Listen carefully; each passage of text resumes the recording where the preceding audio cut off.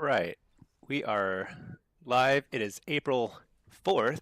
It's a Saturday. Just a nice Saturday. Let's get some games in. And you know what? I feel like super energetic now that we know that Affliction is getting yet another round of buffs on Tuesday. I'm pretty pumped about that. I think I need to record a little. I'm gonna record a little segment because I feel like my views on how to even play Affliction are kind of evolving, even like day to day. So pretty excited. Hey Storn, how are you doing? Happy Saturday. Been a while. One whole day. All right, let's see. Let's get queued up. Let's see. What's the queue times here? Not too bad. Not too shabby. Okay, we'll start with Affliction. 2 times 0 is still 0. Wouldn't get your hopes up. You know, if we get 15% buffs every single week for the rest of the expansion, I think we might actually get to where we need to be. No, I'm actually kidding. I think Affliction is a little underrated right now.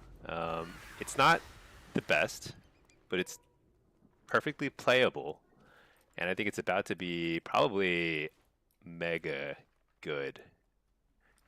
Not in every circumstance. It's not going to sweep every single shuffle lobby. It's not going to be super OP in arena, but I think it's already good in Blitz, and I think we're going to see it kind of pop off in at least a few shuffle lobbies in a way that, like, right now is a bit of a struggle, and I think it'll be a little bit easier.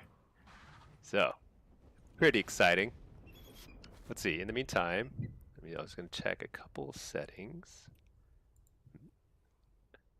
Yeah, it looks good. Okay, great.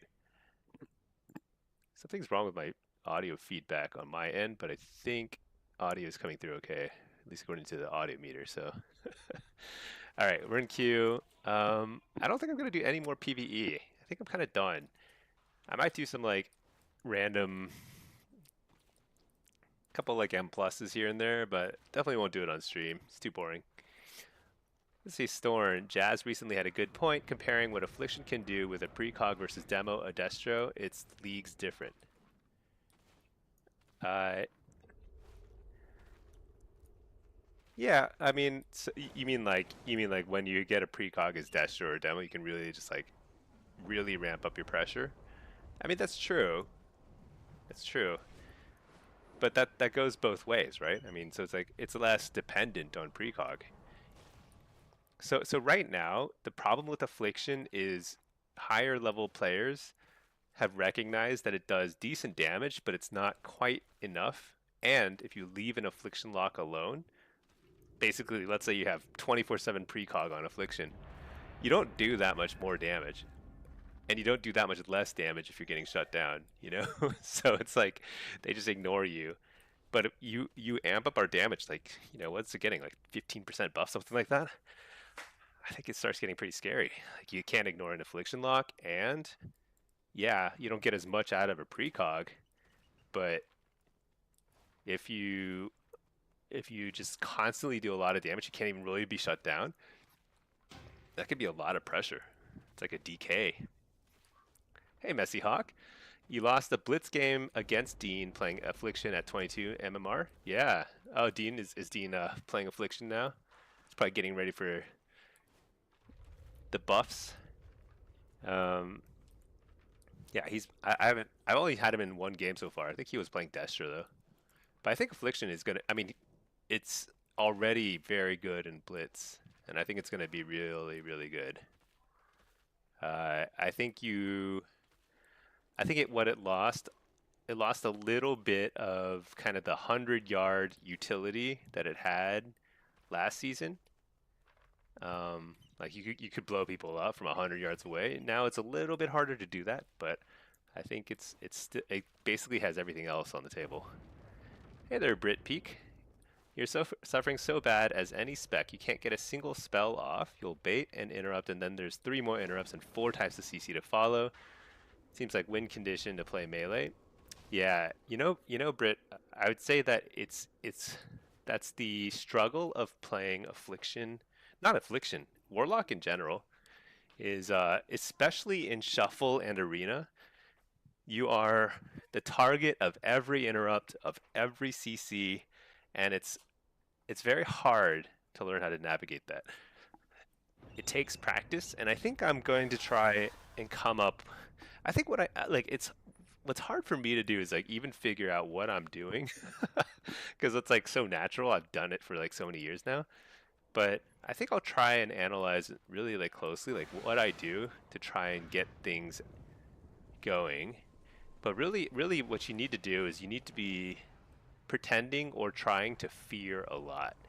I think that I'm finding that that's kind of the answer. That's going to force kicks because like they can't just let you fear whoever you want all the time because that's a lot of CC.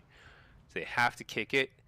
You're going to get kicked, you're going to get stunned on that, and then you're going to have windows where you can cast everything else you need to do. And that's kind of the trick. You got to kind of like constantly be using every GCD you can. And that's also why I think like Hellcaller is better than Soul Harvester for Affliction. I know I'm in the minority, the vast minority, I think, on that point, but I'm pretty convinced that that's like one of the main reasons why it's better. It's just a lot easier to play. Bjorn, I'm so quiet. Oh, is my audio a little quiet? Let's see. Maybe my mic was a little far from my face. Is that better? Let's see, Messy Hawk. Yesterday was your first time playing Blitz. You got 1800 and your banana set. You had fun? Yeah. Yeah, I think Blitz is also, I also want to emphasize, oh, Brit Peak. It's not better? Wait, that's kind of weird because like when I look at the audio levels, it looks like are you sure it's not on your end? It could be on my end, but can anybody else confirm whether my audio is super quiet? Because the audio levels in OBS seem like they're kind of normal or high even. Let's see. Brit Peak, you can't cast a single spell in Arena. Yeah. They seem to have 6 more interrupts or stun. Can't get a single cast. So Brit Peak, one thing I'd recommend is start with Blitz a little bit. Like if you're having trouble kind of like figuring out how to play Warlock in PvP, you want to start in situations that are a little less stressful, and you'll get better faster probably. So something like 2v2 or Blitz, you're just under a lot less kind of interrupt and CC pressure, and just see how that feels. Like if you're able to kind of get more stuff out the door, and that's kind of where you really start to, pick up a lot of the pressure. And then shuffle as you get more comfortable with the rotations and weaving in, especially like, you try and cast Fear, you get kicked by 14 things. You start casting Hand of Gul'dan. You might get kicked again, but that's a lot of kicks out of the way. And then you just start following up with all your other priority spells. Is that better? Oh yeah, Storms can hear me, okay. See, Willie White, let's go. Big day, glad you're streaming. Yeah, I won't stream too long. I don't want to I don't want people to get sick of me. So I'm just going to stream some. I might actually record, maybe I'll like set aside 15 minutes and just record a little bit of commentary on what I expect for Tuesday, because I've been like kind of thinking about what I want to say. And like, because even yesterday we were experimenting with some different like variations on our build. And I think I think we're coming up with some pretty good ideas here. Let's see, Blitz, Soul, Hellcaller. Yeah, I have too many loadouts. It's crazy. They're all like pretty similar. But I think this is looking like kind of like the Blitz build to me. And Solo is basically the same thing. We just shuffle around a couple points over here. And I think this is good in basically every situation. I mean, you can play as Soul Harvester too, and probably Soul Harvester is going to get more mileage for some people, but I think this is actually higher damage, higher burst, higher everything, and easier. Brit Peak, that's in 2v2s? Well, the trick is they are going to run out of interrupts, and they are going to run out of CC, and you got to just power through and just start casting after you get through all that stuff. strangely enough, what you have to remember is that the game is balanced around you being CC'd a lot of the time. Because for whatever reason, Blizzard has found it like they want the game balanced around you spending half your time in some sort of crowd control or interrupted. And if you're able to lower that percentage number on your end through better play over time, you will be that much more effective. And but like regardless, the baseline is high, so you're gonna spend a lot of time stunned, and even like whether you're good or bad, everyone gets stunned a billion times and interrupted. It just happens. Mezzy Hawk, a free casting lock is dangerous. Yeah, so the way the game is balanced is like on the melee side, if they don't keep you stunned and CC'd for, I'm just making up a number, it's something like half the time, then you do too much damage, too much pressure, too much control. So they have to. It's on their end. It's like they're under an obligation to keep you crowd controlled. Whether that's like the most fun way the game could be balanced, I think is up for debate. I actually really think they should balance the game around everyone being less crowd controlled. I think it'd be more fun, but that's just me. So whatever. All right, let's see. Willie White. It's hard to find a chill person mindset that plays Warlock and has good taste in music. I don't know about my taste in music, but you know what? We're hanging in there. Hive Games. Hey, how are you doing? How are you feeling? Are you still in the hospital? I hope you're feeling better every day. I know it's you're going through a major operation there, but hope you're feeling better. Yeah. Hope we can entertain a little. I actually I kind of like how the first game of the day takes like 10 minutes of queue time, so I can kind of just chat a little, catch up a little, and then we get chain queues basically. Fear and you can't ever even play the game. That's kind of how we all feel. I think that's why I think they should rebalance the game around just a lot less CC or way longer diminishing returns resets. I mean, they would have to lower damage by a lot, to make that work. I mean, they would have to rebalance the entire game. I suppose it's like too large of an undertaking, but I think it would be more fun. I think the least fun thing in the game is just being crowd controlled. It feels horrible. Hey, Reflexion, you must say Hellcaller App feels significantly better for you and is much more fun. Yeah, I think it's a surprisingly large difference in playstyle between Hellcaller and Soul Harvester. So it's actually, I'd say both are actually pretty viable hero talents, and it's a little bit more up to personal taste and what sort of what you prefer. But I think the numbers are much closer than people think in terms of single target burst and just overall throughput. So I think both are pretty viable. You'll see most people be playing Soul Harvester at the top end because they're used to it. But I think they just haven't really sufficiently tested Hellcaller, honestly. Let's see. Britpeak, you'd love them to make everything busted like Defense of the Ancients. If everything is crazy imba, it'd be chaotic fun. They occasionally do like some weird like game modes and stuff and brawls and things where everyone is super overpowered. It would be fun if they did that while also like 10xing everybody's hit health pools. So it feels like you're constantly doing something, but you're also not just constantly spending time staring at the resurrection screen because you're dead. Willie White, can't believe a rank 1 Warlock isn't listening to metalcore. Dude, there's only a few types of music I don't listen to, and one of them is heavy metal. I just do not listen to that. Like, not really, anyway. I like indie.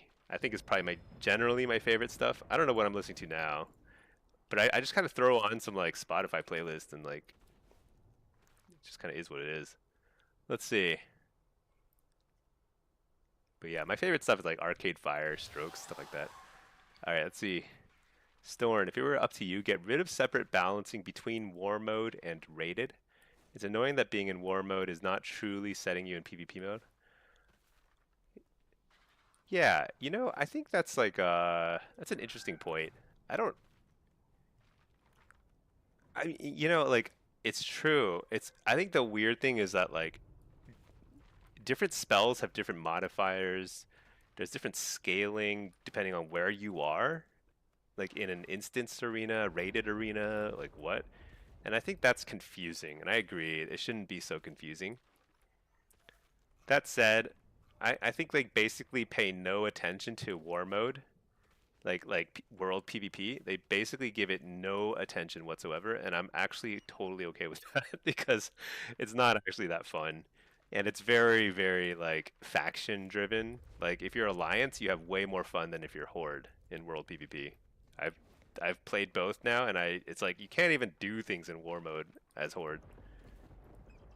Maybe some servers are better than others, but like it feels like you're just so terribly outnumbered. It's not even like really. There's no World PvP truly. Fiorin, you've come to the conclusion that you're bad. So here's a, I mean, everyone has their limitations, right? Like if I just showed up at AWC, I would look bad, because I don't really do threes that much. So I don't have that kind of like intuitive sense for the coordination in threes. I mean, maybe I could probably get to some decent level at some point, but there are people in AWC who would make me look bad. Good and bad is purely relative, right?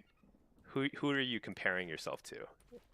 And like, and there's the thing is like the game should be and is, I believe, very fun, no matter where you sit on the skill spectrum, as long as you have like the right mentality. You're just like, I'm just gonna play. Who cares, right?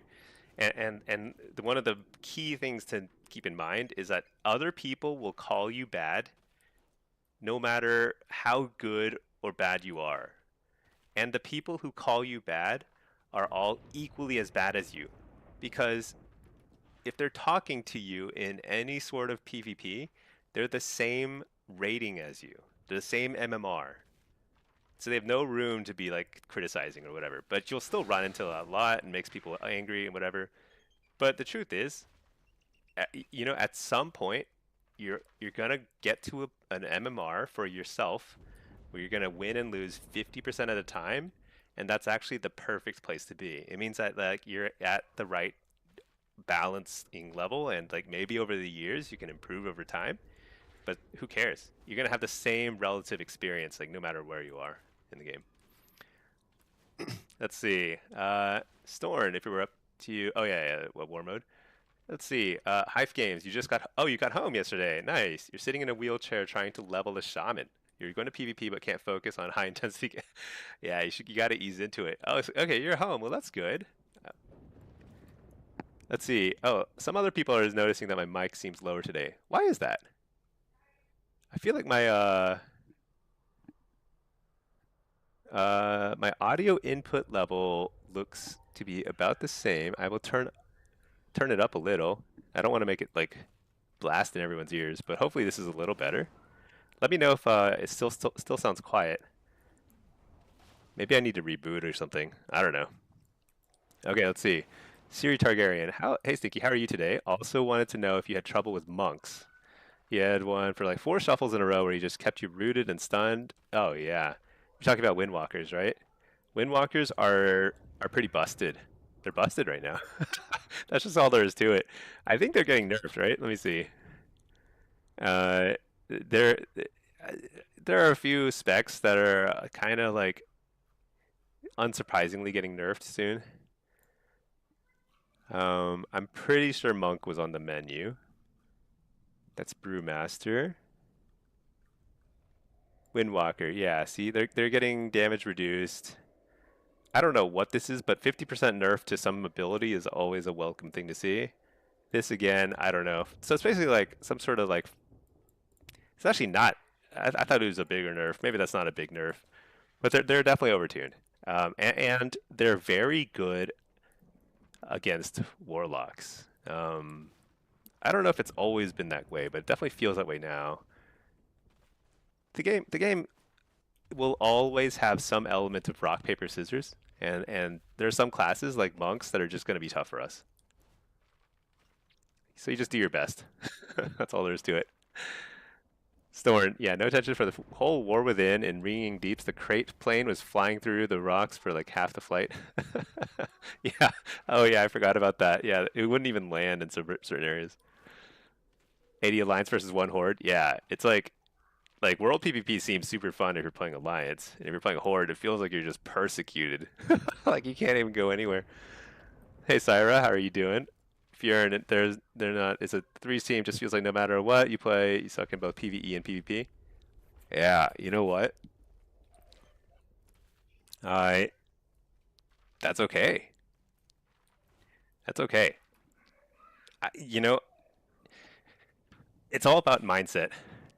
Uh, you can't force yourself to like press buttons faster or like react quicker to stuff or have the right judgment, in terms of like whether you need to be aggressive or defensive or whatever. That just comes with practice. It will get better with practice. But, everyone has different limitations. Like I'm never going to compete in the Olympics in like any sport, There's like we just have our own limitations. You just have to kind of like try and get to a point where you feel like you're enjoying it. And if you're playing with people who like if you're who are just like on a different level than you and they're making you feel small for that, like that may not be the right mix of people to be playing with, At least in that particular game mode. Something to consider. I don't know, Everyone is different. And the game is more fun when you're playing with people who are on the same general wavelength as you, which is why I think solo shuffle and solo blitz are so good because of the MMR system, you will eventually be playing with people who are around the same level as you. Um, Whether that's high rated or low rated or whatever, at least they're on the same level, and so it's fair. Um, let's see. Hey, Rogue Sarl, how are you doing? Is it evening for you? Yeah, it's like early after. I guess it's like mid-afternoon over here in the States. Let's see. Forsaken, good afternoon. It's more you beating yourself up. Yeah. Well, did you at least? I mean, maybe it's still progress. I mean, you at least sort of like picked a class, right? Are you still playing Evoker, or did you switch around? Reflection. You'd find something you feel is fun to play and let the skill come. Yeah. I also think like if you really want to improve, you got to just like pick one thing and just do it over and over again, and you will get better faster. Because if you're an altaholic, it's pretty hard. What it'll do, it'll increase your overall game knowledge, which is good, but it'll slow down your improvement in terms of mechanical skill. Because you'll be like playing a lot of different specs, a lot of different classes, a lot of different roles, which is fun for some people. But it's not conducive to, you know, specialization is rewarded more, I think, in WoW. Mainly Silvoker, that's good. Let's see. Uh, yeah, Neil Dennis. Hopefully the mic is sufficiently loud now, but let me check, make sure. Yeah, I don't know. The input sound. I don't know. I'm not really technically capable. I feel like sometimes I have some audio issues, and it just kind of is what it is. Hopefully it's okay. I can try. Let me try replugging my mic in.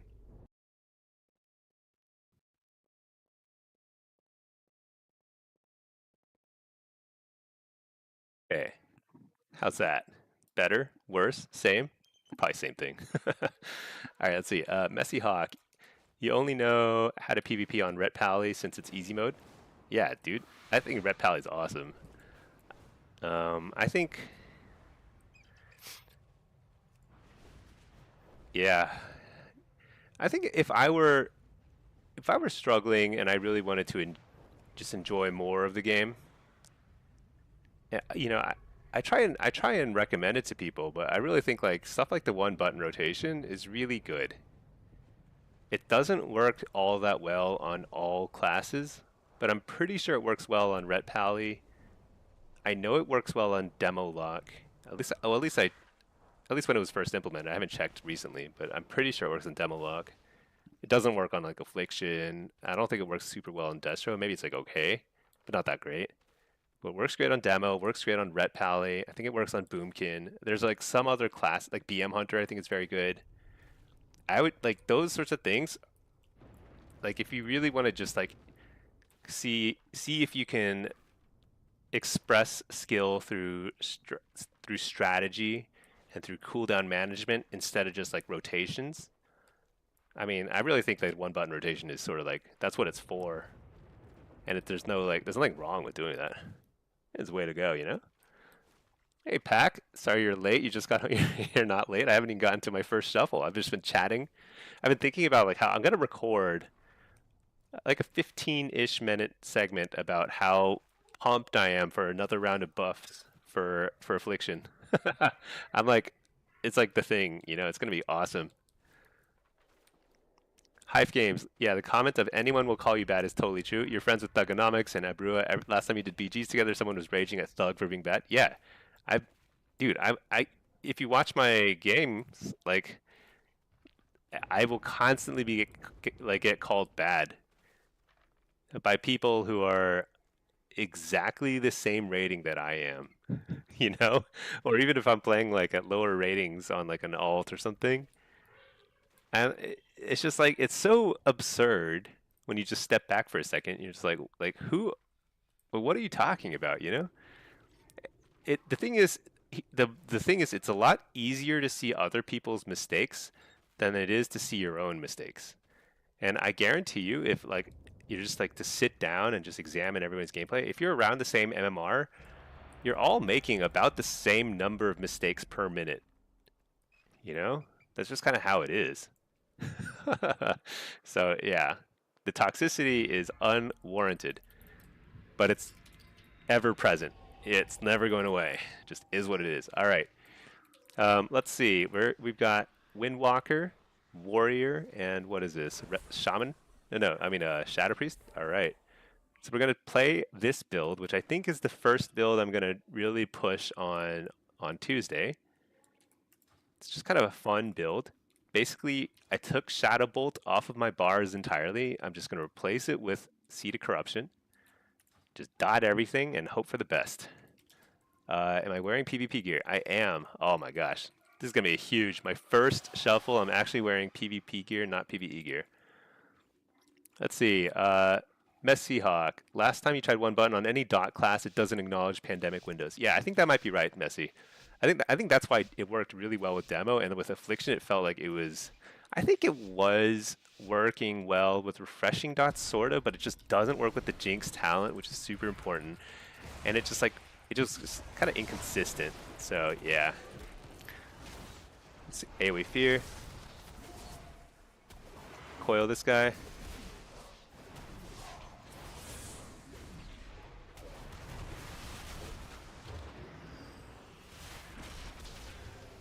Precog. Harvest. Blast.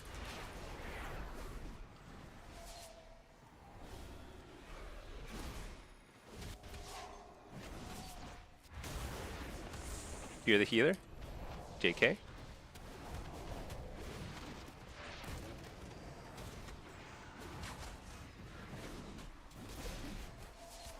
Feels like this warrior has like he's got a lot of kicks. A lot of kicks going on here. Dude, I'm getting kicked a lot. That's unfortunate. So it feels like it's bad, right? But I think this is actually going okay. This feels pretty okay to me.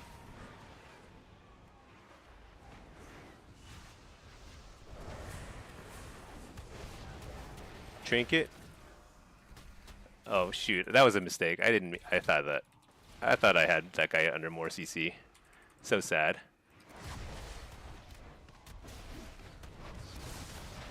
AoE Fear. Nice, got precog. Send it. We're gonna send it here. Sending it hard. Wall.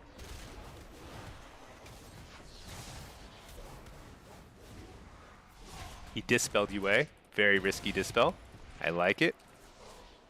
I think he's gonna fall a little behind here unless he's careful. If he dispels again, we win. For sure.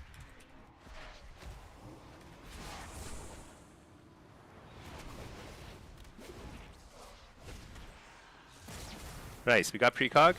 Harvest. This guy is super toast. AoE Fear. Toast. Toast. He dispelled UA again. I have to follow through on my promise and kill this guy. Disarmed? What does disarm do? Does it even do anything to me?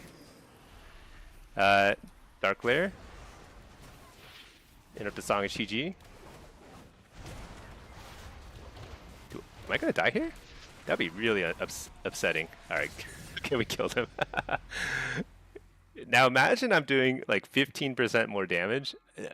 Dude, we're just gonna completely demolish everybody. It's just insane. You know what my personal theory is that all the warlocks playing only Soul Harvester are basically sandbagging for all other warlocks who are playing Hellcaller. Because Soul Harvester it's not bad. It's definitely not bad. It is totally viable. It's very good actually. But Hellcaller is on another level, I think, once you get used to it. But it takes a little practice, I think. Even I'm not like really that good at it. I'm not really that good at Affliction, to be honest. Period. Oh my gosh, I almost died.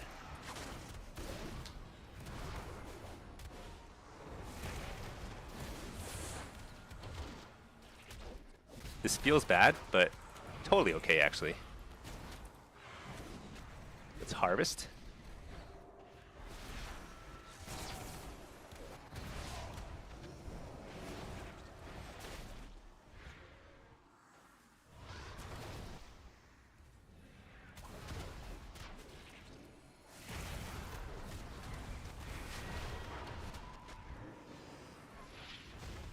Just running around. He's gonna kick that, get precog, fear him. 44 UAs on all sorts of targets. I'm just gonna spread it around. Spread the love. Share the love. Let's AoE fear here. Oh shoot, I stacked my AoE fear. That's okay.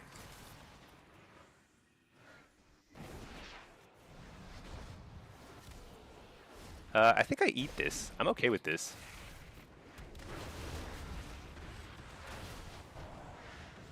Fort? Or no, not yet. Oh, nice. Nice stun. Get the precog? Wait. Actually, that's which is the wall? Just wall and send it. So much damage.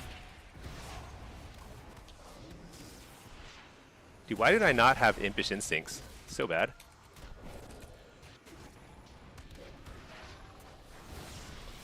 Fear. You know what I did is I also turned up my graphics settings and like it might have been a mistake.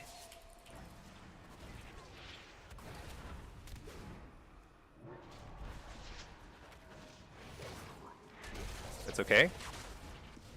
Totally okay. Not okay. I'm dead. Oh man.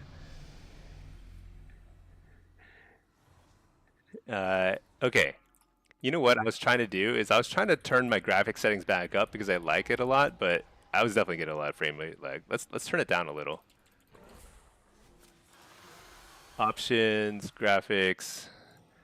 Also, I was trying to use DirectX 12. I think DirectX 11 is probably the better way. Oh no, where'd it go?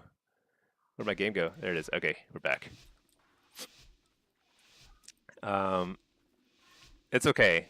We're also still sandbagging for all the other warlocks too. Just now, that was actually I think totally playable better. Like I just messed up my kiting and my dark harvest.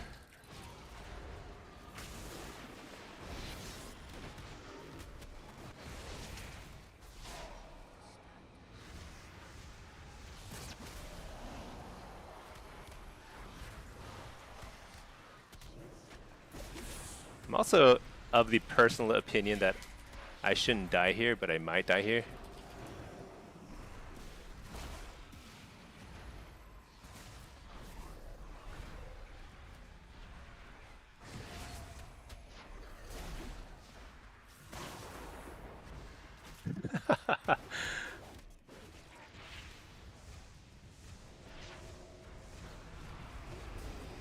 I once again forgot to change my talents, but I should have whatchamacallit.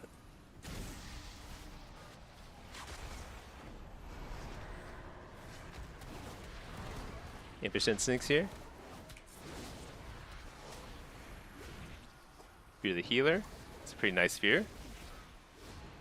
Fear the Healer again. Should we just ignore the Shadow Priest? I feel like the Shadow Priest does no damage.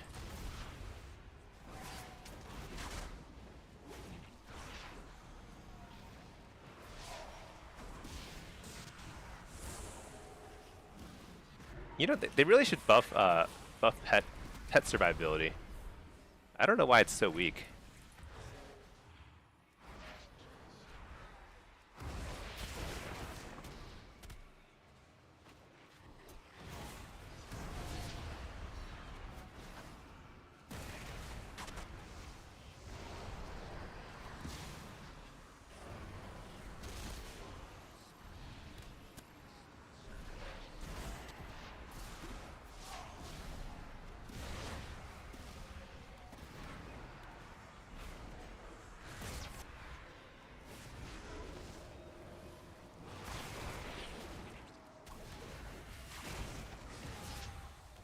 So this is pretty normal stuff. Warrior just kind of beating up on a Warlock. Poor Warlock. Wall. Trinket.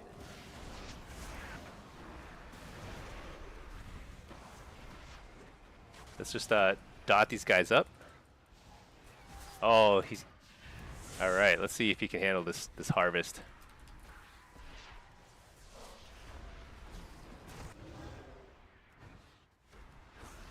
What?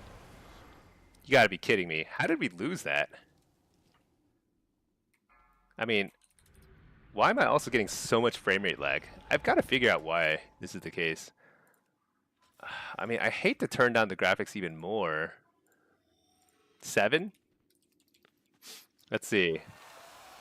DX12 makes you lose FPS like crazy? Yeah, something's buggy about that. But also, like, it's not like DirectX 11 has been performing super well lately either. I feel like oh man, I keep forgetting. No. Shoot. Oh, Rotten Decay is terrible with this build. I literally never proc Rotten Decay with this build. I don't even have Shadow Bolt on my bars. I have a dead talent point. That if I had Impish, I would have won. That definitely in the second round. But I've been playing like 2s a little bit with my wife, and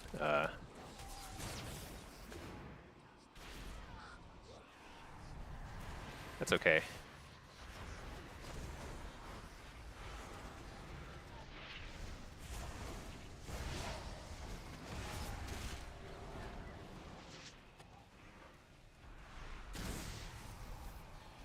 Harvest.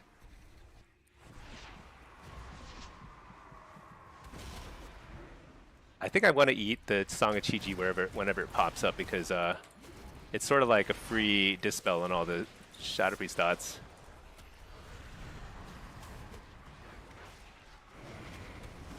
I don't know why it feels like I'm not getting any heals, but it is not pleasant.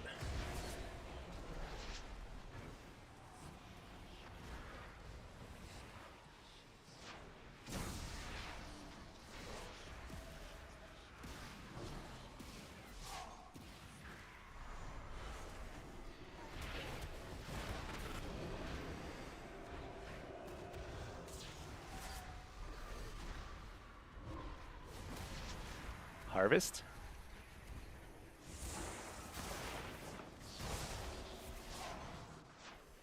Oh my gosh, the lag.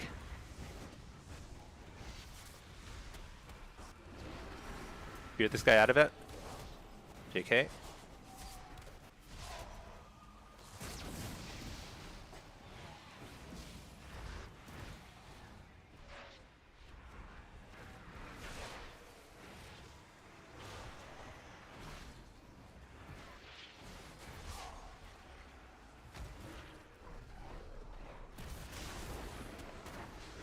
Okay, packed here.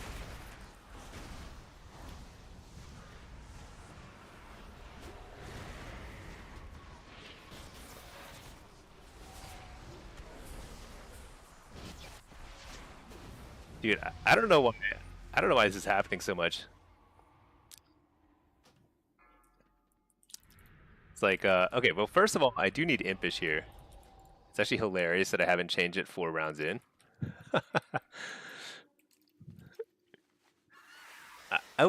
What I need is to see why do I never get cocoons? There's 2 Mistweaver's here. I've gotten the cocoon, I think 2 times in the last 4 rounds. And I just don't know, I don't know why.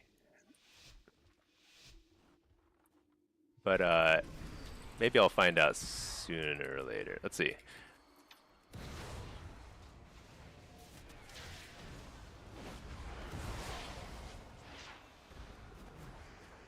Dude, this lag is just unbearable.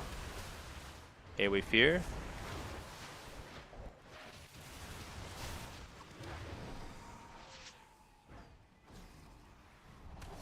Nice. Got the precog.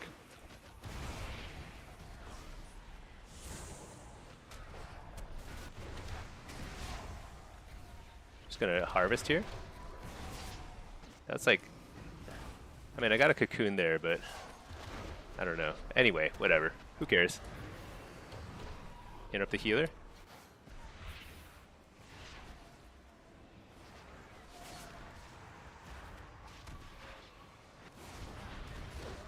Coil this guy. Actually, AoE Fear here. Fear the healer. Trinket. It's actually really nice. Clears all of my dots. And they instantly break it anyway, because I'm getting targeted.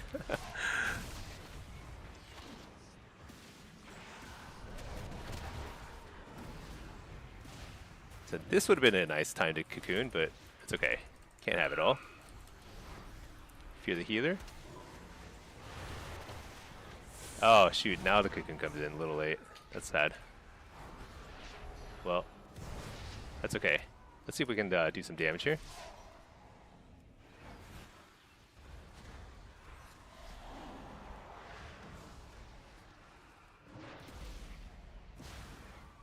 Hit up the healer. Nice, got the precog.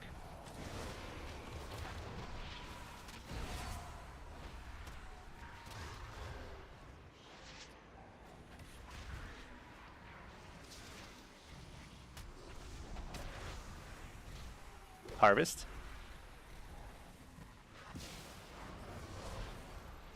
I don't know if we should be focusing the Shadow Priest, but we are, so let's do it.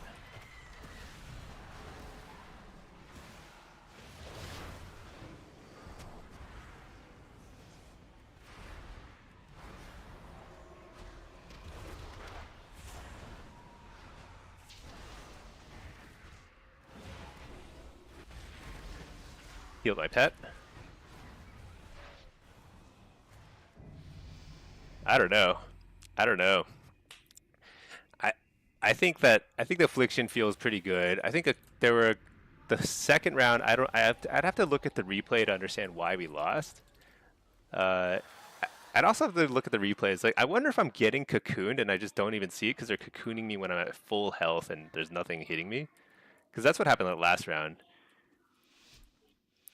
Part of it is the pace of the game is so fast that it's like easy to make mistakes with like that sort of cooldown, I suppose. But like if I got cocoon every round, I feel like there are a lot of rounds we would have won. It's kind of confusing. But I'm also my awareness is much lower now that like I feel like add-ons are like terrible now, you know?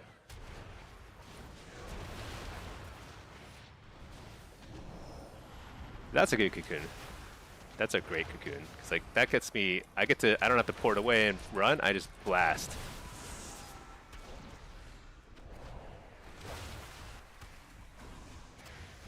Interrupt the fist.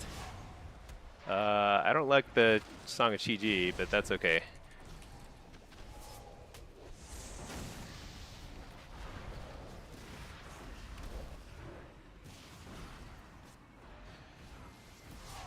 Can't have it all.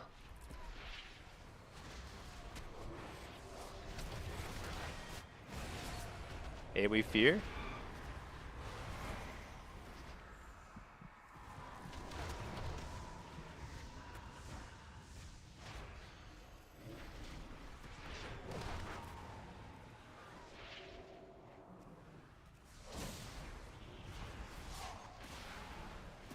We are simply blasting away here. Interrupt the healer.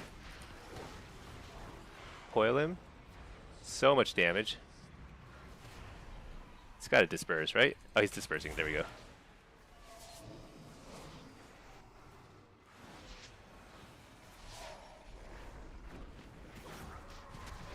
Nice song to clear my dots again. I'm sure this Shadow Priest loves that. Alright, I'm going to wall here because I don't know why I feel super unhealthy here.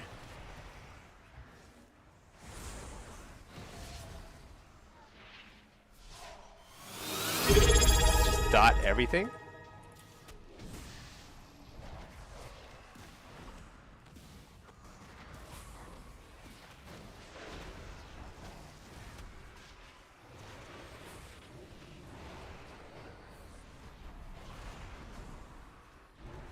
Big damage. Let's coil this guy. Trinket that.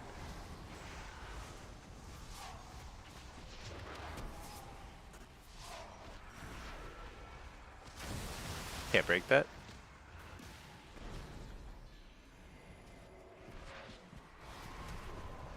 Song of Chi-Ji, I swear, people need to just take it off their bars. Like, don't even play it.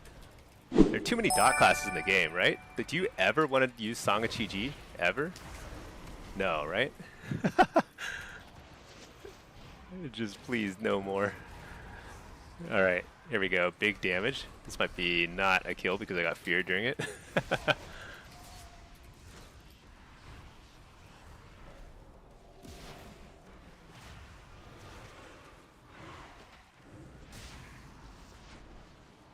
Just keep the pressure up on the main kill target still, even though that guy's pretty low. No, no, don't. Guess how many dots I just lost there. Oh my lordy. Ah, Song of Chi-Ji. 3 songs throughout that one round just completely resets all of my damage. You gotta be kidding me. Hive Games, thank you for subbing or joining as a YouTube member. I appreciate that. And thank you, Omogram, for subbing with Prime. Appreciate that too. Welcome, welcome.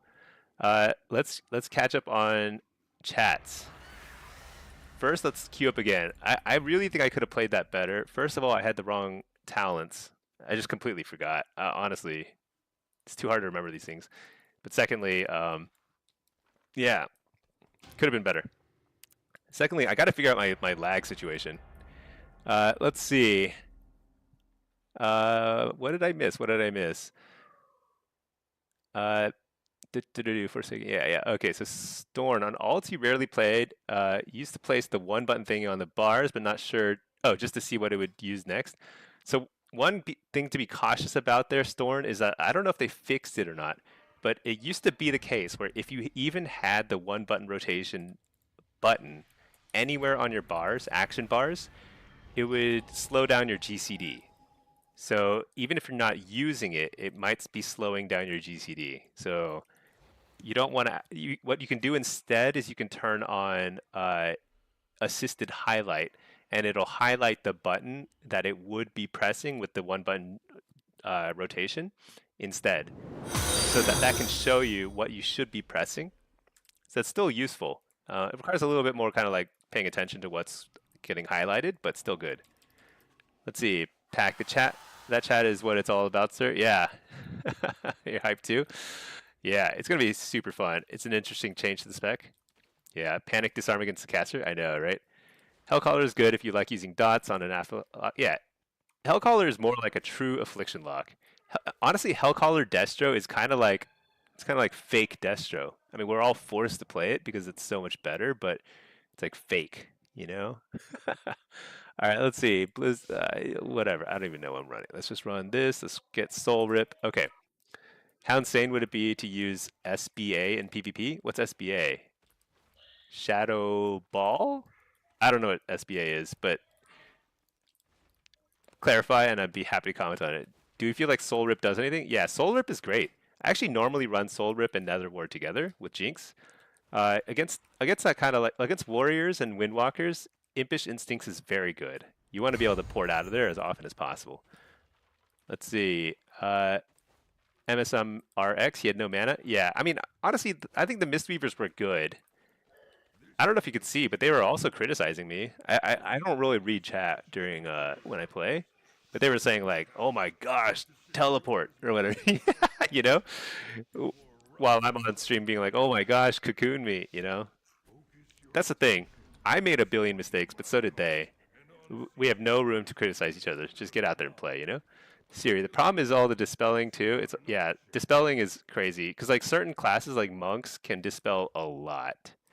I'm not sure why they can dispel basically unlimited amounts, but they more or less don't care about the backlash. But there's a lot of classes that do care, so they can't all just completely ignore the backlash. Oh my gosh, I think I messed up my graphics settings. I'm super laggy. What is my FPS? Let's just turn on the FPS counter. Dang it, it's below my combat indicator. I don't know what my FPS is, but it's pretty low. It's miserable. All right, whatever. Let's just dot some stuff.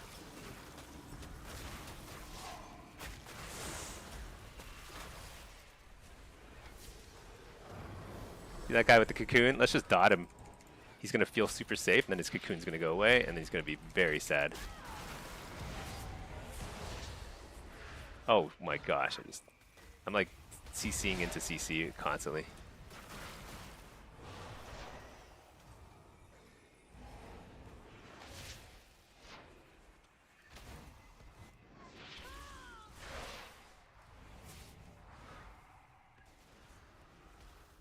Hit up the healer. So we're getting wrecked. That much is clear to me.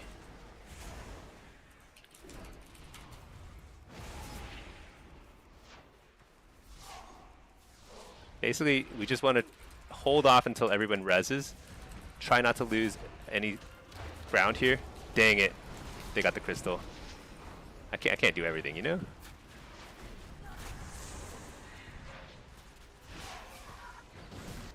Let's just try and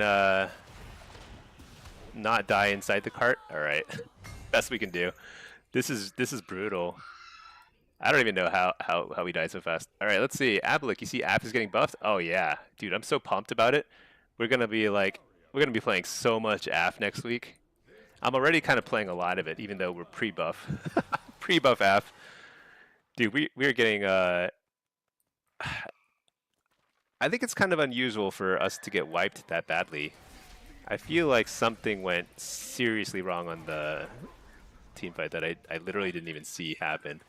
Because we are doing way more damage than them. I'm pretty sure. Actually, no, I shouldn't say that for sure. Let's see. Yeah, look at that. We're way at the top of the damage meter, but we're way behind on the healing, and that's kind of I don't understand entirely. You know what? Desperate times. If your healers can't team fight, then you gotta try and make plays. So we gotta try and steal some stuff here or something. I don't know. Don't have an option. Do you think we can kill this guy? I don't think we can even kill this guy.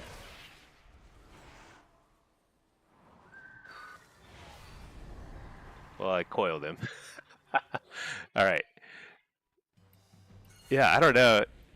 I'm used to winning that sort of team fight, especially as AF. Like we had a boomkin, so we're doing like a bazillion damage. So sad.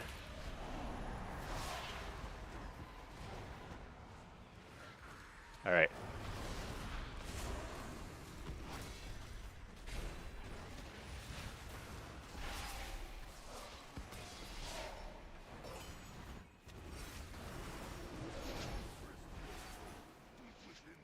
Okay, this game is pretty toast. I don't think we've even taken a cart yet. Let's see. Let's just scroll down. Stinky getting yelled at for not porting again. Oh yeah, this is a daily occurrence. Just can't take it personally.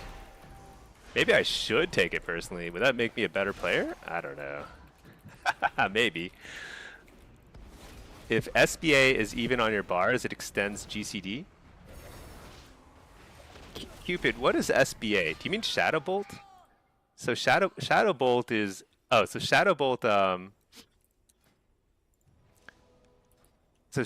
so you don't need to cast Shadow Bolt.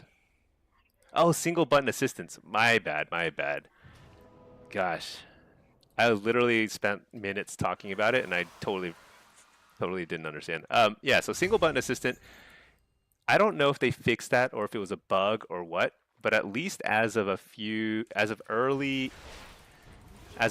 last expansion, when they first introduced the one button assistant, it definitely increased your GCD even if you weren't using it. So like it was a weird thing, and it totally was not obvious. Was not an obvious thing. I don't know. I'm just on a joyride. The game's over. But like, uh, it was not an obvious thing. Like it doesn't say that in the like spell description or anything. It just extends your GCD. So make sure it's not on your bars if you're not using it.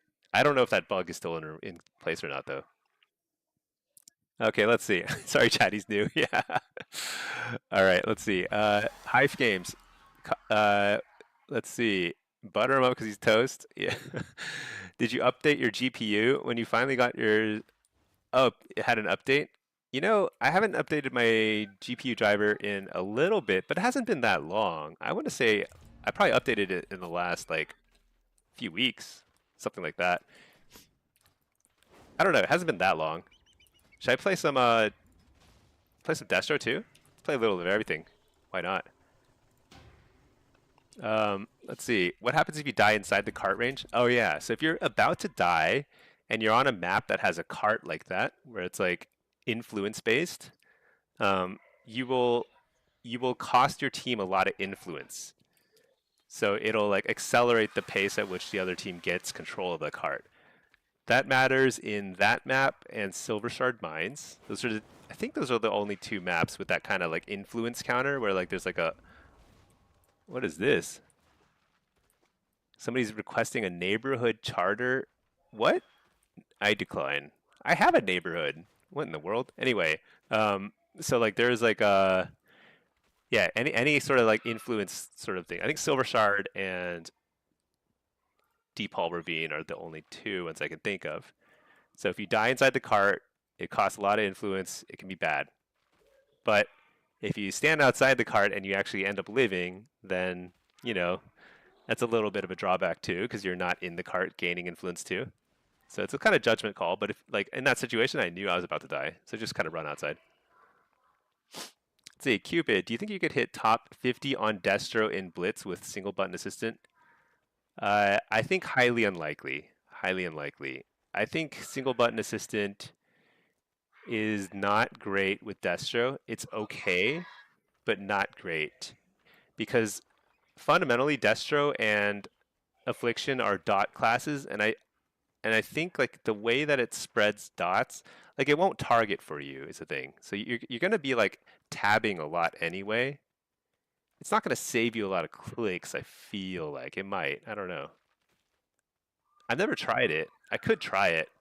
I don't know, but I do know that it works well with demo. It doesn't work well with AF, and Destro is kind of like in between.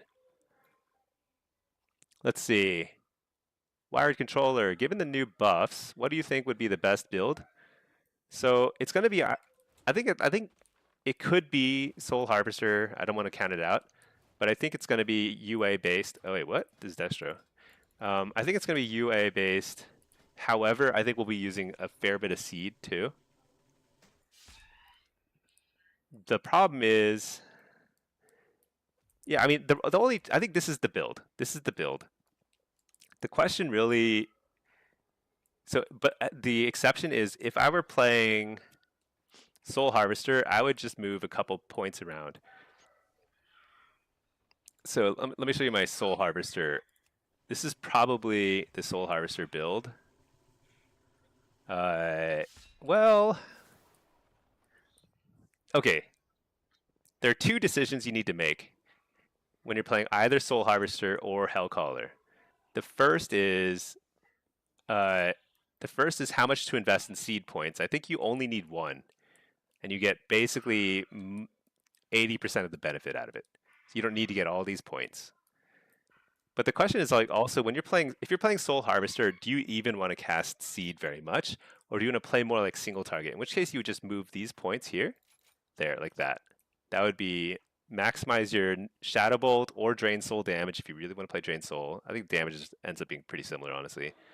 And you just go heavy into points like this, and then you would want to get shard instability. Probably give up, I think, this point here for shard instability.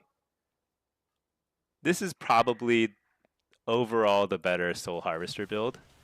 It's not going to be seed based. But if you're playing Hellcaller, I think a seed based build is going to be better. But we're going to try both. We're going to try both.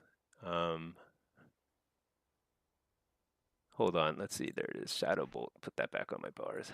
Okay. Now the question though is with Hellcaller.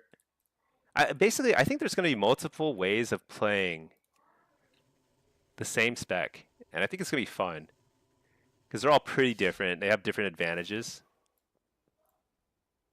Drain Soul does 100k in 2 seconds. It's pretty fine. Yeah, Drain Soul is a lot of damage. Don't get me wrong. It's just that like it's one more thing you can get kicked on, and especially if you're playing Soul Harvester, if you get kicked in Shadow, it's like being stunned. The equivalent of being stunned. You have nothing you can do for like that.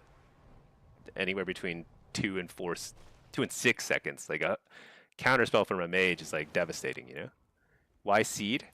So the nice thing about Seed is it just saves you a global in terms of refreshing your corruptions or withers. And casting Seed, even if you're Soul Harvester, it still procs all the other stuff that you get from using Nightfall procs. Because it uses up Nightfall whenever you have Nocturnal yield. So Seed works really well with Nightfall. You don't even really need to cast Shadow Bolt. Now the thing about Shadow Bolt is it is more single target damage, so it still might be optimal.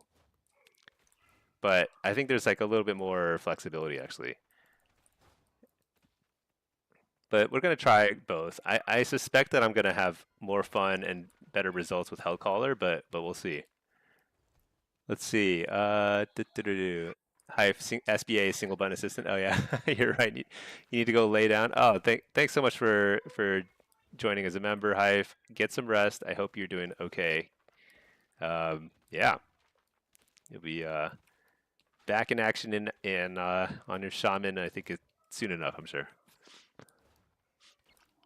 Let's see, Wilds. What is the easiest no-brain full keyboard face roll melee class for arenas? Sometimes it's so hard with a Warlock.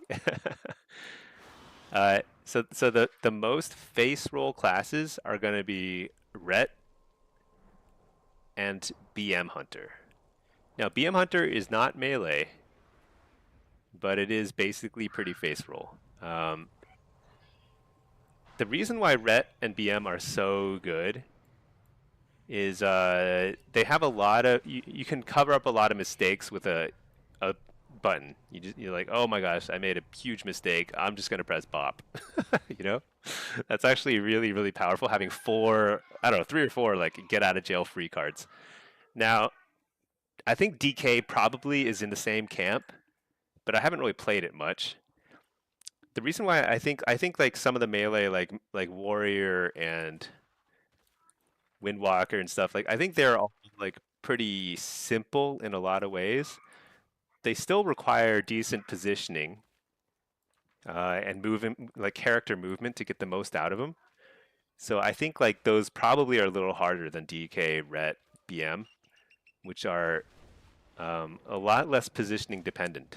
Like they have really long range on their abilities, even though they're melee. And BM is not technically melee, but it's about as brain dead as a melee, so that's why I kind of group them together. All right, let's see.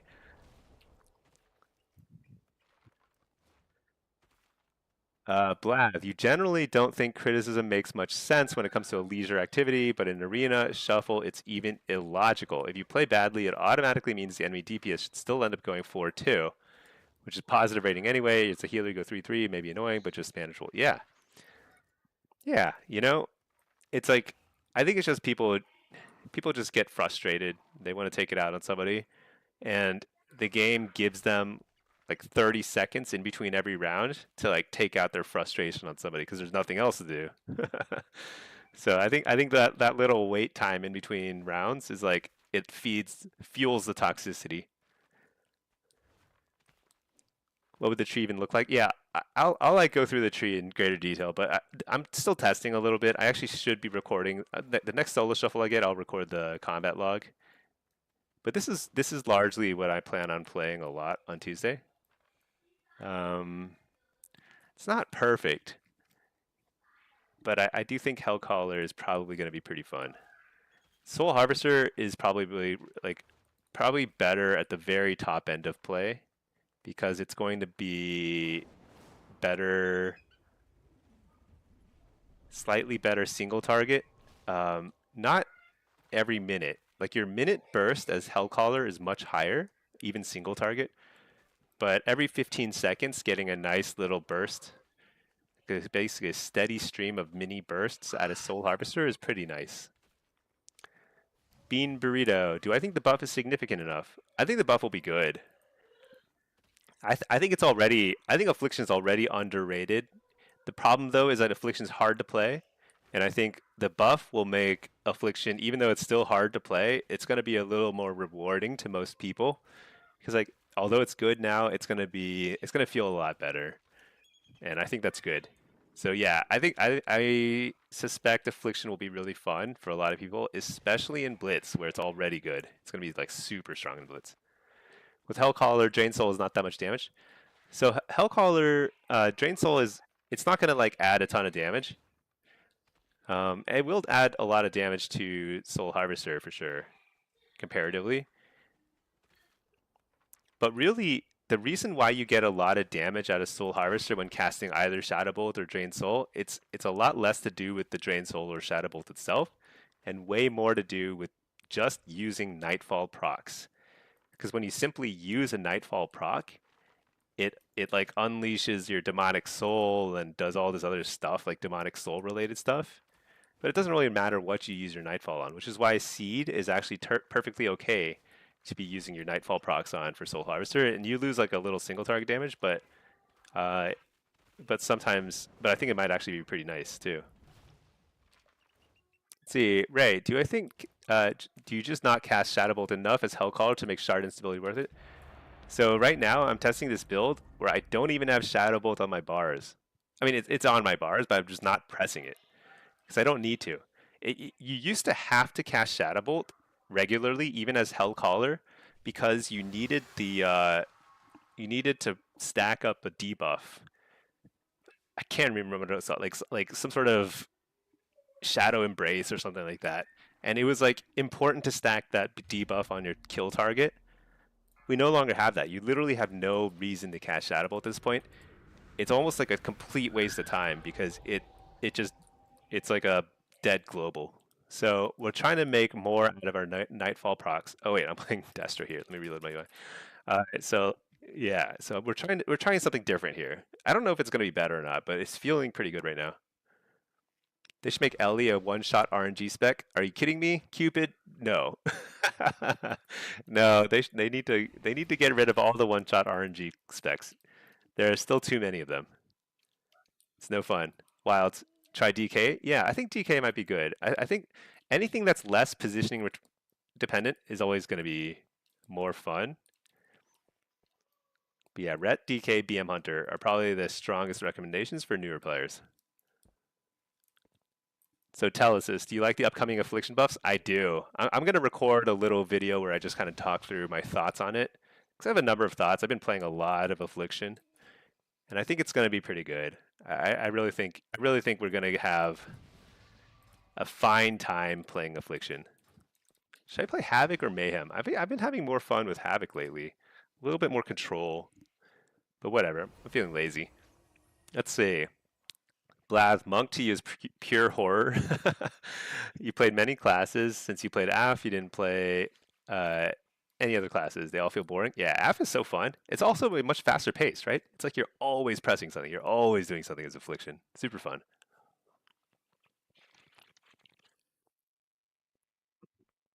Do you think the UA buffs are enough to make it worth specking for?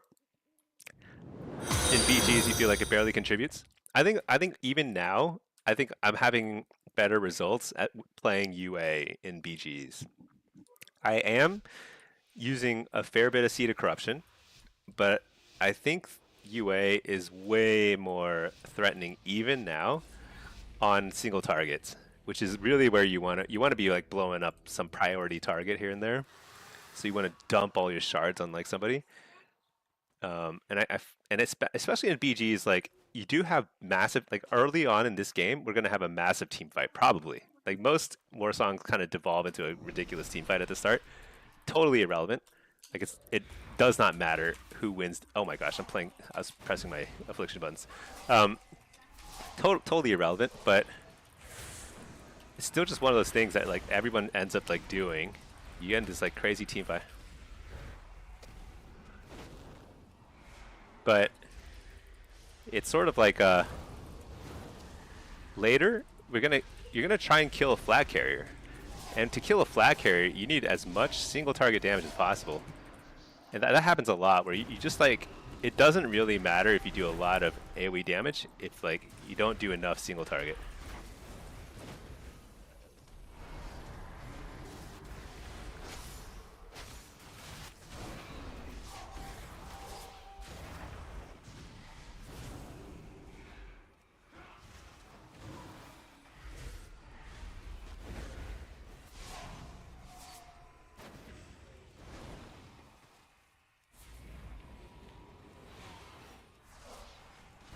All right, double coil, blast, double soulfire. Oh, he interrupted it. That's good to interrupt. He was about to die for sure. Oh, is he gonna get away? No, he's dead. Let's see. Let's see. I don't know if I should be on defense or not, but we have a little fewer people on defense, so I'm gonna go kind of head this way. Slow him down. Slow him. Chaos bolt him. Oh my gosh, incapacitated.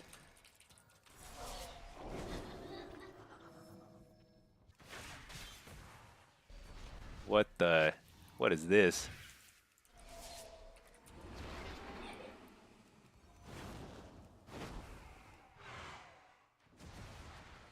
Let's see.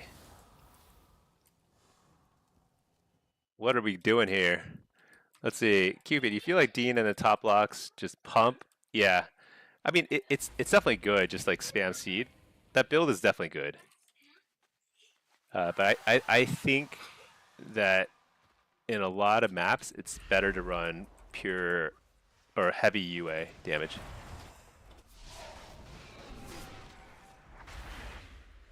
Oh no, he wasn't on the cap. Let's get this guy quick. I need to fear the healer.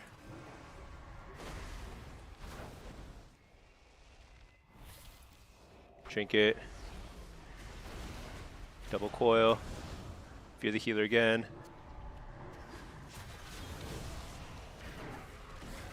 We get it? Alright, we got it. It's pretty hectic, but we managed to get it. That warrior was he almost saved them. He had the right idea anyway. Let's see, what's a good strategy for Warsong for the team? Warsong is just the best strategy is you simply need to figure out what does your team need more. Do they need more offense or defense? And then you fill the gap. And you just stick to it and hope that everyone sticks to their role. Now, the problem with Warsong and Twin Peaks, it's fundamentally they're fundamentally the worst maps in the Blitz rotation because they're highly dependent on who your flag carrier is, which is totally out of your control.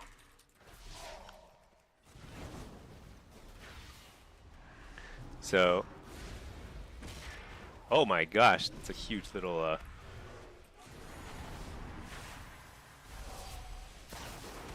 Oh my gosh.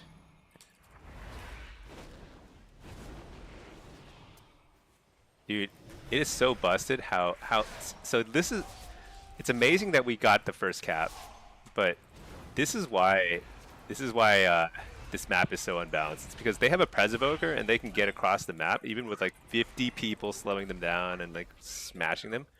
It just doesn't matter because of how broken that class is. So like I think that's like one of the biggest problems with Blitz is like I don't think Warsong and Twin Peaks should be in the rotation until they figure out how to make flag carrying a little bit more equalized between classes. Maybe they'll do that someday. I don't know. Doesn't seem like it's a priority for them though. All right, but for now, when you're Affliction or Destro, you can really play any role as needed. You can play defensive or offensive.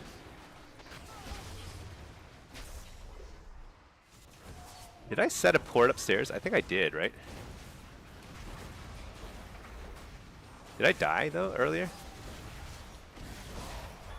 I don't even know. I was trying to port up, but I actually don't even know. All right. I don't know if you hear the. Hold on 1 second.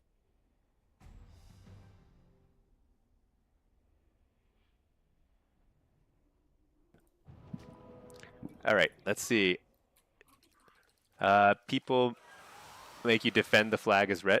Yeah. So things like a lot of people think that like Warlock should play defense, um, and I think that's fine. I think Warlocks are really good on defense because like even if you're just doing nothing but spamming Curse of Exhaustion, that's like pretty effective. But when you're playing demo, I'm not convinced that demo is best on defense. I actually think demo might be better on offense than defense. But it's one of those things that like you don't really get an opportunity to kind of pick. You just kind of do whatever your team needs. And often it feels like they just don't have enough people on offense or defense or whatever, and so you just kind of do it. See, that guy feels like he's made of paper.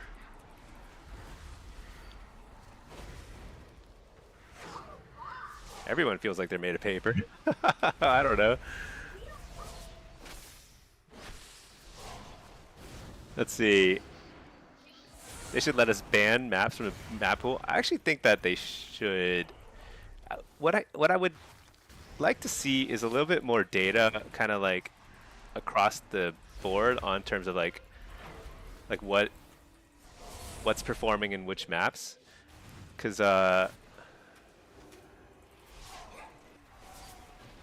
think the thing is like they're not balancing purely around Blitz.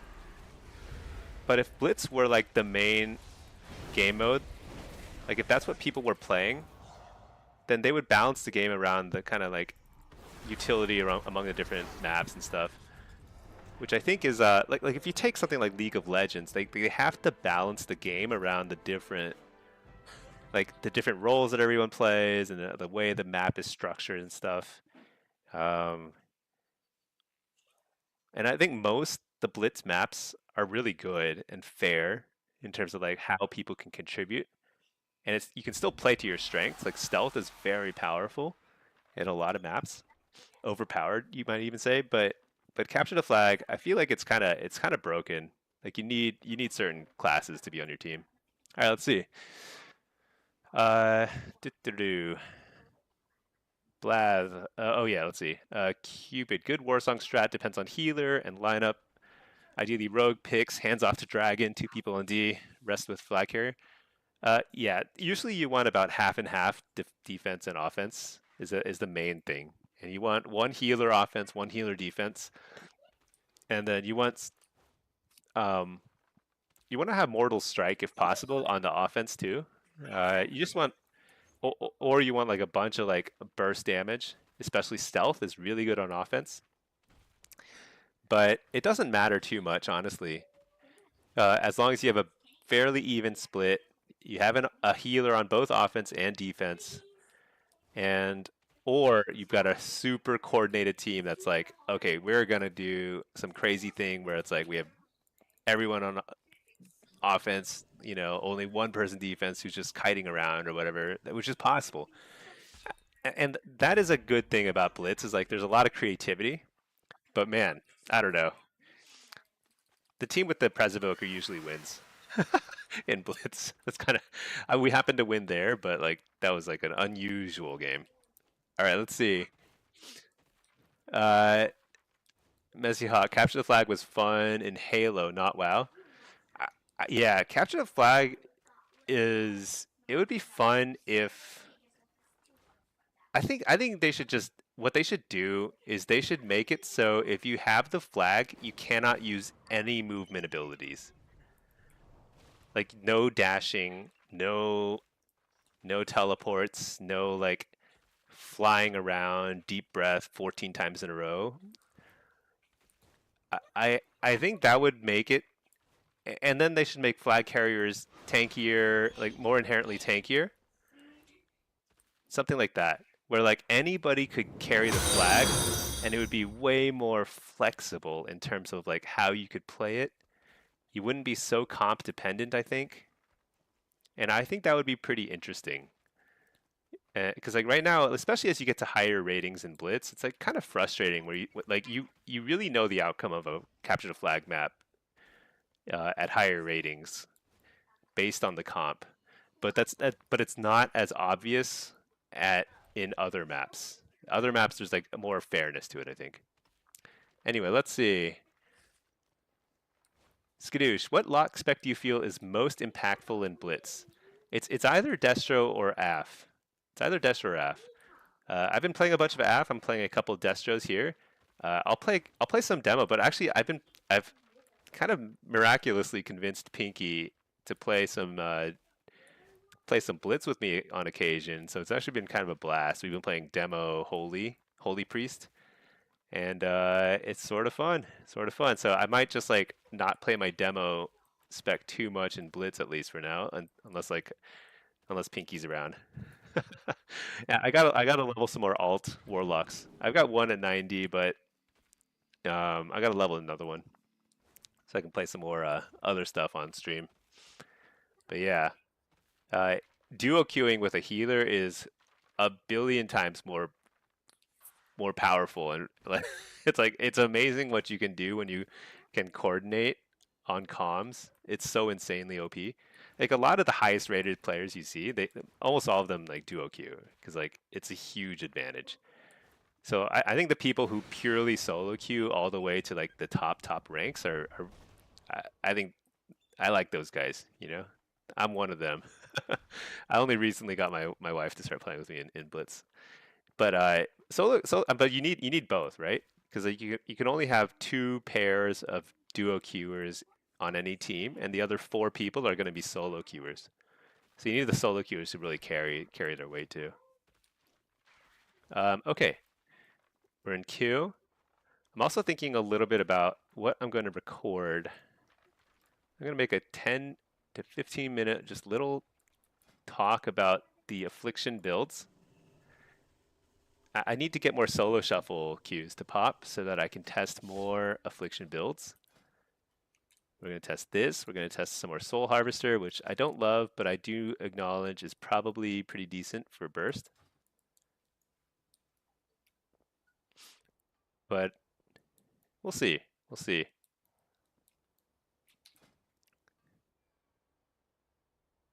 I think what I need to do, I probably need to test some of these talents here. I think eye contract can be pretty good. But you know what I need to do is I need to combat log my next couple rounds and take a look at like how meaningful crit is. Because I find it hard to quantify contagion. So we'll figure that out. And then we're going to figure out.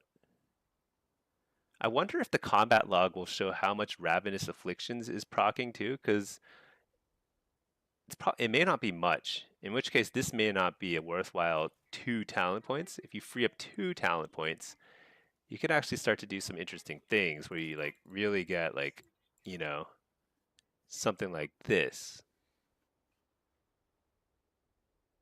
And you get a bunch of UA and seeds. You get 3 seeds exploding. It's probably not worth it. But you could do something like this. I don't think Darkleer himself does much, but you could do this. You know what? Let me open up my Soul Harvester build. So Soul Harvester, maybe this is the build. Maybe you ditch this. The thing is, like, you love Nightfall, right? On paper this looks really good, but I think the proc rate on this might be kind of low. And if it is, then you want to go like this, and you want to go, or maybe you go like this and this. Death's Embrace. No, it increases Shadow Bolt when they're low health too.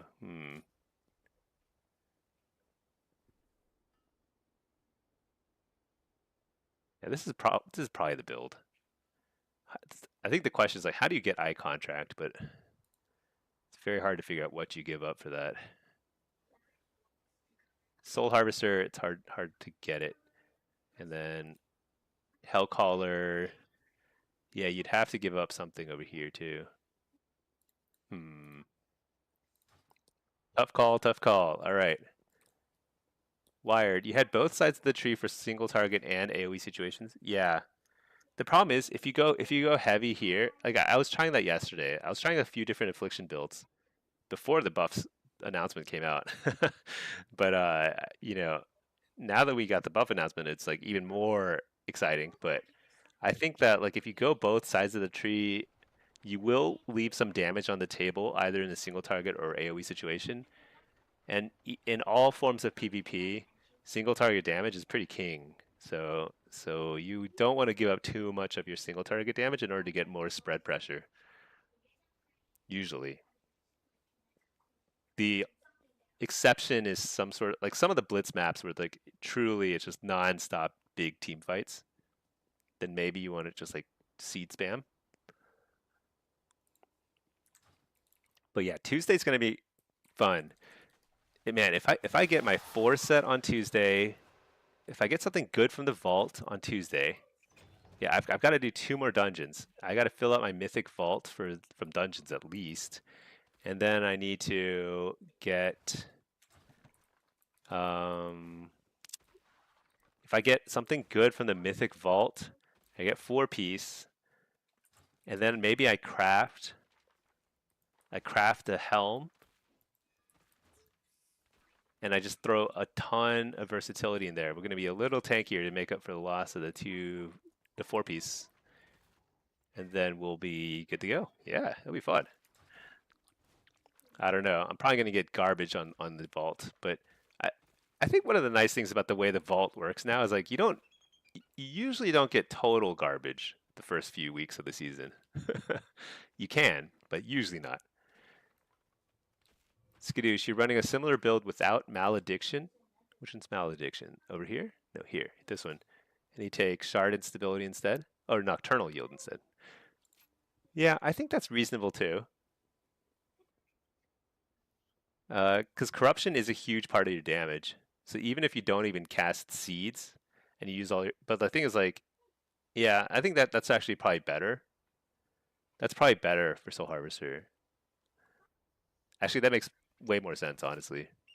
Because corruption is, I mean, even if you just take this for the corruption, that 10% more corruption damage is like a 3% node.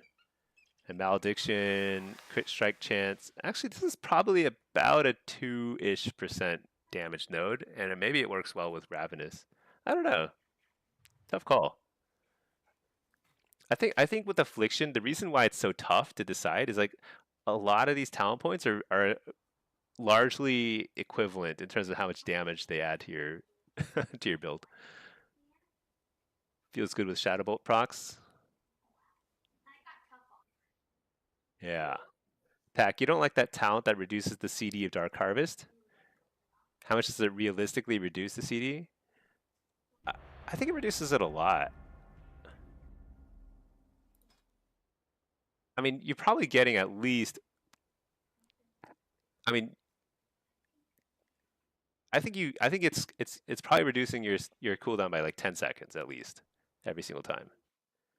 Because you also get a lot of free UAs from the shard instability.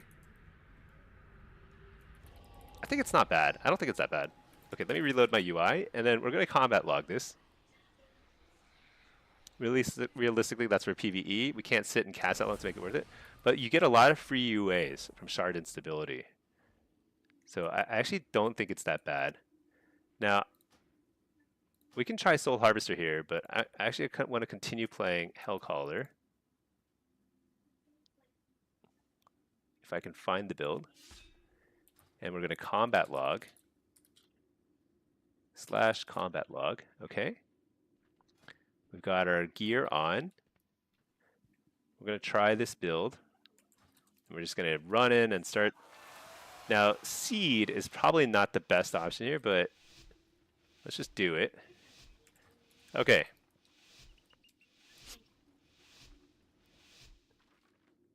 What's this? Frost Mage, Warrior. Dude, Frost Mages, they're the luckiest classes ever. The fact they didn't get buffed, nerfed, is like insane. Insane.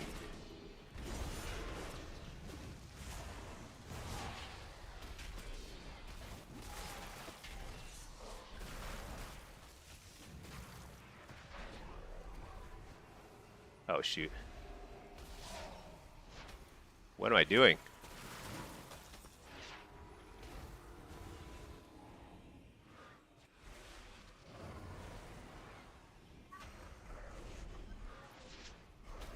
Do this guy?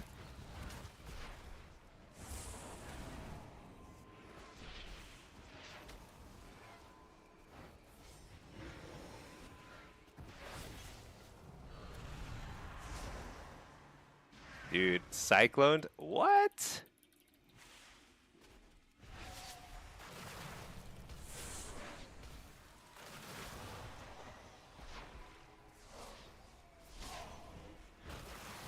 Coil this guy. Little damage.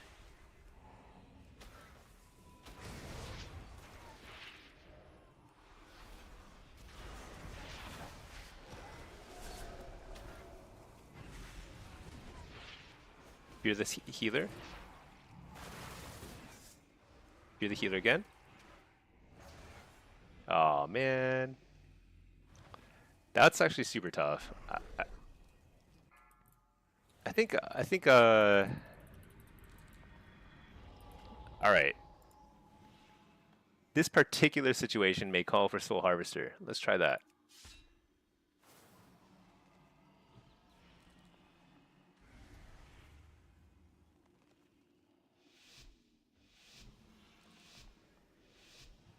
All right, we'll try this for just for starters. Okay.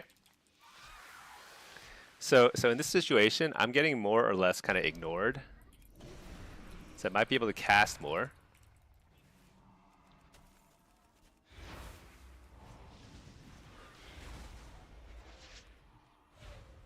Unclear.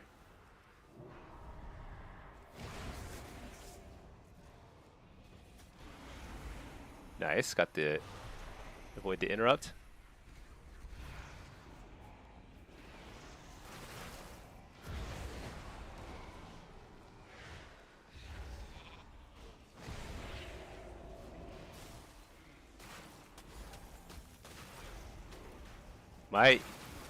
My dots are not lasting long enough. Oops.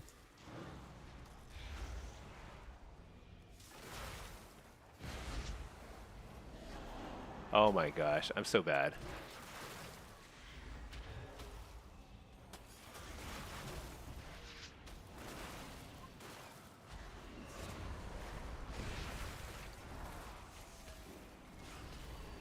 Harvest? I think I'm good here.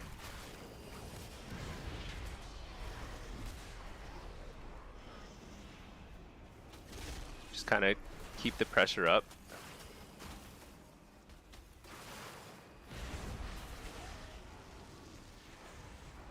Interrupt the frost.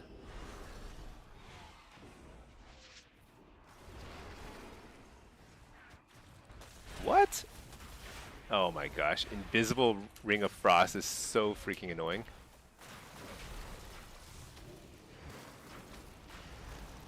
Am I dead here?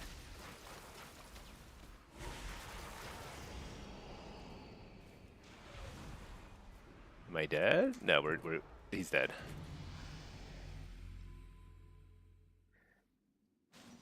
Dude, I find it insane that Frost Mages can basically play that way, which is they more or less kind of just spam doing nothing, and then they have a one button win the round in one button press. Pretty crazy. All right, try some Hellcaller. I really think like my pressure is insufficient. Damage is lower. Like here, I get kicked. I'm just casting. It doesn't matter. Irrelevant. Okay, I got silence too, so that's pretty annoying.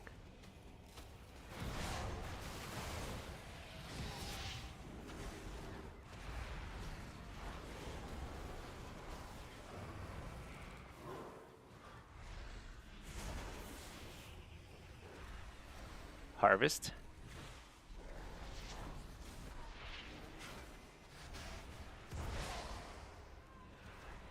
So here, I think I need to pressure this guy a little bit too.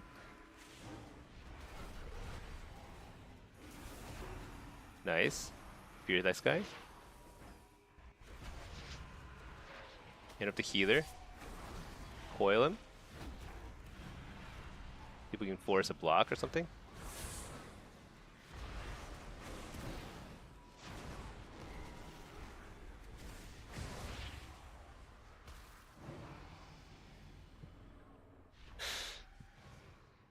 Oh my gosh, Mage is going 6-0.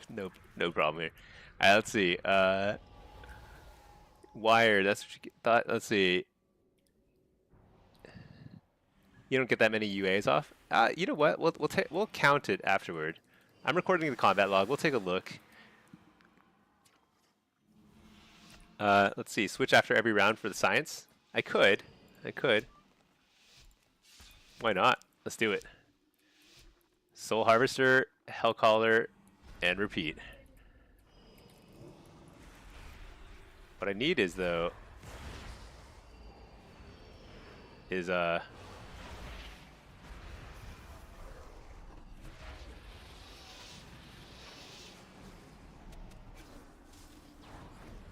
gonna harvest here because I got oh my gosh, he's cloned during harvest. That's sad. Sad news.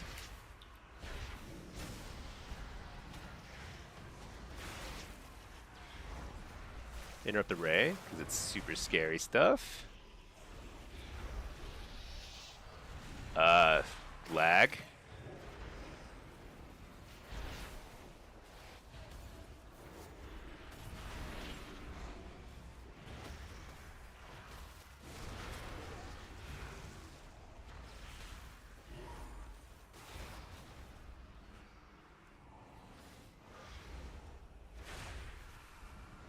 So you just keep the dots up here.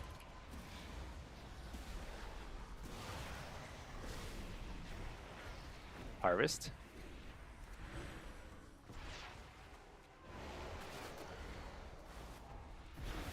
Make the kick. Coil him.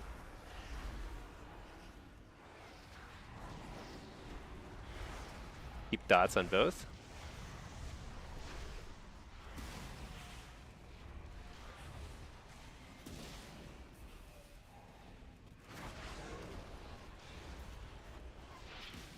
Hit up the poly. Oh, he didn't block. Well, that's lucky. We'll take it, but that's pure luck. I think if he blocked there, he went 6. All right, for science, we'll stay. Well, we should alternate. I'll just go back to Hellcaller.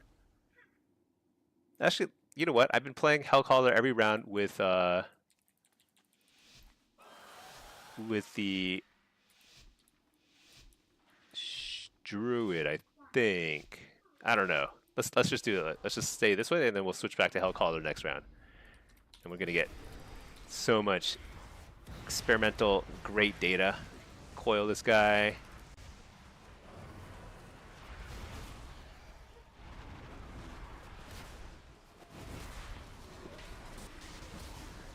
Just start with a harvest. Why not?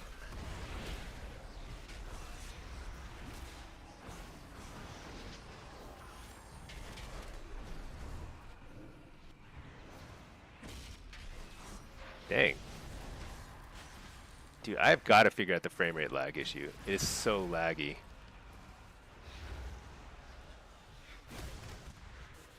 Hit up the priest.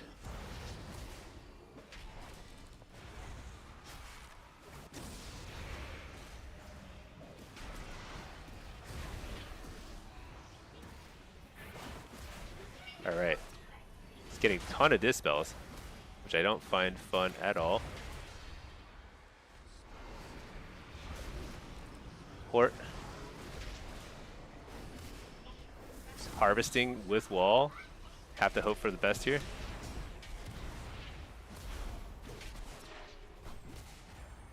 Oh my gosh. Dude, what? What?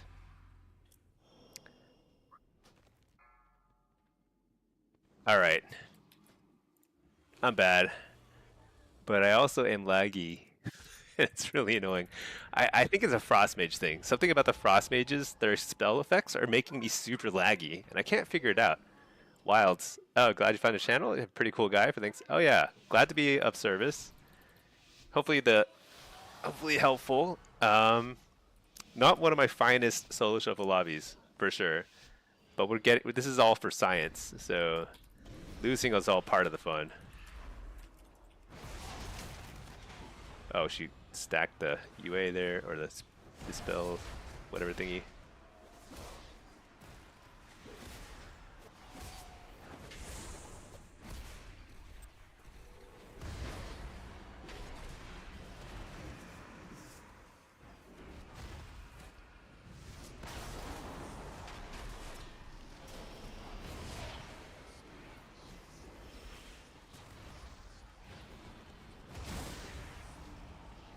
Should I be on the Shadow Priest? I don't even understand what's happening. This feels horrible.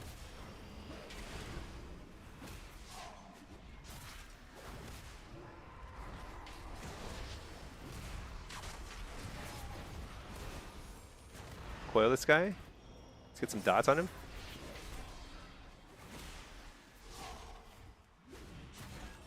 Get the precog. Fear the healer. And we harvest his soul. Interrupt the heal. Can't. Fear the healer again. It's actually a big fear.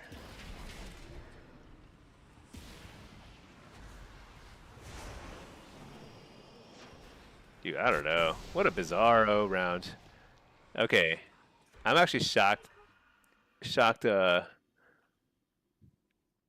the outcome of that round, but I feel that way a lot.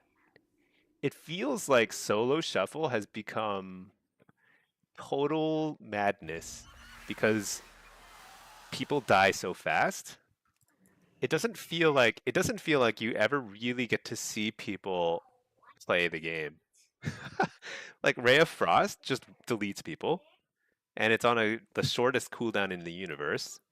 I mean, you can use them back to back, right? I don't even know what the cooldown is between them. You can use like 2 Ray of Frosts essentially back to back, and it's completely bonkers damage. But this is all for science, right? Let's just tell ourselves that. Slash combat log. Let's upload it, and let's answer questions. But I gotta find the app. I switched every round. Yeah, I tried to switch every round, so we were getting some real data there. The problem is with switching every round is like I don't know who's healing each of those rounds. Get like, it's not real science. There's no control there. I mean, ideally we would play the exact same lobby twice in a row. That would be the ideal. But here we are. Let's take a look. So this was a Hellcaller round, I believe. Let's take a look. So one thing I just want to point out is I think you can see from this graph which rounds are Hellcaller and which rounds are Soul Harvester. And I honestly believe this is why Hellcaller is better. Look at the peaks. This is Hellcaller. I shouldn't click it. It's going to be confusing. This is a Hellcaller round.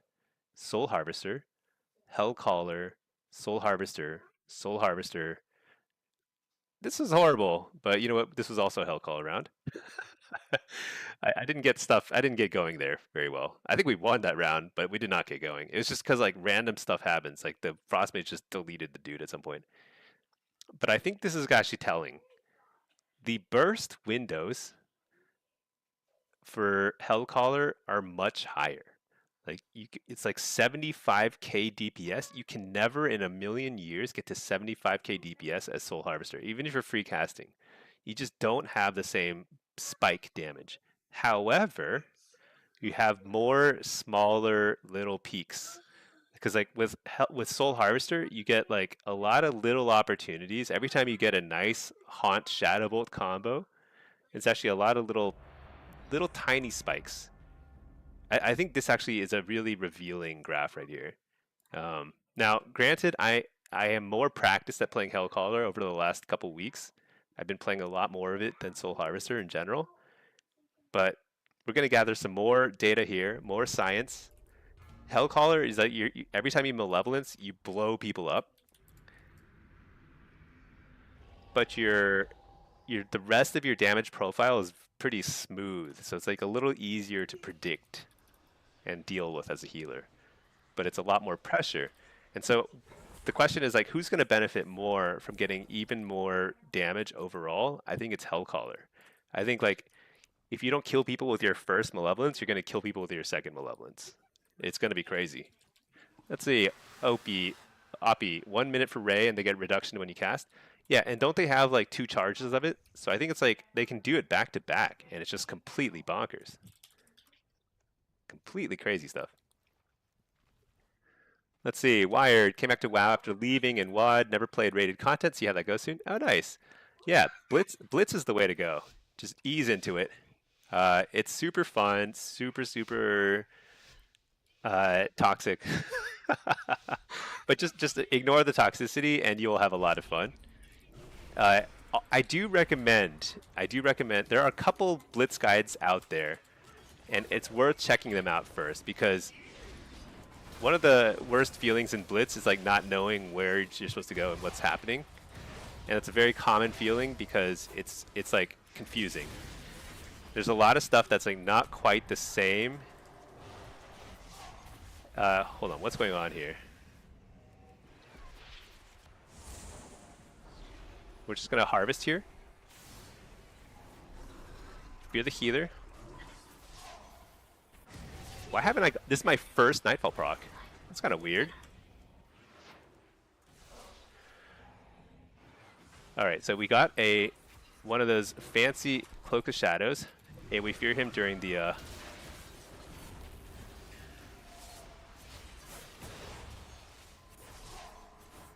think we target this guy pretty heavily here. Nice, he kicks Shadow, so I can just spam refresh my Withers. Got him again. Fear this guy. Trinket that. Oh, no. That's okay. That's okay. That's actually really good. Slow them all. Dot this guy. Harvest. It's a lot of damage. Hopefully this guy doesn't die too. Oh my gosh, he died. How is that possible? And what is he doing over there? Dude, they need. Okay, so the sub is getting nerfed by 10%. I think that'll help a lot. What is this guy? Marks Hunter? I guess he kind of got shut down. I feel like I feel like a lot of these rounds, like I expect to win them, and then I lose them. Like my instincts from prior expansions just don't carry over to like current WoW because people just die in the most random one shots. It makes no sense at all. Dude, did the priest DC? Is that why he died so quickly? Look at him. He's just standing over there. He must have DC'd. Because I like, he shouldn't have died there, you know? But that happens so oftenly, I don't even question it at this point.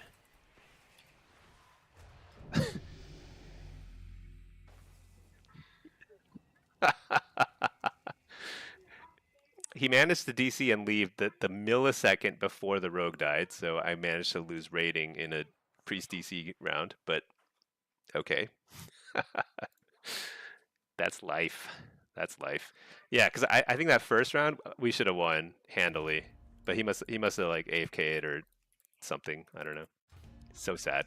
All right, it's okay. Let's go back to combat log examination. I want to see what happened in this game because I did a buttload of damage there. What is this peak here? Oh, do you think this is pain? Do you think I had power infusion?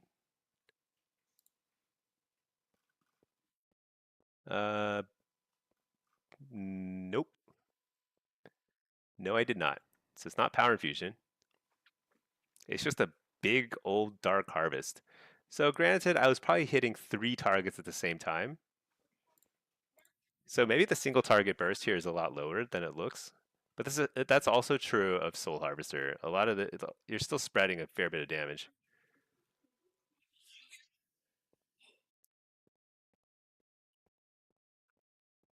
You know what's funny is like seed spam. I think it does the same as Shadow Bolt. When you're playing Hellcaller, it's like there's really no point in playing Shadow Bolt. Just might as well just throw a seed out there. It'll at least refresh your withers a little bit and give you some more withers on other targets, which will give you more procs, which will give you more blackened souls, which will give you more malevolence, free malevolences. This I need to switch out. I think if I play Affliction and I play more Blitz, I think this is gonna continue losing value relative to a buff proc instead. Let's take a look at this one. I'm kind of curious about this one because there's a lot of little mini spikes here, and each of these is probably like when I haunt.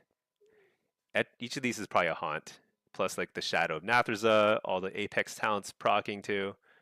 This is what Harvest. What's this? Dark Harvest mostly. How about this one? This is a ton of Demonic Soul proc, which is probably largely from Demonic Soul's Nightfall. So I probably had a bunch of Nightfall procs here. And then, just kind of curious, Desperate Soul. Yeah, these are all Nightfall procs. Let's take a look at one of our worst Hellcaller rounds. Just really didn't get going here for whatever reason. I can't even remember why. Okay. Okay. Helpful to see this stuff. Oppie, you want to get into PvP as a PvE player. Always wanted to play AF, but you're intimidated. Got any suggestions on what to focus on first? AF is... So if you're a PvE player, it's just faster paced than anything you'll have experienced in PvE. So Affliction is very fast paced in PvP. And I've played a ton of PvE. I've done a lot of Affliction too as PvE, and it still doesn't even come close to how frenetic it gets in PvP because you're switching targets a lot. You can't vial taint the whole group of people. You know, you gotta like apply dots and try and waste as few globals as possible. It's pretty hard, and you will get targeted a lot, which you don't get targeted in PvE. There's nothing out there that interrupts you. But if there's an interrupt in PvE, it's like a 5-second cast, and then you know you're getting interrupted. So there's a learning curve there, but it's fun. And I think it's a lot easier to transition from PvE to PvP if you start with Blitz. Battleground Blitz is a little bit more like PvE. Shuffle is as well. I think 3s and 2s are a lot less so, but 2s is actually a pretty good learning environment because it's much slower paced. I'd say just dive into it. Just give it a shot. Oh yeah, what I was saying in the last game is like I think it's like helpful to try watching some sort of guide video on Blitz. I happen to have one myself, but it's a little out of date. It's from last season. But it's I think helpful to see because you want to you don't want to wander in without knowing what generally you need to be doing and where you need to be going because like it's easy to get lost. There's a lot happening in Blitz. What in the world? I don't even know. Did I log the combat log? Shoot, I should be logging combat log. That was a great one to log. I'm like, what was that damage? What that damage was is I got full dots, full harvest, and the mage hit their Ray of Frost button and killed somebody. Oppie, should you focus on getting damage out of or controlling the game? Oh, first, you know what? I'm gonna make a video. I feel like I've answered this, and like I feel pretty good about my answer. Step 1, ignore the toxicity because there's all the haters. Just like don't listen to the haters. Step 2, focus on damage. It's actually a lot like PvE. The first thing you focus on in PvE is like your damage. You got to do damage. Otherwise you're irrelevant. Like if you don't do damage, you can do all the CC in the world and nobody will care because it's not pressure unless you're doing damage. So step 3 is CC. Step 4 is positioning, like kiting. Kiting is far less relevant than people think. Certainly helpful, but end of the day, way more important to just simply do the damages. Oh shoot. I'm just gonna do it. Whatever, I need to get this show on the road.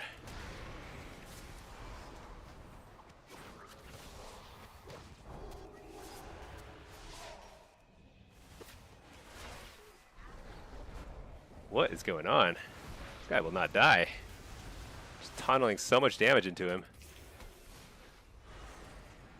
Sheep him. Sheep him.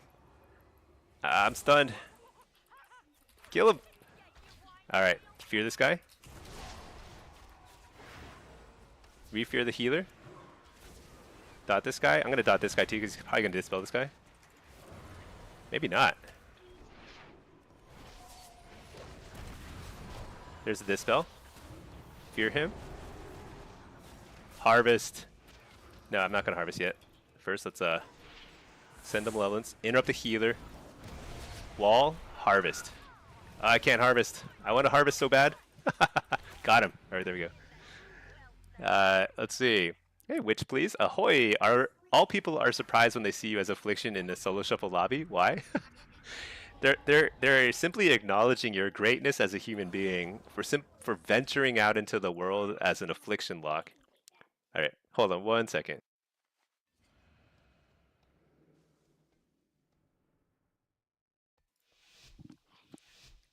Okay, let's see. Affliction feels so bad right now in melee lobbies. You know, it does. But then on Tuesday, they're going to be like, it feels so bad facing an Affliction lock. Just think of it that way. They're going to be so scared of you soon. Maybe. I don't know. Maybe not. It's possible.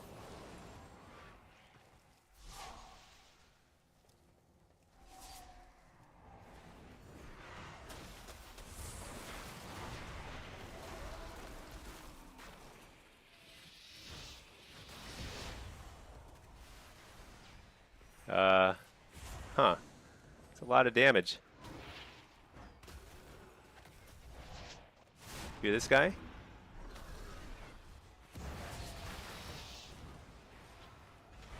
I started just ignoring, like, especially with the dot class, if you just like stack up your dots on somebody who has cocoon on them, they basically are under a lot of pressure anyway. As soon as the cocoon is up, they've got like 55 dots rolling on them. It's not bad.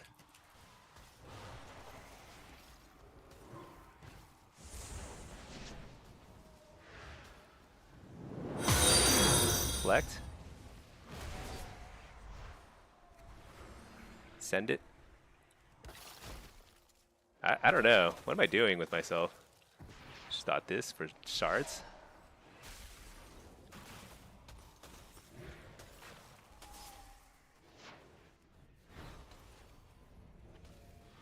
What? Freezing trap? That's sad. Alright, I'm gonna trinket that. Fear him. Fear the... Oh yeah. I basically just got one good interrupt on the healer. He just could not catch up. I think stamina needs to go up so much. Caster lobbies are fantastic. Yeah, Av is already good in caster lobbies. I think it'll feel a little better in melee lobbies. But you want to set your sights lower. You know, getting 2 or 3 wins in a full melee lobby is actually pretty decent. It's a good objective and nice, much more achievable than a 6-win. You're pessimistic about how useful the buff will be. I think it's gonna be really good. You know, it's not gonna be Frost Mage good, because we're gonna basically finally get to do as much damage as a Frost Mage, but they have like way higher burst and more control. But It's not going to be bad. I feel pretty confident in that. I don't really love this, but I'm just going to send it. Oh, nice. He's out in the open.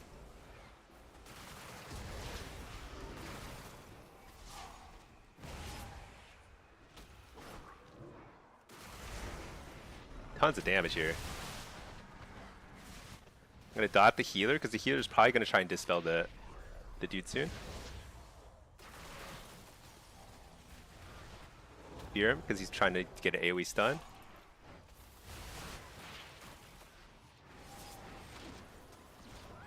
Oh, interrupt the healer. I think he dies. That's it. Let's see. Not too bad, not too shabby.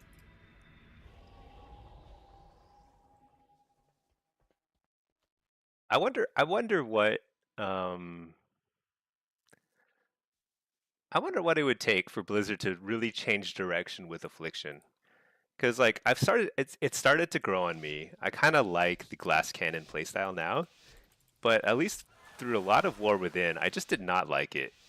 It was just not what I wanted Affliction to be. I wanted Affliction to be Soul Link, Siphon Life, super tanky, grind him down. I like the Drain Life version of Affliction back. Oh wow, it's a hidden trap. Back in Dragonflight, I thought that was super fun, very rewarding playstyle. I interrupt the Ray of Frost so he doesn't just like instantly win the game. Go ahead and send the Harvest during an interrupt.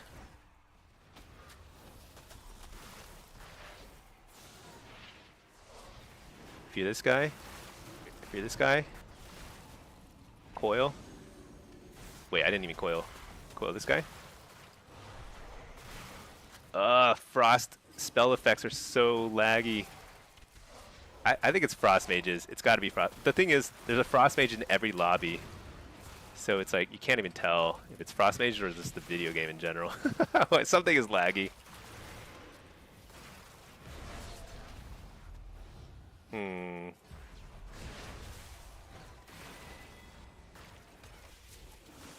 Interrupt the Ray. Harvest his soul.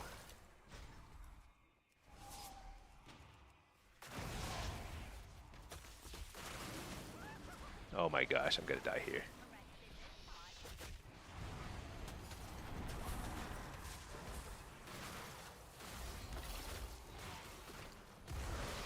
Please give me some frames back. I just didn't want to port back because like I needed to stay for the heal.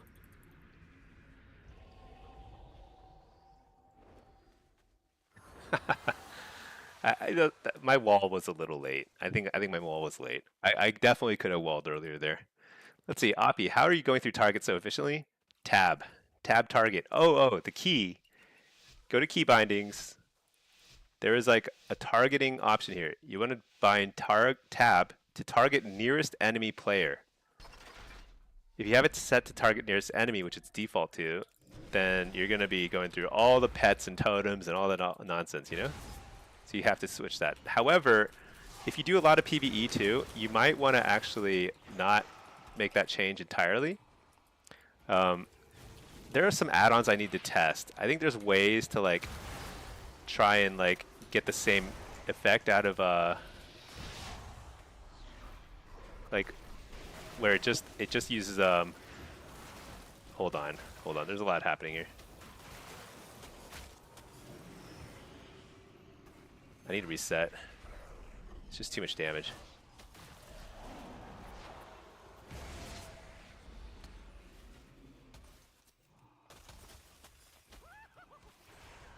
Dude, what in the world is our positioning issue here?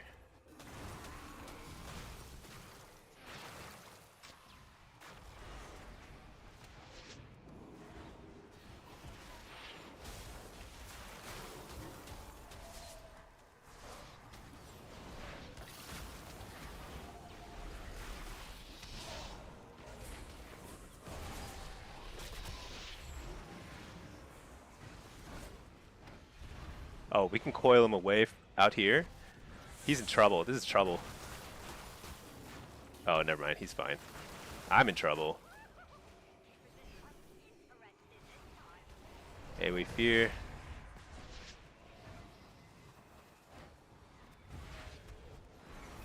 Oh my gosh.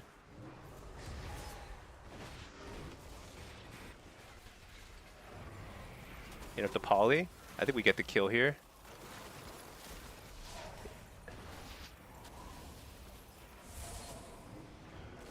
Oh, what? That was a nice little trap set there. Oh, nice. We don't get the kill here, then maybe in a second. Harvest hopefully keeps me alive. Maybe.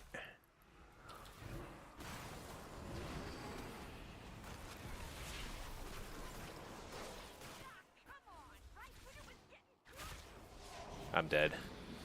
Dang. Couldn't do it. Oh, wait. Did we do it? No, we didn't do it. We didn't do it. Wait, what happened? Was it a draw? I think that might have been a draw. Did we both die at the end? I don't know what happened, honestly. That was just depressing, though. It felt like we were in control. You know what they got to do? They got to make pets a little beefier. Like nobody was targeting the pet, but the pet just flops over all of a sudden randomly. I think there's some bug with it. It's crazy.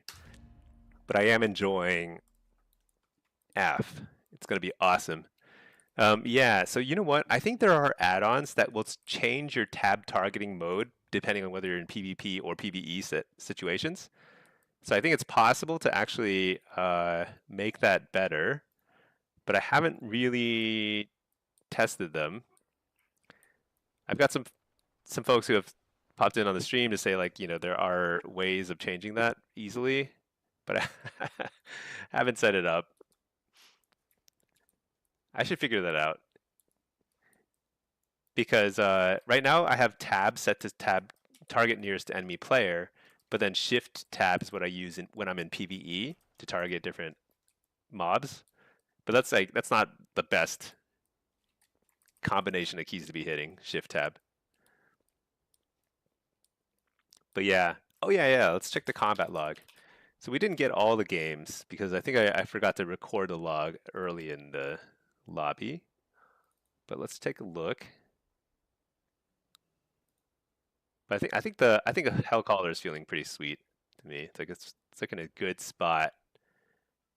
Tons of damage, tons of pressure. Can't get shut down. Like you're never not doing damage as Hellcaller. You're always doing damage. Let's press that.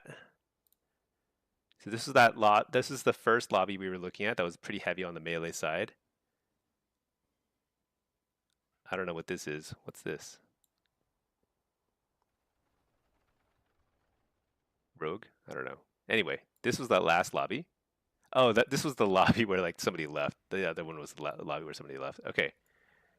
Shoot, what did I press? Here we go. Okay. Take a look at our damage.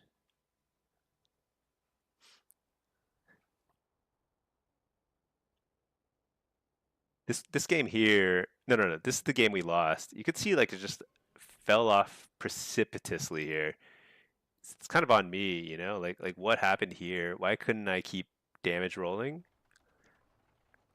Unstable Affliction got dispelled a lot, and I think I was not great at keeping on multiple targets and refreshing it. Just kind of fell behind. So what do I want to check? I think what I want to check is, let's look at the buffs. So Arcana Weave Insight's up a lot. Actually, let's take a look at one of the longer rounds, and let's take a look at damage. Unstable Affliction. So I casted Unstable Affliction 13 times. So over the course of one round, how long was this round? What, like 2 minutes? It looks like about 2 minutes. So in 2 minutes, I'm casting Unstable Affliction 13 times. So I'm reducing about 20 seconds total off of my Dark Harvest. So yeah, it's about 10 seconds per harvest. So it ends up being about a 50-second cooldown for that talent point called a week. Is that worth it? I don't know. It may not be. Because it is going to cause it to be less aligned with your malevolence, your manually casted malevolence. So I could see that being not ideal.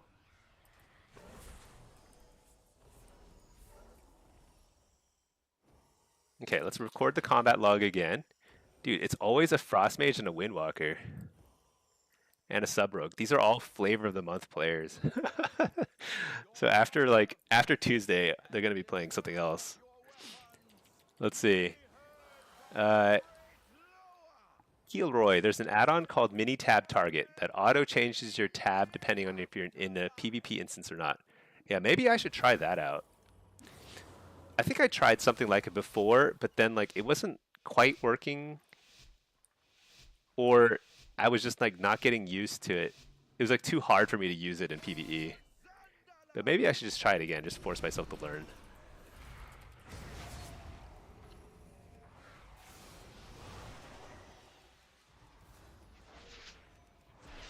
You know, when somebody's around the corner like that, you can just like spam.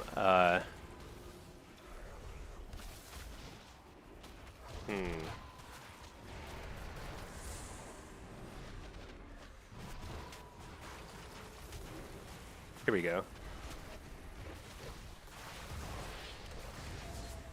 That's an early block. Pretty good, pretty good. Dot this guy up.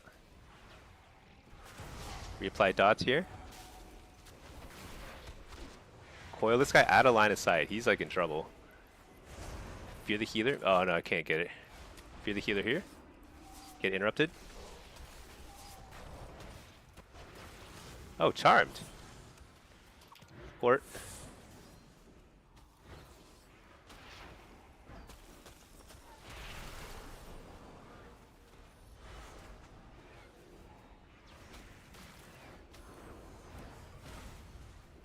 What in the world? End of the frost.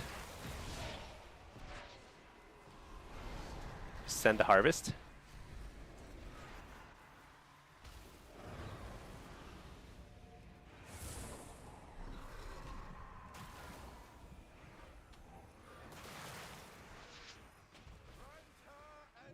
Second block.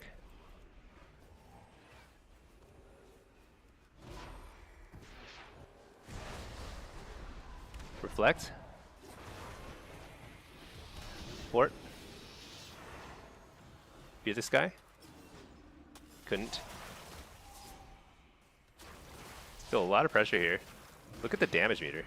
That's real, I think. I think it's really what's happening here. I'm like doing so much damage. Trinket, fear. Harvest with a wall, so you can't interrupt it. Fear this guy.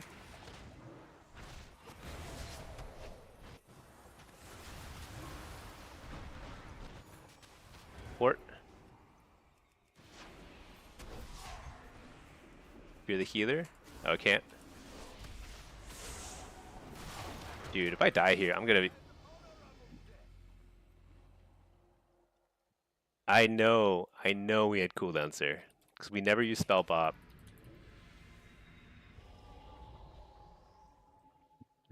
Oh, gosh. I feel like I outplayed so hard. And then, like, because Ray of Frost is so busted, along with Windwalkers, like, they can turn a losing match around so instantly with very little effort. Super annoying. Yeah, I'm actually really annoyed. Increasingly annoyed that Frost Mages are not getting nerfed. Actually, not just Frost Mage, all forms of mages. You don't see as many Fire Mages, but they're definitely way overtuned too. It rewards sloppy play, which I think is you don't really want to reward that too much, you know?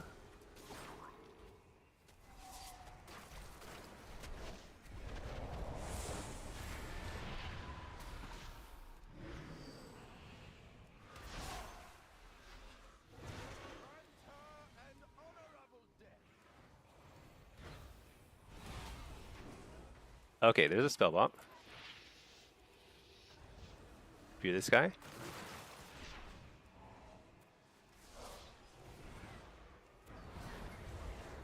Trinket, fear.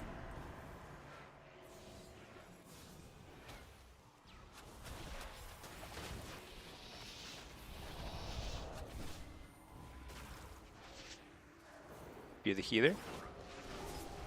Can't get it. Get a precog though, or a harvest. Interrupt the healer.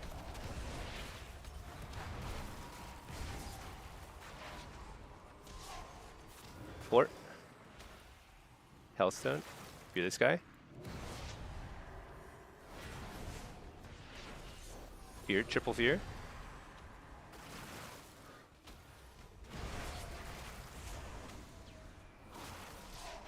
Interrupt the poly. Can I get the fear here? No.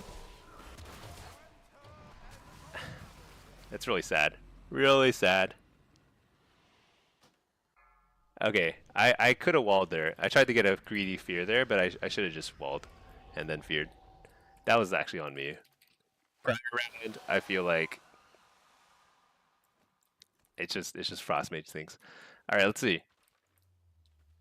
Let's see, by 21. Yeah, Fire Mage Burst is so unethical. Yeah, but to be honest, it just feels like health pools are a bit too low relative to damage. Yeah, I think it's a combination. I think some classes do too much damage in one spell, and that should be fixed. But also, health pools are too low. Yeah, it's both. I think they need to do the trinket burst thing, trinket buff thing again, where it's like it just increases everyone's. Is our healer AFK? I don't even know where he is. There he is.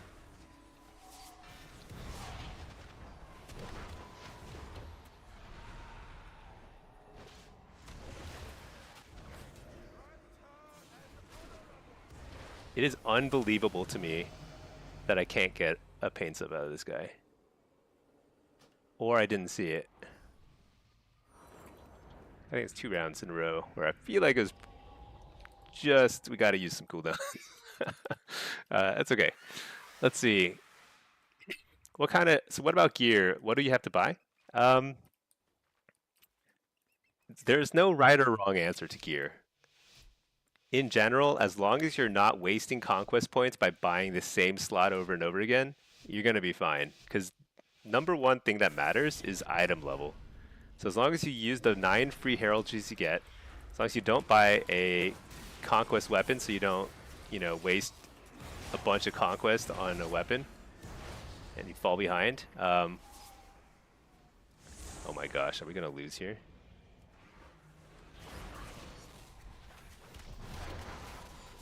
There's a quick...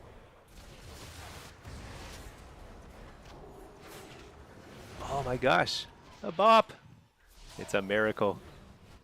All right, let's foil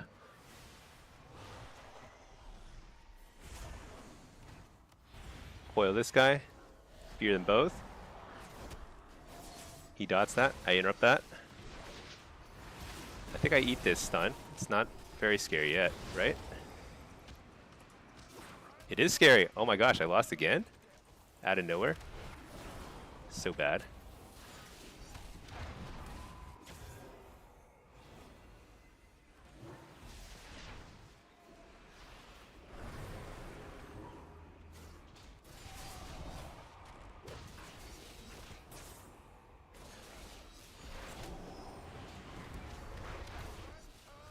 I just have to send it and hope for the best.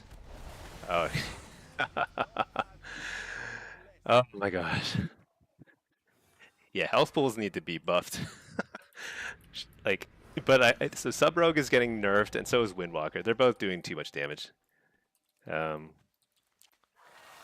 once they get nerfed and Frostmage doesn't, I think everyone is going to be playing Frostmage. Because all the flavor of month rerollers, like all the people who are in here playing Sub and Windwalker, they're not like... I mean, they might be mains of this class, but I guarantee they're... Not guarantee. There's a very high likelihood that they're like flavor of the month rerollers. Even though other classes are totally viable. It's just like when you see somebody who's playing something that's very popular, It's usually just like they think it'll make them better. And I think we'll see a lot of Frost Mages soon. Harvest here.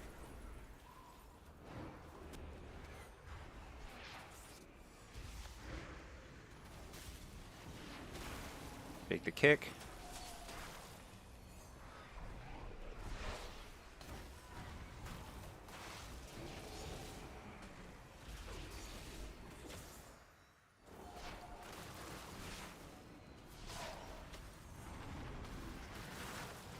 I think I have to remain calm here and count on the heals.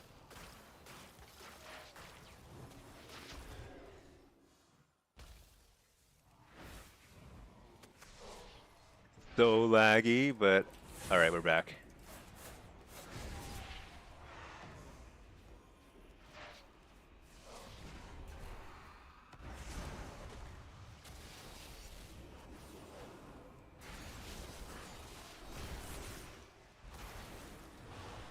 Harvest.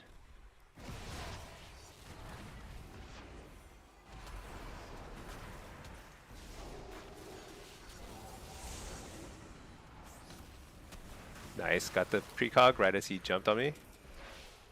Fear the healer.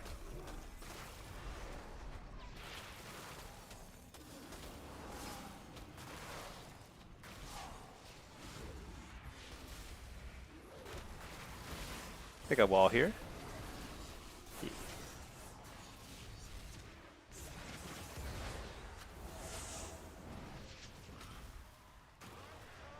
And we get the kill. All right. That felt a lot better. I feel like I got aggressive use of cooldowns there. Yeah. I think if they slow down the meta, even just slightly, I think we'll benefit a lot. Let's see, Wimp Batusai, what a nightmare. Feel like you can do nothing, no cast bar, just someone jumping around while destroying with instacasts. Yeah. Hellcaller is better in the sense that like you are mostly just instant casting. It's not the worst thing if you get interrupted, but yeah, CC is kind of out of control right now. Nice, howled him out.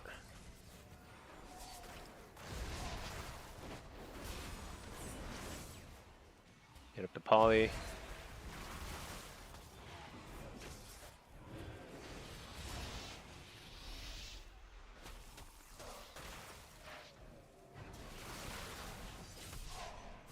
Let's just send it, whatever.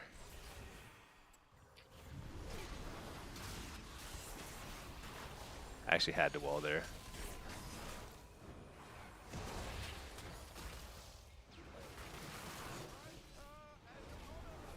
Still die. Man. I'm actually surprised the Pally didn't go 6-0. I lost a round against the disc that I think. Oh yeah, that was one of the early rounds. It felt like it was like we should have won that one very easily. Something just went wrong, I think, with the got out of sync or he got CC'd a little too long. But yeah, I think I should probably try healing a little bit at some point this season because I haven't healed in a while, like not since Dragonflight. And I'm kind of noticing. I think like I'm noticing healers using their cooldowns less, which I find kind of fascinating because the meta has never been faster. It is super fast right now. Like you have to throw bops, pain suppresses, things like that. Just throw it in the opener. You have to use some cooldown in the opener because if you don't, as a healer, use something in the opener, you lose by the minute mark, 100%. And I see that a lot. I think like not only am I having trouble adapting to how quick the meta is now, I think everyone is. Like a lot of healers who are used to playing super slow are like they need to like pick up the pace. And I kind of want to like try it out myself to see if like maybe I'm also just not understanding it too because I'm dying a lot of the time when I feel like, not I'm dying, but like somebody on my team is dying a lot of the time when I feel like we have the game under total control, and then someone just blows up. And it's like we all look at each other and we all have all of our cooldowns and we're like, what just happened? Let's see, Frost Mage needs to be deleted. Like they can delete your health bar. Yeah, wired. I think Frost Mage Burst is kind of out of this world. Hold on one second. I gotta get this phone call. BRB.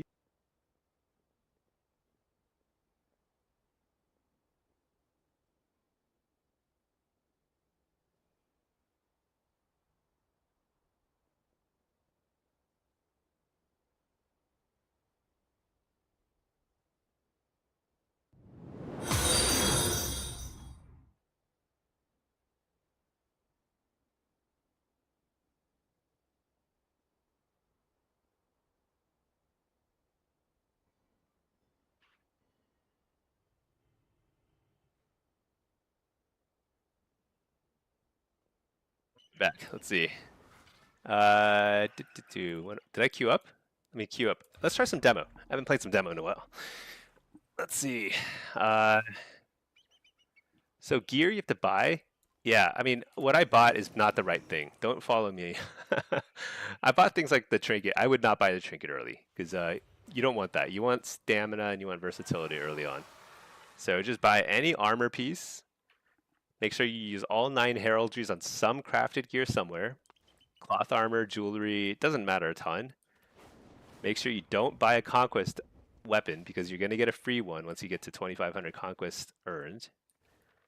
And then that's pretty much it. Then every week we're just going to get some more gear, one item or so every week, and you'll be okay. Yeah. I would say in general, you should go for haste versatility gear. In general. Unless you're confident that you know what you're doing and you want to play pure blitz, you're not going to touch shuffle or arena, then you can kind of go a little heavier into mastery. Like haste mastery is going to feel pretty good in blitz as Aff and Destro. But if you're doing a variety of things or you're not sure, just go haste versatility and it's pretty good. What add-on is that for the character sheet? This is called Chonky. Chonky is a character sheet. It just makes it look nice, right? It's like glowy and stuff, colorful. The one thing about it that's pretty nice, you don't need it at all, but it's nice, is that it shows you very clearly where you have enchants and stuff. On my PvE gear set, for example, you can see I'm missing an enchant, so it's like red text here. I'm missing an enchant on my boots. Obviously, I should enchant that, but who cares? But yeah, PvP, it shows all your stuff. It's pretty cool. And it shows like your exact item level to like 2 decimal points. It's kind of crazy. Let's see. Yeah. Oh yeah, you agree. It's nice to see at least some things getting nerfed and changed. Yeah. I think directionally every single week has been an improvement. I haven't seen a buff or nerf that has been like that is a mistake. Like they're buffing something that's already strong. That used to happen actually pretty frequently. Way back in WoW's history, you would see total disconnect between what developers thought needed balancing versus what really needed balancing. Like you would see strong classes get buffed, and it would be the weirdest thing. At least that no longer happens uh, because there is better data from solo shuffle and presumably from blitz too, but at least from solo shuffle they have way better data, way higher quality data, much more participation than you get from 3v3 or something. So I think balancing decisions are generally right. The problem is like you're seeing stuff that's not being addressed that needs to be addressed. So like frost mages, fire mages, um, they got they kind of snuck through without nerfs. Subro got addressed, not by a lot, but by a little bit, which is nice. And then yeah, but those were the biggest outliers. So I think other than that, what is that? Oh, it's an NPC. I thought it was like a DK. Okay. Yeah. Anyway, like so, like there is like, it's getting better. I assume there will be additional rounds of balancing, and I hope they're gonna like increase people's stamina. Something to kind of not like slow down the meta like a ton, but just even a little would be a huge improvement. Fearing they can't fix bad players? Fear, don't even think that way. I'm telling you. Also, the healer issue is the change to CCs. Yeah, yeah. CC.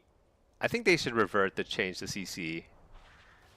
Well, they shouldn't revert it. They should simply increase the diminishing returns reset timer. 16 seconds is way too short. Way too short. I think it needs to be. I think it honestly should be at least 25 seconds, something like that. It should be long. If you get stunned twice in a row, you should have a solid 20 seconds of knowing you can't get stunned again. Right now it's 10 seconds, something like that. I mean, if you get kidneyed and then cheap shot, you can get full kidney and cheap shot again. What does kidney last for now? Is it 5 seconds? Is it 4 or 5 seconds? If cheap shot's another 2 seconds, I mean, it's basically less than 10 seconds later. No, wait. Actually, maybe the diminishing returns timer starts with the second instance of stun. So I guess you would have about 14 seconds of not getting stunned. That's just not long enough. There's also stuns that are not on the diminishing returns calculator at all. That works to Warlock's advantage sometimes, like Fell Lord. That can stun you even if it's not you're on DR or Infernal stun. But it's still kind of super frustrating from a player perspective. Yeah, I think they should just make things fun. Make it fun. Who cares?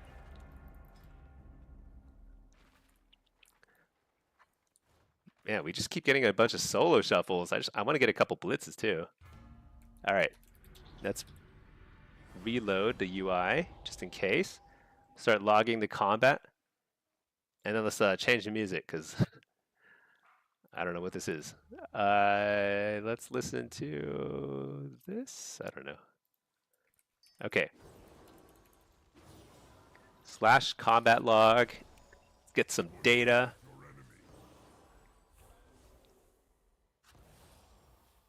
Oh, this is fun. Today is a melee day. I'm pretty excited there's no mages in here because even if mages are OP, the real biggest problem with mages is they lag my computer like crazy. It's all the frost spell effects or something.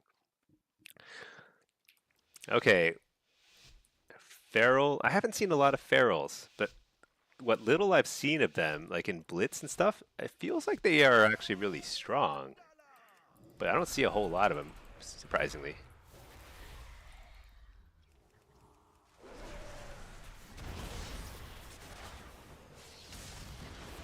It's okay. We just eat this. Fear. Take the kick. Port. Take the gate.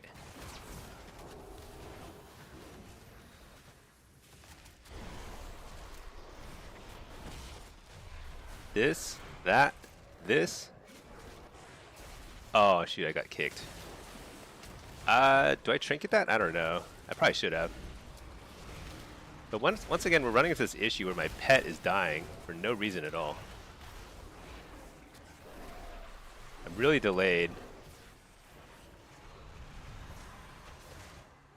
This is tough. I think I played this pretty badly.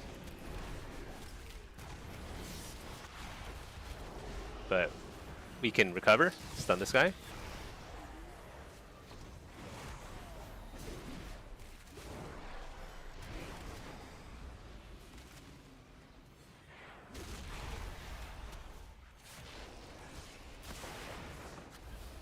Heal my pet.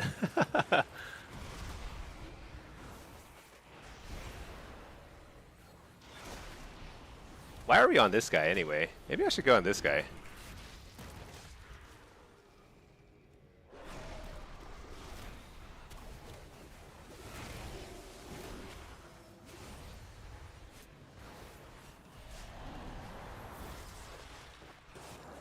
I think I lose here pretty soon here. Fear the healer.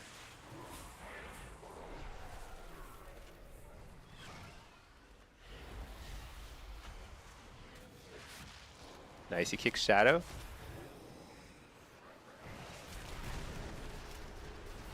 Coil this guy. Blast him. Huge damage. Fake the kick. Fear the healer. It's a full fear. AoE fear. Re-fear the healer. I can't. He's out of range or something. Stun this guy. I can't. Fake the kick. Stun this guy. Bellord. I think we can win here if I don't mess up here.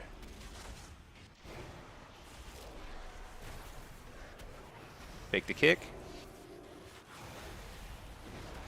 Interrupt the healer. That's big. Hellstone. Fear the healer. If I get the fear, it's going to be big. Triple fear. Now we get the kill. There we go. All right. Had a slow start to that round, but I think it's because I haven't really been playing a lot of demos, so I feel a little rusty.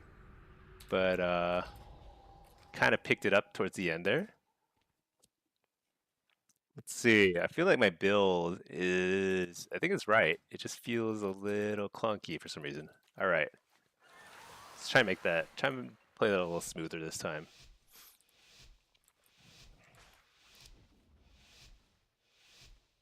I think the first thing I got to do is, so this is funny. Last time I played this map against a triple melee, I had healers raging at me because I wasn't porting up, which is smart generally, but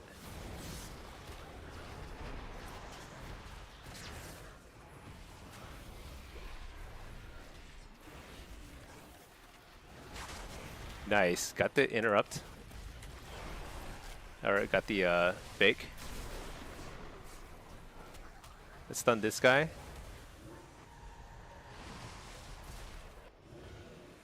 Port. Stun him. Blast him. He's gonna kick that. I'm blasted with two huge Hand of Gul'dan's. Hellstone. Fear these guys. Fear the healer. Full fear.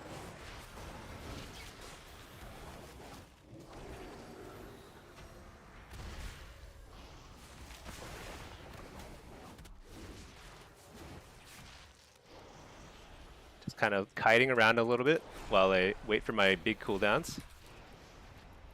Fear this guy. Coil.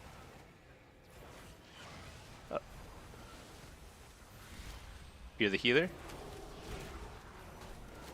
Fear these guys. I'm gonna stun him so he can't interrupt me. Hand of Gul'dan. Oh, nice. He interrupted that.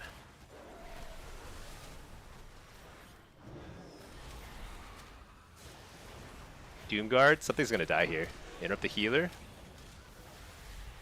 Fear the healer. Something's gonna die. Doomguard is wailing away. That guy has spell bop, so I hit this guy instead. I think I trinket, wall, try and get the kill here. Fear this guy. Port. Fear the healer.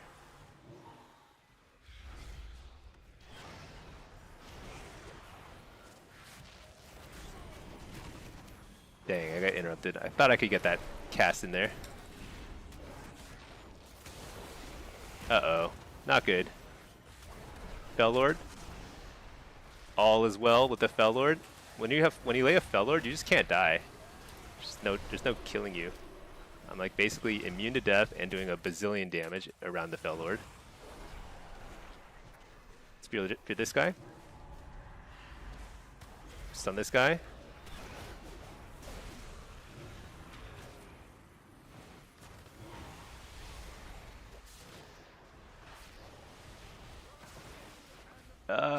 Die. Port. Hellstone. Just spam demon bolts here. Oh, another Doomguard. There's no way this guy lives another Doomguard. Yeah, there we go. Doomguard number 3. Guaranteed kill. That was a long round, though.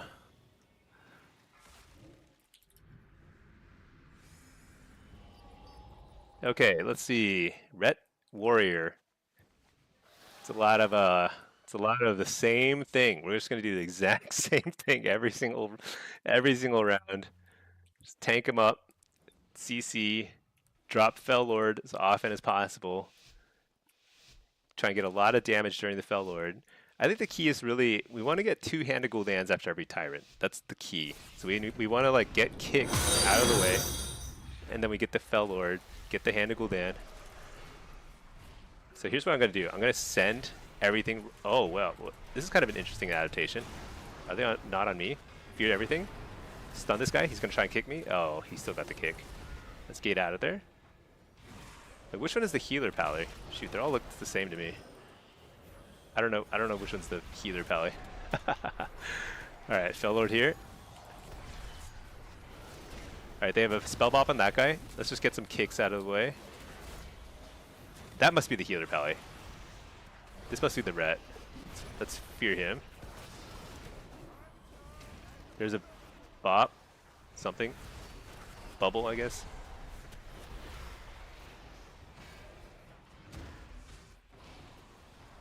Stun this guy. Shoot. AoE fear. He kicks Shadow. I blast him in the face. Fear the healer. Got it. Tyrant. Actually, I'm going to wall here. We're going to Tyrant, and then watch this. We're going to kill the healer. He got maimed in the head. 2-handed Gul'dans. Smash him. Doomguard. So much damage. Stun the healer. Coil. Maybe it's not enough damage. I thought it'd be enough. Dang. Just short. AoE fear. All right, time to get serious. We gotta recover here.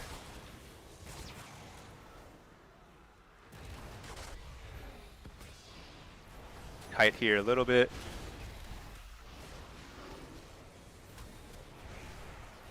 Precog, smash this guy, stun the warrior, fear the ret. Oh, he got coiled.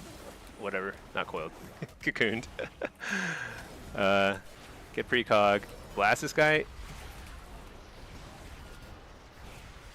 Can I fear the healer? I can't really. Coil this guy. Tyrant, fear this guy, Tyrant. Blast, blast. Take this. Fear the healer. Just port back. This is a kill. Oh my gosh. I didn't mean to jump down. That's okay. It doesn't matter. He's dead. Right? Is he not dead? Doomguard?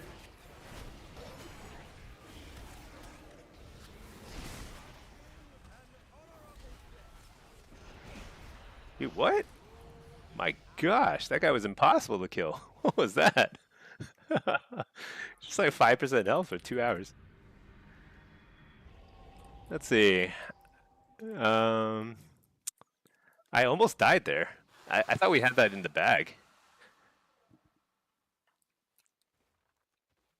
Honestly, I think we would have won that easily if I hadn't jumped right off. Like, I think the Evoker made a really nice rescue, took me up to the upper level, but I was disoriented and I just simply jumped right back down, which was not the right move.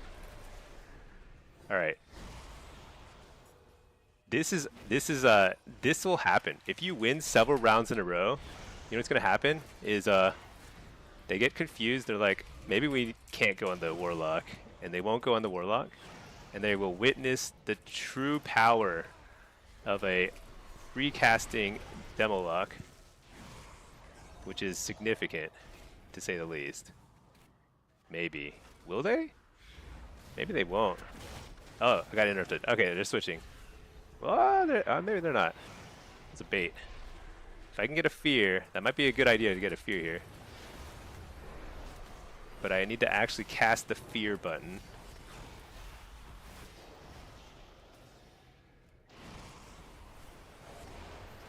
Fear this guy. Stun this guy. Fear this guy. We need to help out here. Coil. Uh-oh. Maybe they're onto something here. I'm not doing enough damage. I should be at the top if I'm free casting. Hit up the healer. That's actually big. Fear the ret. Fear the healer.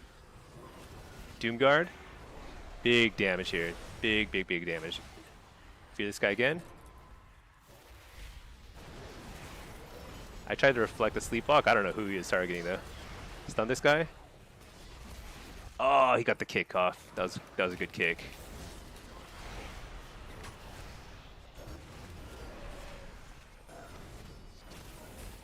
Nice. Get another pet. Coil. I don't know what the fear DR is. Let's try fear him. Nope, can't fear him yet.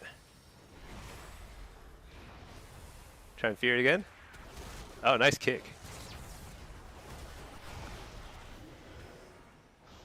Too far back. Hit up the healer. Tyrant. Shoot. Does that bop? Alright, let's hit this guy instead. See if we can get a bubble.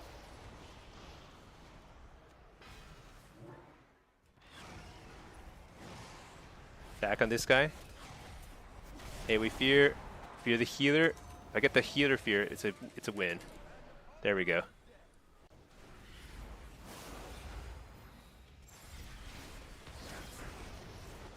Bellord.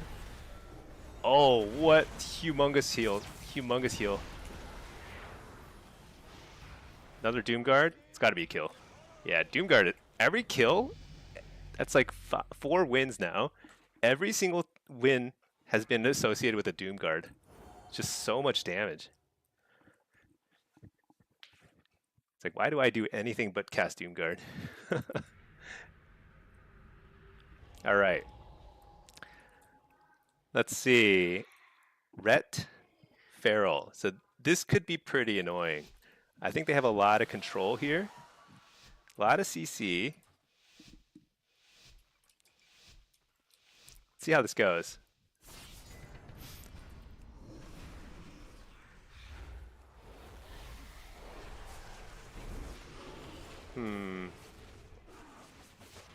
Here. Nice, get the Fellord.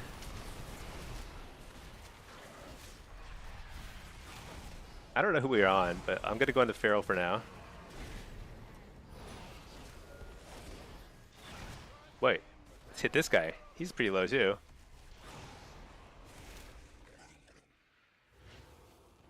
Oh my gosh. Slow him.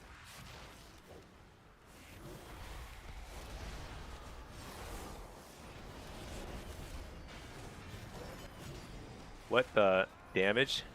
So much damage. I walled there. That's a very early wall for me.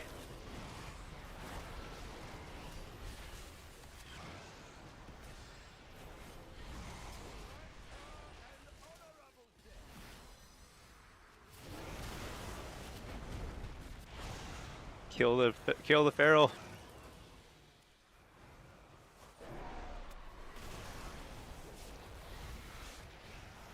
Oh no, we lost. Dang.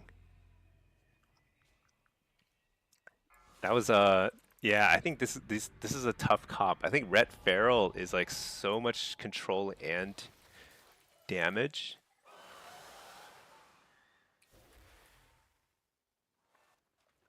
I'm not sure what we can do here. Who do we go on?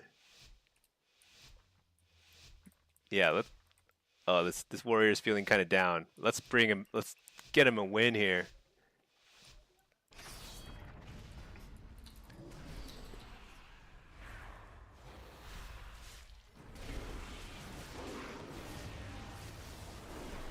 What does Denounce do? I think I have to learn someday. Oh no, I got kicked. Dude, I'm going to go on this guy. I don't care. I don't care about nothing. Hit this guy. Fear the healer. Get kicked. Fear the healer. It's a short one.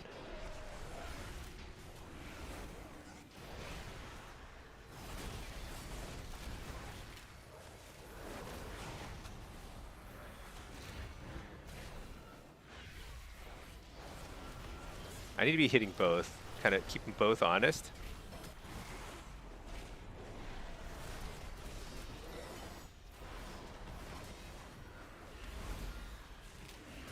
Oh shoot, precog that guy.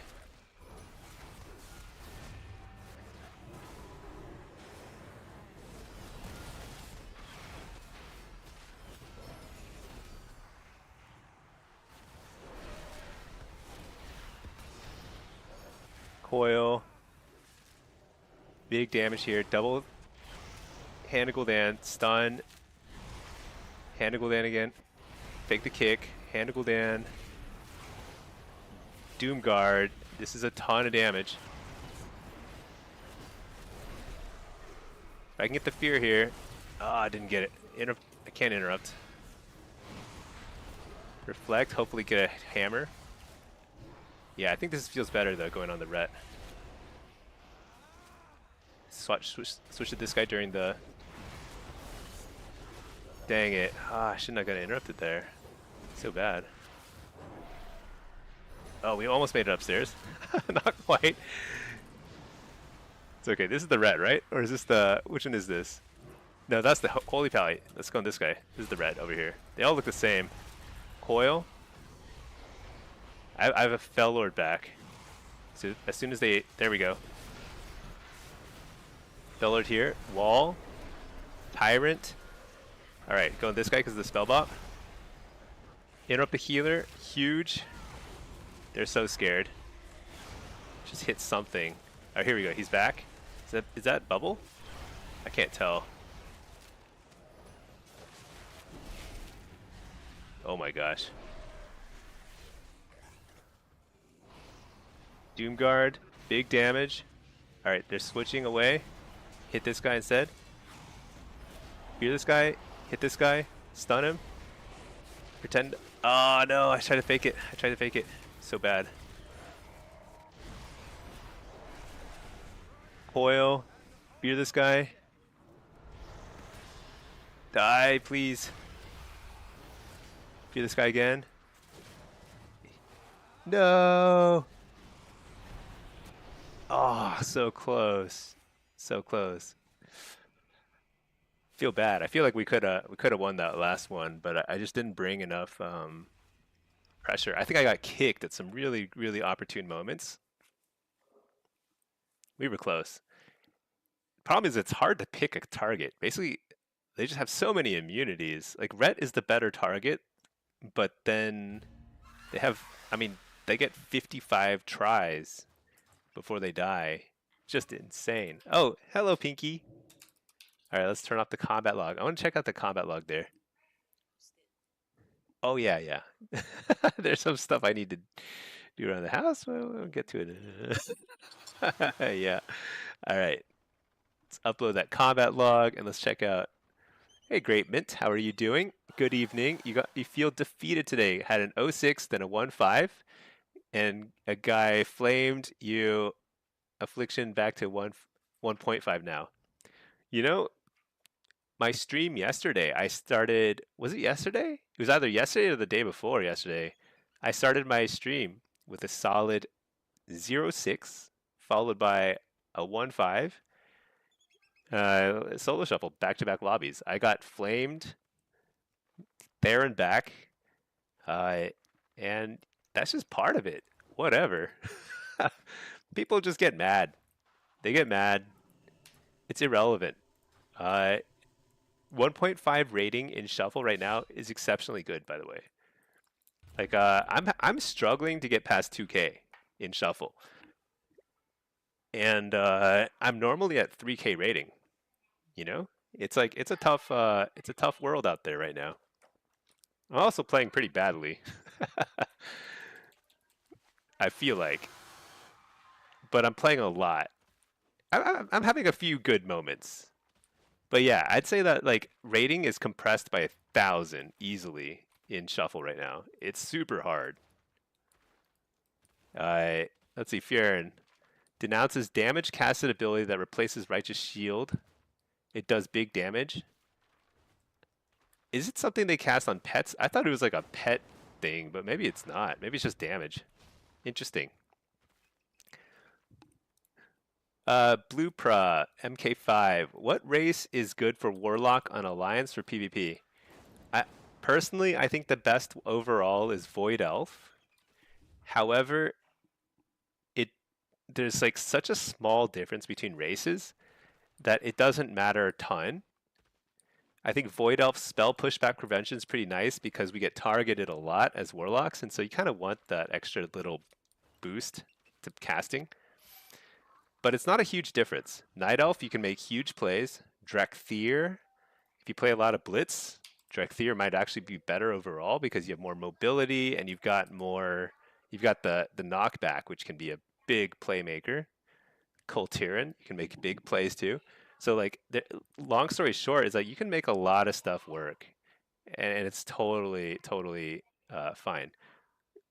I think this was the lobby, or at least this was here over here, maybe. Yeah, this looks like the lobby. Okay, this was our damage profile. Compare this to, wait a second, is this all 6 rounds? That can't be all 6. This looks like 3 rounds. I don't think that's all 6 rounds. Let's see.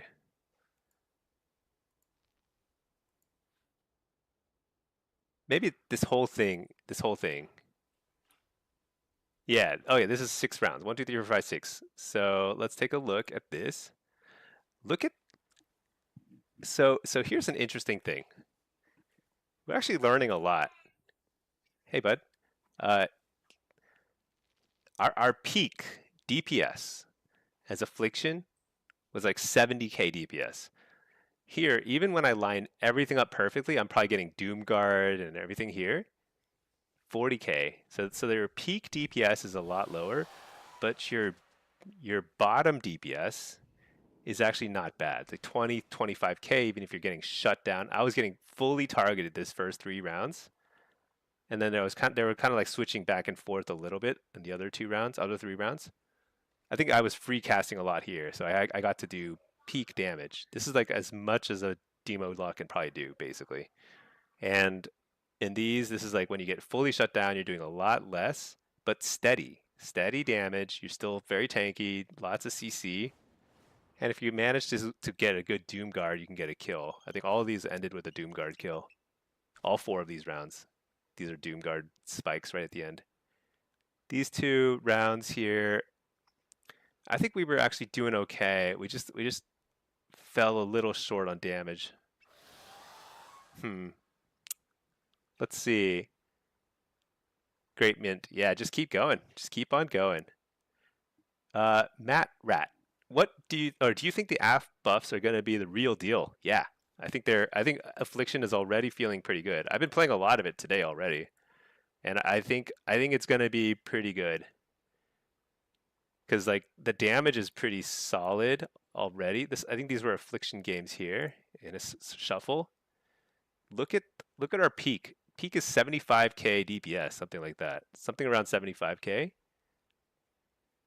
Add 15, call it 15, 20% to that. It's going to be insane. We're going to have huge peak DPS. It's going to be super fun. We'll still be super squishy. It's still going to be hard to play, but I think it's going to be a big impact. A lot of games that we're losing where we're falling, just a little short on damage, totally turned around. See, Dunkfather Gnome, because you get to be evil mini-me. Yeah. Honestly, I think Gnome has the funniest looking race. I like it a lot. But I can't bring myself to quite pay to switch over to a Gnome. If I'm going to pay, you shouldn't pay Blizzard to switch race, for sure. If you're leveling a new lock, yeah, you can pick whatever the best in slot race is, whatever, but yeah, it's not that big a difference. You can make anything work. But if you're leveling a totally new Warlock, trying to pick a race, I think Void Elf, Drakthir, Night Elf are probably the best overall on the Alliance side. I don't think... I think Kultiran is also not bad. Human is fine. You know, nothing special about human, but it's fine. Yeah, I don't know. I think you can make anything work. Let's see, pack. The pushback is definitely noticeable when you change from being a void elf lock. Yeah, but yeah, so it's hard to go back from void elf once you get used to it, because when you switch to something else and you get 15 melee on you and every single one of your casts is like 0.5 seconds longer, that adds up pretty fast. That's a lot of missed time. Lupra, would Affliction be good for leveling? Affliction is okay for leveling. Demo is generally the easiest leveling spec, but it might not be the fastest. If you're super efficient, then Affliction can probably be a top-notch leveling spec, because it's like you just dot and run, and you have a lot of just Dark Harvest to get your health back to full. You know, it's like pretty solid for sure. But yeah, Warlock in general is pretty good for leveling. It's a lot easier if you run with the Void Walker. If you're Affliction or Destra, just run with a tank pet, or run with a Felguard as demo. You have a tank, and you are good to go. Very easy to level as a Warlock. You still play Hellcaller and Shuffle as Affliction? I do. I've tried a little bit of Soul Harvester. I think the damage is pretty good as Soul Harvester, but it's a different kind of profile. You have a higher peak damage with a Hellcaller, but it's less frequent. You have a lot of more frequent, smaller peak damages as Soul Harvester. And it's a little easier to get shut down as Soul Harvester. So it's kind of give and take. Pros and cons. Either is totally okay to play. Let's see, Kaimate, would you say you're waiting for DRs to then ship Doom and Tyrant? No, I just send it on cooldown, honestly. or not so much on cooldown. I don't wait on DRs. I wait on when I think I can cast stuff. So like I get precog, or you know, I cast enough fears that the enemy finally kicks me, and I know they don't have as many interrupts to shut down my Hand of Gul'dans after Tyrant. Because if I can pair Doomguard Tyrant with even just 2 Hand of Gul'dans, that triggers your Apex talent. You're doing a bazillion damage. Toss in an interrupt or a stun on the healer, and you are very likely getting a kill. But the hard part is getting all those casts off. It's not easy. Let's see. ZJD, Smelly Stinky, do you play the talent that makes Drain Life make the enemy do less damage? Oh yeah, Essence Drain. So Essence Drain is not good. It's not good. I've tried it not that long ago, a few weeks ago, and unfortunately, Drain Life there are a lot of talent points you can get to beef up your Drain Life damage, and it's still terrible, even if you get every single one of them. Because what it's doing is like, it might reduce the damage you're taking, but you're doing no damage too. So that you have no offensive pressure, and when you have no offensive pressure, you eventually just fall behind and lose. With Warlock, the best defense is a strong offense. And this is true in, I was about to cast bolt this little pet. And that's true basically in all situations. You just want to do so much damage it forces them on the defense. Otherwise, eventually you will get the precog.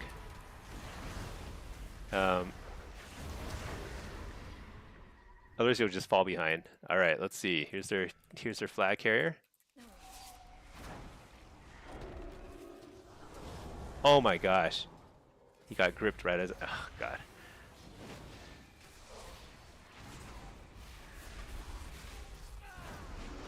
This is their flag carrier, right? Oh yeah, it's a bear tank. Dude, I've been seeing a lot of bears lately. Have you all? Oh my gosh, this DK wants revenge.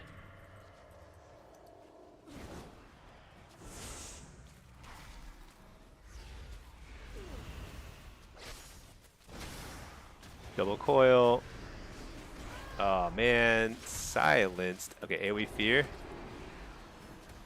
What? Stunned. Come on. Alright, stun him with the Infernal, I missed. No. Oh, man. All right, let's kill the rest of their defense then.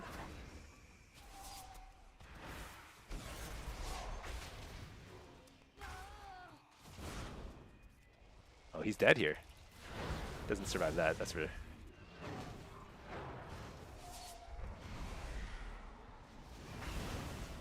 We cap though? I don't know. I don't know where our flag carrier is. No, I guess not.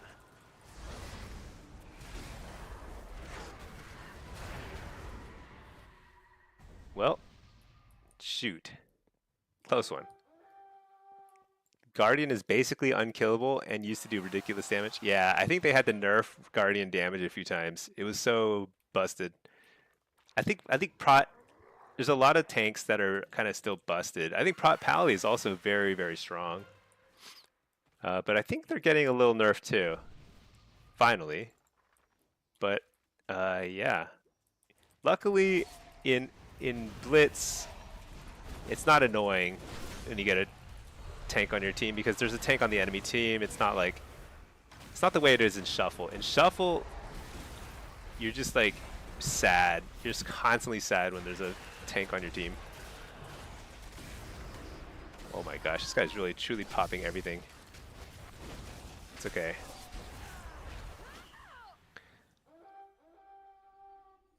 What about Blood DK or Brewmaster? I don't really have an opinion on tanks in Blitz or in PvP. So they're all terrible in Shuffle. I think you can actually climb pretty high as tanks in Shuffle, but you're a bad person for doing so. It's like it's just not good.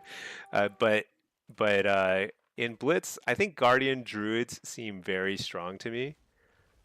It also helps that they're stealth. You know, they have a stealth mechanic, so they're really good at doing a lot of different things. It's kind of busted. Oh, we lose. Dang. Can't stop it. All right, let's see. What do we do?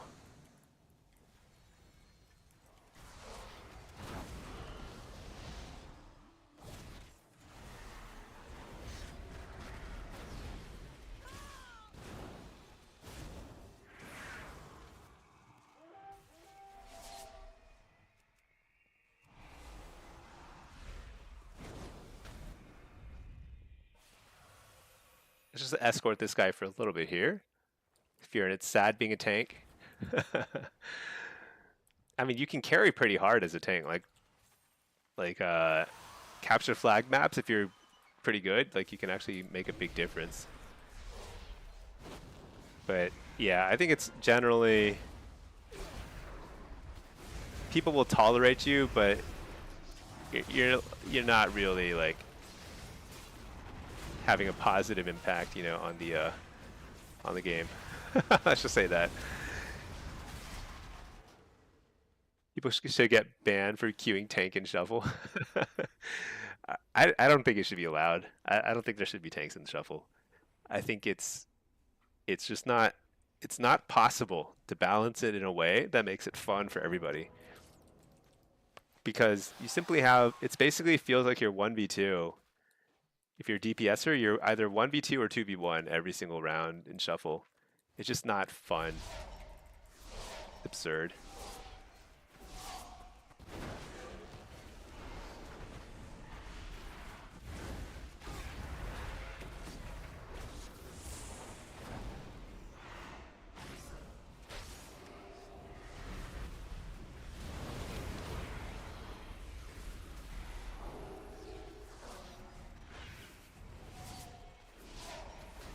Dang, we just can't make it.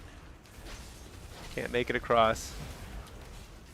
The thing is, like, so prop pallies are like, they're pretty strong, but on capture the flag maps, a Guardian Druid will be way better because they can reliably get in there in stealth, get the flag, and they can use all their defensives. I don't think a prop pally can use all their defensives when they're holding a flag. Let's see. Bears are hard to kill. Brewmaster is really nice to have on your team on some maps too. Maybe, yeah. The thing is, like, the interesting thing about tanks is like they do add a lot of like different kind of like possibilities when it comes to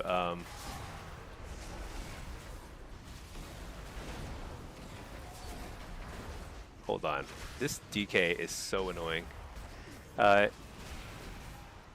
They add some like different strategy possibilities, which is nice.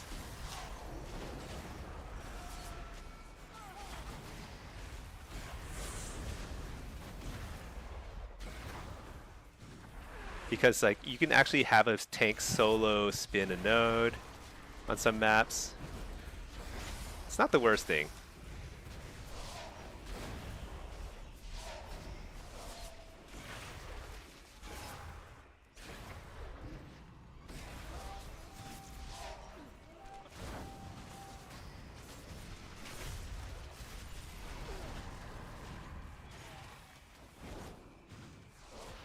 Oh my gosh.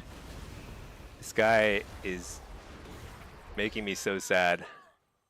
It's not a bad strategy. Pick the highest damage player and just like isolate them. Tanks and arena shuffle is the only issue. Yeah, I agree. I think tanks and shuffle are a problem. It's blitz. It's okay. I mean, because it's at least each team has a tank, you know, so it's like fair. You think having tanks and blitz makes it more fun? You say this as a non-tank player. I think it's fun in the sense that it adds some variety to the strategies that make sense. Did we cap? Oh, nice. I had nothing to do. All I did is distract the DK long enough to like let the rest of our offense through. You know, I did my part. I did my part. Let's see. Yeah, you don't know why tanks can Q shuffle. It ruins the game. Yeah, they shouldn't be allowed. Or they should just have their own special queue. It's just like 3 tanks. So it's a 6 tank queue. Just like let them play their own game. Tanks versus tanks. 6 tanks every single lobby. I actually think that would be fun to watch. I would be curious to see how that would go. Prop Pallies would just win every single lobby though, I suppose. All right, here we go. I don't want to give him a charge path, so I'm going to stand over here. I don't even know if they have... Dude, I keep missing with my freaking Infernal. Am I terrible or what? All right, let's double coil here.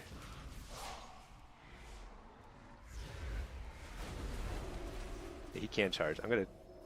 Oh, man. He incapped me. Oh my gosh, I misclicked over and over again.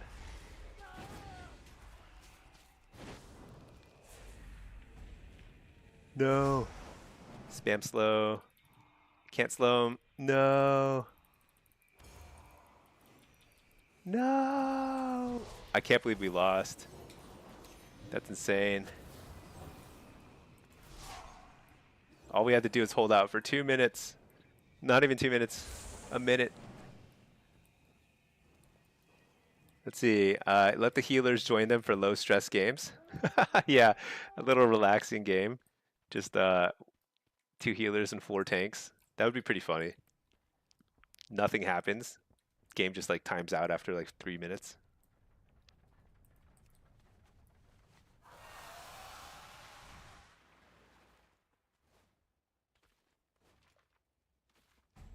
But yeah. Man.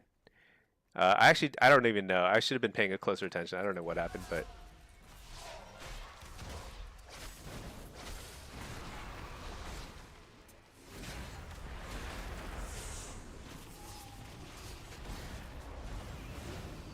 One thing is like Guardian is definitely of the tanks for flag carry maps, Guardian is definitely the best, right? Because you can't slow them.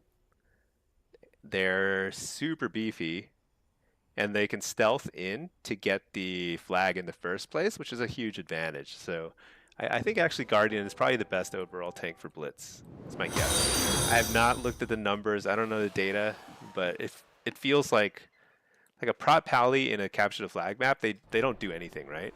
Kind of useless. But a guardian druid can carry. ZJD, can you play one AF game? I've been playing a ton of AF games. I've been playing like a billion AF games today. I'm like super hyped. I'm gonna play. I'm gonna keep rotating though. I don't want to just play AF. I'm gonna play a little of everything. I'll play an AF Blitz game though. I'll queue up for that. So we get a little variety. And then, yeah.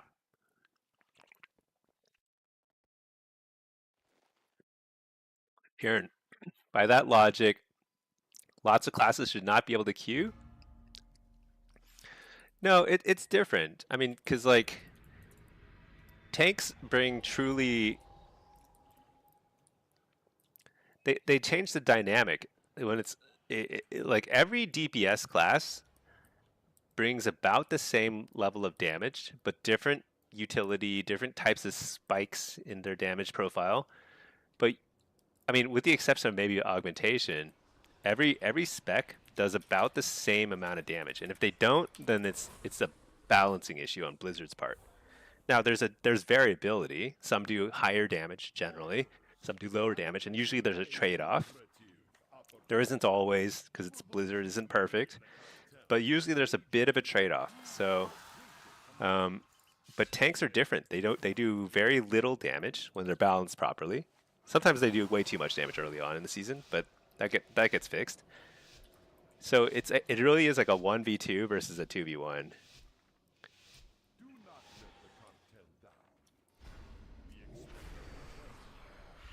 So people who enjoy different games should not be able to participate. It's just that that game mode is not what am I doing? Wait, where's their healer? I don't even, what's going on? I feel like I'm confused.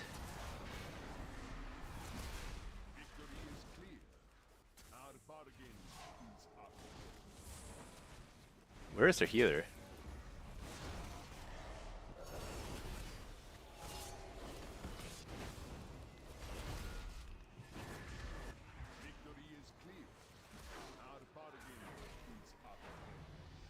He's AFK. We got an AFK lobby. So sad. So Furin, there's a fundamental difference. I mean, that's like saying that you shouldn't need a healer or a tank for every M+ run, like a dungeon. Simply, the game is designed, like a dungeon is designed to have a tank, a healer, and 3 DPS. But like, what you're saying is like, there should be 5 DPS in a dungeon. You can't accommodate every single permutation of things because it just doesn't make sense. It's not really fair to other people who want to play a game that's like designed around a certain type of game balance, you know?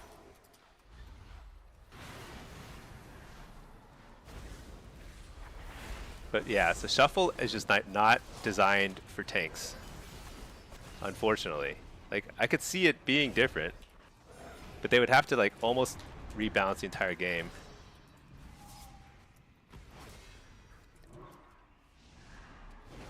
I don't know what we're doing, but I guess we have to hope we blow this guy up.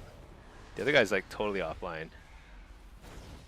How is he not dead yet if he's offline?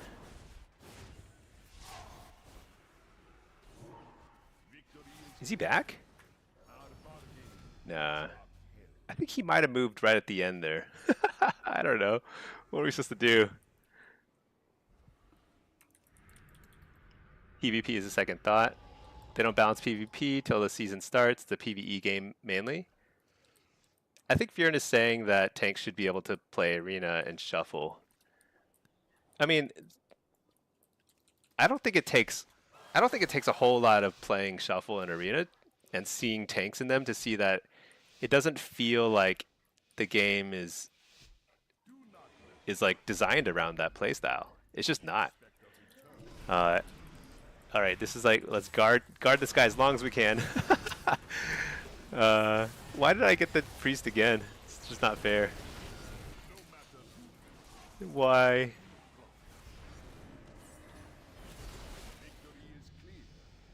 Let's see. Healer DC, yeah. I don't think the priest has even showed up once to any of these rounds. He's completely DC'd the entire game. Yeah, I think like they could balance the game around tanks. They could, but because they don't, it's just not. It just doesn't make sense for them to even be in shuffles. Herjung, yeah, they should not be able to participate. They ruin the game. Yeah, I think it's like it's too much of a negative impact on other players because the game is not balanced around tanks and shuffle. But tanks and blitz, it's different. They balance around it. They actually. Oh my gosh, is he back? Dude, that is so funny.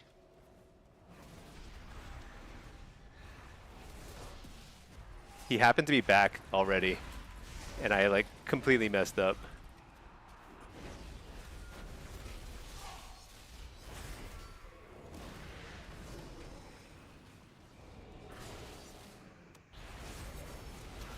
I think we lose because I like ran in. I was like, I'm gonna kill the priest because he's AFK. Oh, it's not good. All right, whatever, whatever. Well, I better win with him now. Let's see, Blad back to 1525 in shuffle.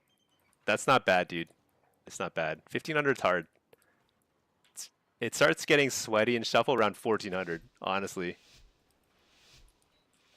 Let's see, Solarian, you were the fire mage in that game. You ice walled Chef into the tunnel and trapped the flag carrier out. Oh, really? I didn't see that. I was on the other side of the map. That's crazy.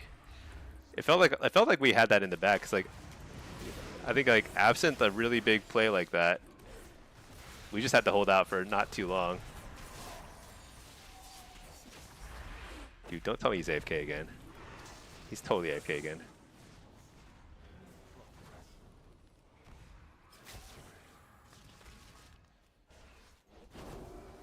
Is he AFK? Maybe he's not AFK.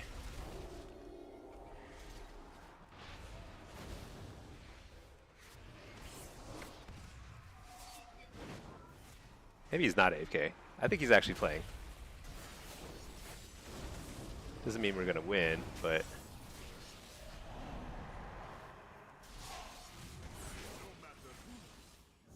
I'm going 06. My goodness. Rough, rough, rough. All right, let's see. That's how you got the kill. Yeah, if Rogue went into the tunnel, you'd live. Oh man, that's crazy.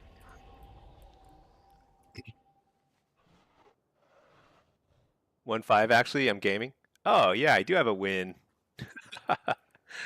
uh, you know, one thing I've noticed this season is like I, I I find it really hard, really hard to play with disc priests. I don't know what it is, but it feels like they have a negative healing modifier on with warlocks. Like they just don't do any healing with warlocks specifically.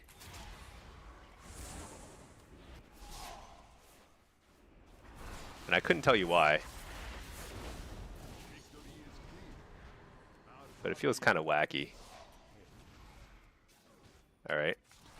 Kicks fire. I guess we're on this guy.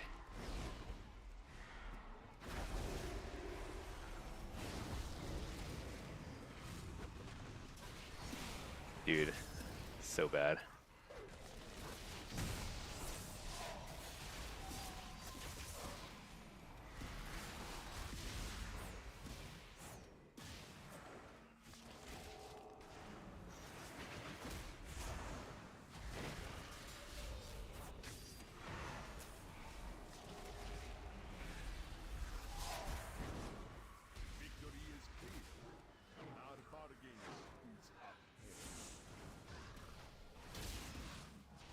Oh my gosh.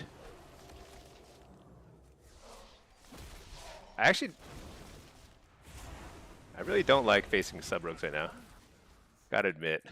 It does not feel fun or good. Alright. We won 2 games. We lost our two games. We lost two games when the priest was AFK. We lost a game when the priest came back from AFK because I ran in thinking he was still AFK. And then and that was the one win for the priest. That's actually pretty funny. That's a good way to go, you know? Let's see. Hey, Firmer Donkey, how's it going? Saturday? Yeah, having a nice lazy Saturday. Pinky's chilling. We're all chilling here. Let's see. Pack, you've been having so much fun playing AF this week. You don't know what changed? You were Destro, Andy? Yeah, dude, I don't know what it is too. I'm also having way more fun as AF too. Let's play an AF shuffle down. AF? Yeah. I'm really looking forward to Tuesday in a way that I wasn't. I mean, so we've gotten this will be 3 straight weeks of buffs for Affliction. The first set of buffs, I was like pretty excited because I was already kind of thinking that AF might be fun. The second week of buffs, I was like, okay, cool, you know, like that makes sense. But I'm already having fun. The third week is like I'm ecstatic. I'm just like, man, I'm already having fun. It's actually not as terrible, I think, as people think. And now we're not gonna be just like passable. We might actually be good. It's gonna be great. Let's see. Badonka Gronk. Nice name. As a complete classic Andy in WoW, ranked a lock in OG Classic, how difficult will it be to transition to retail? Or should you go something beginner like BM Hunter? Ah, great question. It's kind of tough to say. It depends on like what sort of like it depends on just like what your play style is. I also was a retail Andy back in the day, and I played, on and off, Kata, Burning Crusade, all that stuff. I quit for 10 years, came back to retail, and I'll tell you, the pace of the game today is so fast compared to the way it used to be. It's like for a lot of reasons. It's very twitchy, the gameplay. So that some people don't find that very comfortable. In which case, I think playing stuff that's rotationally simpler, like yeah, BM Hunter, Ret Pally, uh, I think those are the kind of like the two definite easiest options when it comes to rotations. But I think demo is actually not terrible too, rotationally. But it's a little harder to play because you get shut down a lot. So yeah, I say BM and Ret for somebody who is kind of easing back into retail. That makes a lot of sense. However, it's fun if you can handle the 1 second GCD or whatever it is now, 1.5. I don't know. It's super fast now. It's like it's very fun, but just really really crazy. Pack definitely good to play something simple to start. Yeah, I think Pack is right. I think it's like it can be overwhelming if you've mostly been playing classic. It just takes a glance at retail playstyle. But the thing is, like, it depends on what you do too. Like, if you jump into like battlegrounds and stuff, it's a little less frenetic. It can be anyway. But yeah, I think probably Affliction, Warlock, and retail is probably the hardest spec to play among DPSers. I think healing is super hard these days, but like among DPS, Affliction Lock is probably the hardest. It's extremely fast paced. You're very squishy, which is another departure from retail. Like Warlock in retail, not retail, from classic. Warlock in classic was very tanky.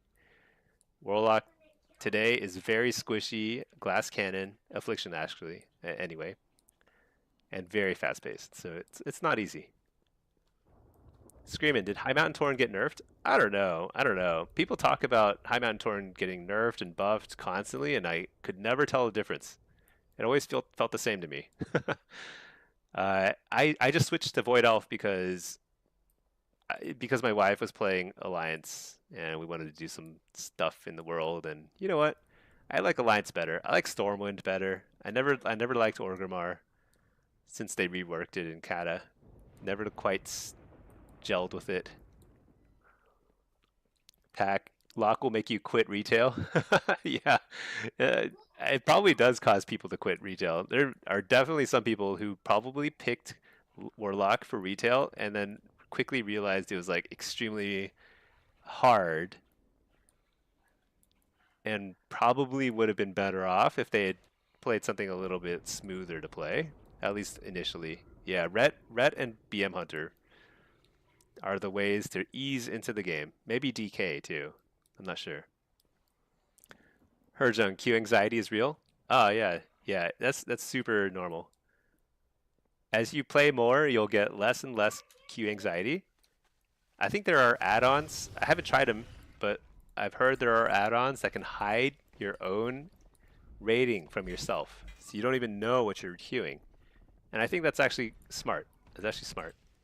Also, if you have two of the same class, so you have two warlocks, for example, and you just queue with whoever is lower rated, that will also help with queue anxiety a ton. It greatly lowers the stress associated with playing.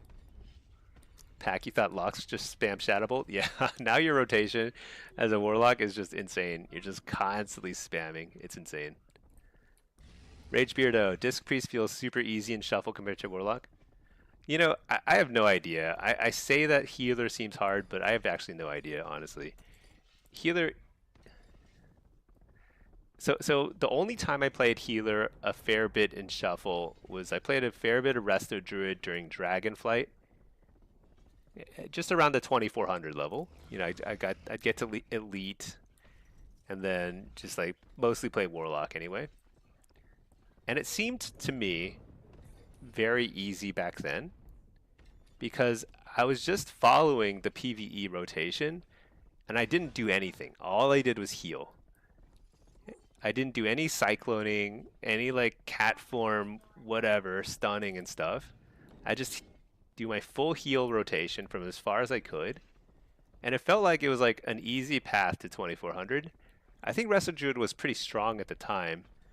But sometimes I you know, I saw like a video, I think it was today, maybe yesterday or today.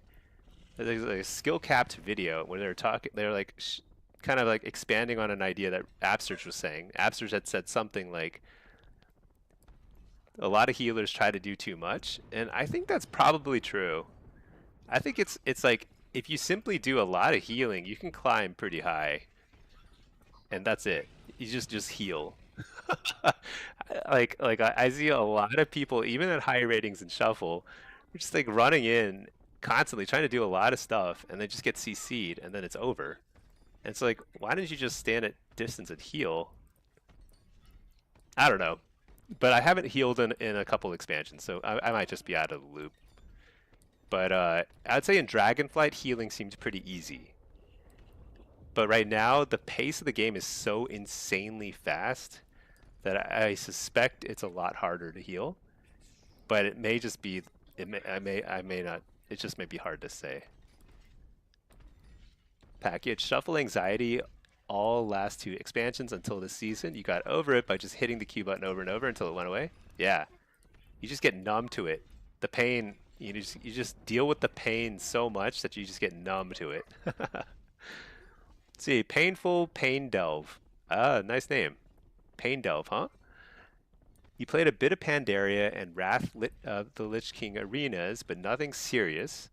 Now you started the expansion, got to 1600 Shuffle, and haven't played since it's stressful to play. Ah, yeah. So BG Blitz is chill. You wanted to hit Elite in there, but had 2000 MMR, lost a few games in a row, now 1550 and getting 8 rating for a win. Totally normal. What you're describing is a normal path of progression for everybody. Everyone goes through this. What you're describing is like first queue anxiety, which is normal.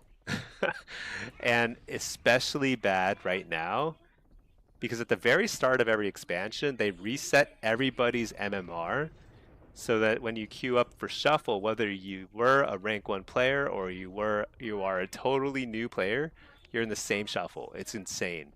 So for the first couple months of the season, it's just like so compressed. If you got to 1600 already, that means you're facing a lot of very experienced players who have a lot of gladiator titles, rank 1 titles even, and it's like it's just insane. So shuffle is very sweaty at 1600 rating and higher. Um, and then the stress of it is extreme when it's that sweaty because everyone is doing so much stuff, and people don't have enough health for whatever reason. There's not enough health in everyone's health bars, so like people just blow up randomly. It's very stressful. Blitz. The other thing you're talking about is Blitz, which is kind of really fun. It's way more chill, but there's a lot of RNG. And it's totally normal to go through crazy win streaks and loss streaks both. And truthfully, a lot of the time it's just nothing you can do about it. A lot of the time you win, you lose, and it's like it just happened on other parts of the map. Like in theory, maybe you could have done something to help out, but for most people, it's just RNG.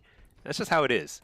And you if you are better than the competition, then you will slowly climb, but you will still go through crazy loss streaks. Your MMR will tank because in Blitz, MMR swings super fast.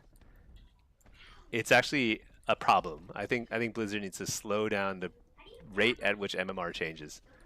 But yeah, don't fret too much. Just queue, play, accept the losses, meditate on them, and then move on. Do a little yoga or whatever. Let's see, Badonkagronk, appreciate it. You're debating between Lock, Boomy, or Hunter.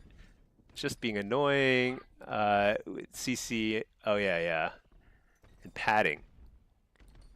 So, of those three, Hunter is absolutely going to be easier. Both Marksman and Beast Mastery. They're both very, very strong in PvP. Actually, I think everything is, all those are strong. So Warlock is super strong too. And Boomkin is always good, especially in Blitz. But I think in terms of like the kind of, in terms of what's easiest to kind of start to play and still have a high skill ceiling, and you can play it to very high ratings, have a lot of fun. I think Hunter is probably up there. It's a lot easier. It's a lot less frustrating. You won't get shut down. You can't get kicked. That completely changes the game. Boomkin is also very easy, but it can be challenging because you do have to do some like you have to change forms. There's a lot more keybinds. But yeah, I'd say BM Hunter is a very easy way to get started. Marksman is also very good, especially if you're doing Blitz. If you're up for a challenge, if you want to play like Dark Souls while everyone else is playing checkers, then you can play Warlock, which I think is super awesome and fun. And I've got a lot of guides, I'm trying to make Warlock more approachable for people, but it's definitely still at the end of the day pretty hard. Let's see, Diza, you went from 2600 MMR to 1800 in a straight loss streak yesterday. It was fun. That's exciting, dude. I feel excited for you. I've been there. There's you know what? When you're in the pit that deep, there's only one place to go, and that's up. I also have dropped 800 not MMR. So dropping 800 MMR, that can happen in like 6 games. If you just like lose a bunch of games in a row, you can drop 800 MMR fast. I dropped 800 current rating from 3200 to 2400 in the span of like I want to say like a day or two. It was like I lost like everything I touched went wrong. I lost every single round constantly. It was just the most insane thing. And it just happens sometimes. I usually don't go through loss streaks that big, but it happens. Turn it around after a while, but like it can be pretty depressing. But like MMR will swing fast. So in Blitz, strangely enough, MMR matters a lot less than current rating because of how fast MMR moves compared to current rating. In Shuffle and Arena and everything else, like MMR is way more important. It's more reflective of your skill. Desadi. Yeah, this is Sadi. You lost only 40 rating or so because MMR is above CR for the most part. Yeah, yeah. So don't read too much into MMR. It doesn't mean much because it's like almost RNG. That's your normal experience. Yeah, yeah. It takes something to lose 800 current rating. Let me tell you. I wish I had recorded that. It sounds like I'm exaggerating, but I'm actually not. I actually went from like 30, maybe it was like 3150. Like I was actually 3150 in rank 1 range last week of the season 1 of War Within, and I just lost every single game. I would win a couple here and there, but mostly lost every game for like 20 games, down to 2400, and then I'm like, which is a whole other like. I felt like I was playing a different video game at some point. Took a day off, and then started queuing again. Climbed back, clawed my way back into rank 1 range right before the end of the season. That was extremely stressful and horrible, very tilting. But it also is kind of instructive. I mean, that's actually like that's really it happens in Blitz a lot. It just happens in Blitz. Is it rookie numbers? Yeah, exactly, Bjorn. Riz Rise. Hello and good evening. Hello, how are you doing? Happy Saturday to everybody. We're just chilling, trying to catch a queue, but mostly just chatting. I've been planning. I'm going to try and record something, maybe tonight. I'm just going to record something very short. Just talk a little bit about Affliction, about some builds I'm eyeing that I think people are not really trying much, but could be pretty interesting and kind of easier for a lot of people to play. And once Affliction's buffed, I think it'll be a pretty good way to climb. Miss Casa, stop looking for easy classes. Go rule by cool, and you will have a good time after learning the class. You always fall back to lock, AF main from day one. Take a lot of breaks in the game. Try different classes. When you come back, in the end, you end up playing the class you like. So that's actually great advice. That's great advice. I play Warlock because I think it's fun. I like it. I've been playing it forever. I like having pets. I like having cool animations and spell effects. I like I just like everything about it. And I never flavor of the month reroll. I think flavor of the month rerolling is a bad idea. I think it's unsatisfying. It's like not rewarding. It's not satisfying. Yeah, it might make it a lot easier to get to like 1600, 1800 some seasons when like something is definitely overtuned. But it just doesn't feel good in the way that it does to have like a main character that you just play, you master, and you just play through thick and thin. That's more my style anyway. However, if you're like, just brand new to or like coming back to retail or like brand new to retail, there definitely, there is there are different difficulty levels for different specs. And some people are going to have more fun when the game doesn't feel as difficult. So I kind of understand that too. I don't think you should just be re-rolling constantly if you think something is stronger. Like every time so like there's a patch note every week, right? And something gets buffed, something gets nerfed. There are people out there who will completely change their main based on those patch notes. And that's insane to me because it's like, well, what are you doing? It's an RPG. Play your role, and just do it. But some people get a kick out of that. That's not for me. Right, so you tried Flavor of the Month reroll during Dragonflight when Rets were cracked and you hated it. Yeah. I mean, I think I would enjoy playing Ret. I just think it's probably a fun class to play. Spell effects are nice. You can play super offensively or super defensively. It's very flexible in that sense. It's always strong, of course. But you know what? If I would only play it if I didn't already know that I enjoyed playing Warlock. Let's see, Rice, Stinky, you just got 2-piece last night. Is 4-piece worth it? Uh, I think for Affliction, 4-piece is probably going to be worth it, but not like, it's not going to be a must-have. For demo, definitely not. Definitely not worth it. Definitely not good. For Destro, unclear. Unclear. I think I'm going to play 4-piece for Affliction and Destro. Um, I'm just going to go for it early on, and we'll see how it goes. But I suspect that Destro will probably be a little better off with just 2-piece. Which is kind of annoying, because most seasons, I feel like we just run 4-piece for all 3 specs. So it's easy to have one set of gear for everything. But I think we're going to probably diverge a little bit here this season. Right? It's Sunday there now. You're from the future. Ah, 15 hours ahead. Oh, you're on the other side of the world. That's crazy. See, Kieran, for you, it's never been the strength of the class. You just like doing everything. Yeah, yeah. So I don't want to say, if something's needed, your class, yeah. So I would say that there's a difference between Altaholics and Flavor of the Month rerollers.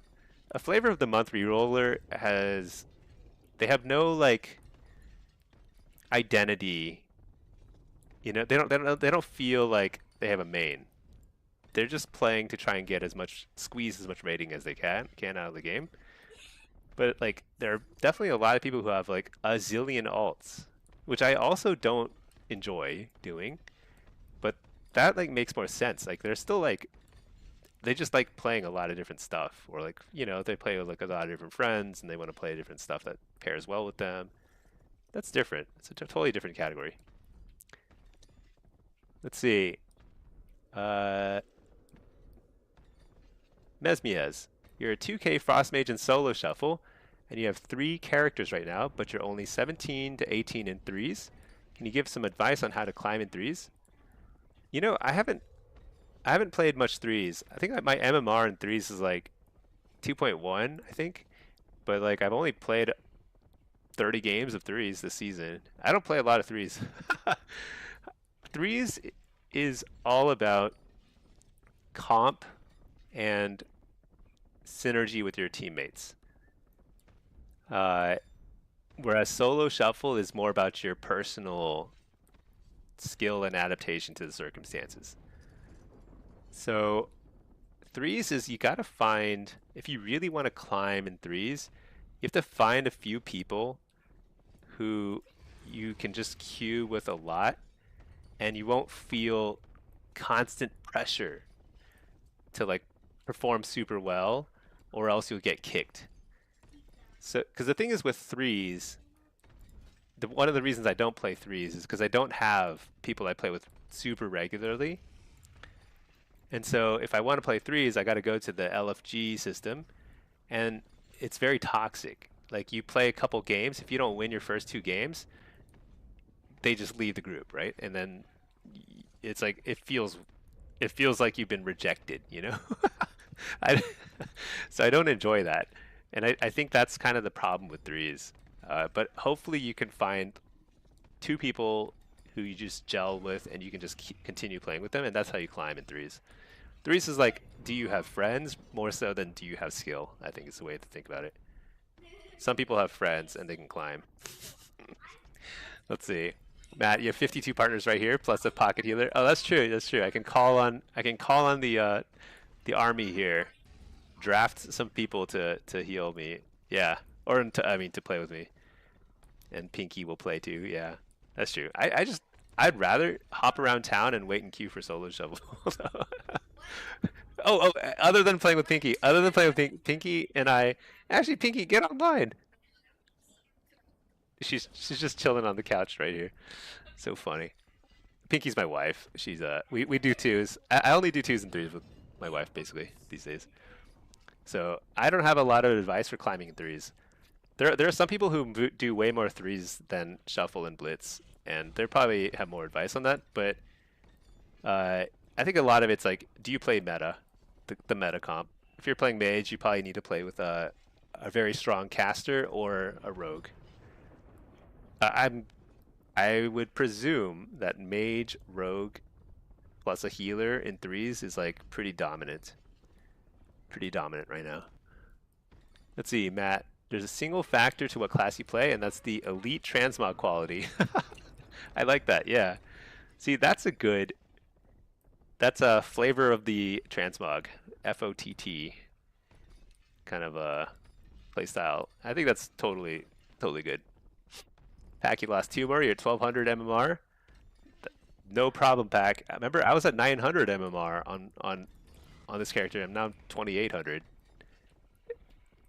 Just like it just goes up and down. Rating comes and goes, but the fun will always stick with you. Right? Maybe. See, Mescosa, yeah. But new inexperienced players are chasing top 1 numbers.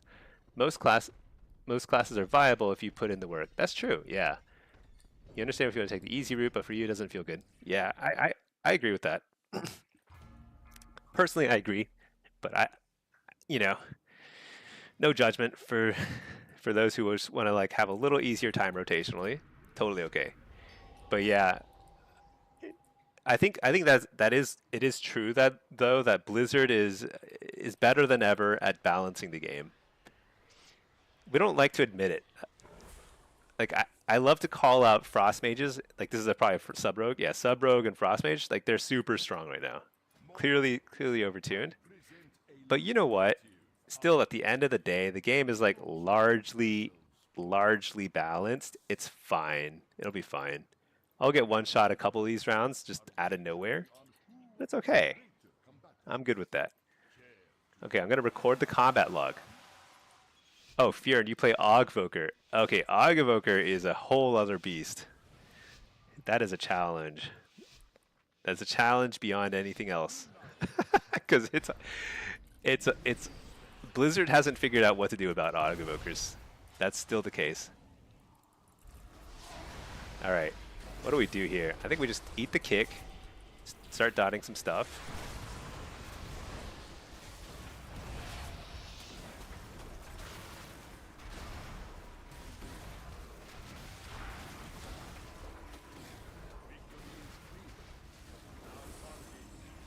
I don't like this one bit.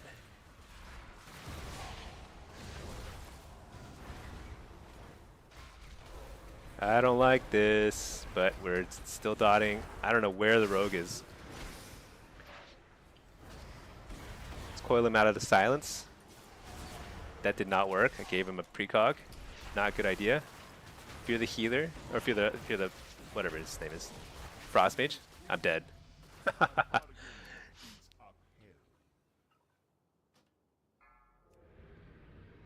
That was that did not feel good. I don't think we were even close. Yeah. Yeah, that did not feel good. It's hard for me to name one thing that went well there. How do we fix that? How do we fix that? I mean, when you have to use your wall in the first 5 seconds of I have to do that a lot with Disc. Is Disc Priest healing too low? Are they getting buffed? It feels like their healing is too low. Like I feel like I have to wall constantly. First button.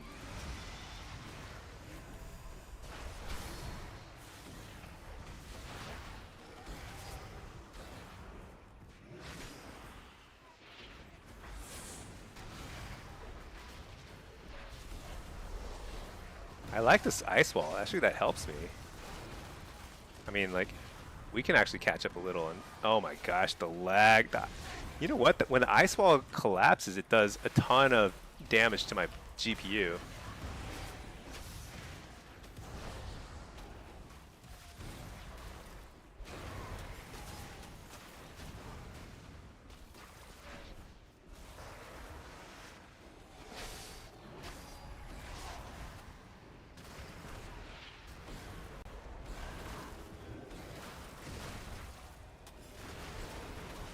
This is pretty tough, but I think I can turn it around.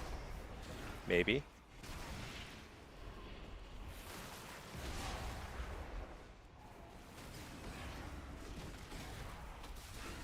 Harvest? Oh, maybe I can't.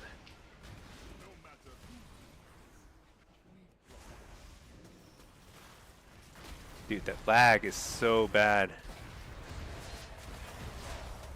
I think I used to have this issue a long time ago too. Like it just like was so laggy with frost mages and ice walls. I don't know how I fixed it. I don't remember.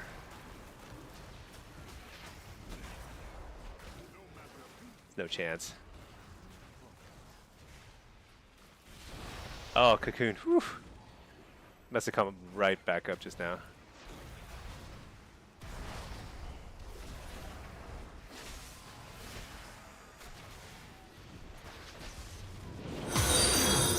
Dude, I don't know. I don't know what to say. It felt like a maybe a 2v3. That was insane. Let's see. Let's see. Og is pretty good in M+. Yeah, yeah. Og is. Oh, he spent 2 hours in LFG looking for. Oh man, 2 hours is a long time. I used to do that also, like in War Within, because I like M+, but Warlock was not very meta in M+ last season, last expansion, and so I would sit in in queue for like ever. Now I get into groups all the time, like instantly, because they're so good, Warlocks now in M+.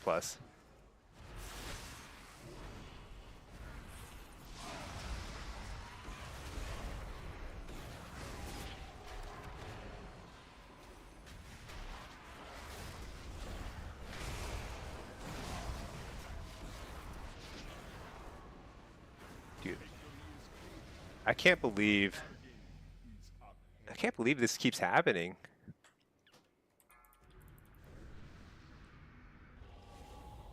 How do I get should I actually tell healers to be more aggressive with cooldowns? Like how do I get them to use like a cocoon or pain sub earlier? Because I feel like I didn't have this issue in War Within. Like I would get healers to use cooldowns before I had to wall, and it would lead to such a smoother transition to like 1 and 2 minute mark. I'd be much stronger at that point. But right now, like I literally can't get cocoons or like pain subs, and I just don't know why. It would be like difference between like winning and losing a lot of these games, I think.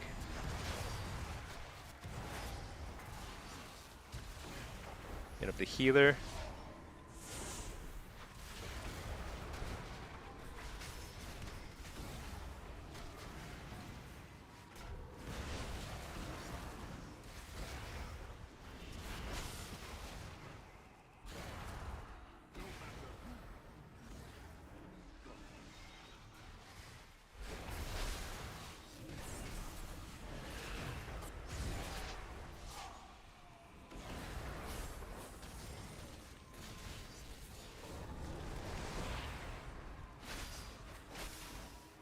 Hit up the healer. I think this is like a kill if I don't die in this burst. Am I crazy or have I still not gotten like a defensive? I'm gonna wall here.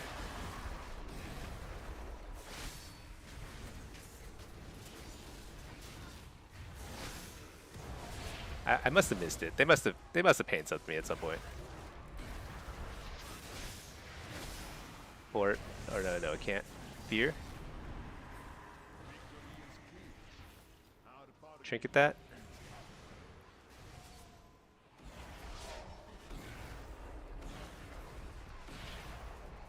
Hit up the healer. Dot him a bunch. I think I'm dead here.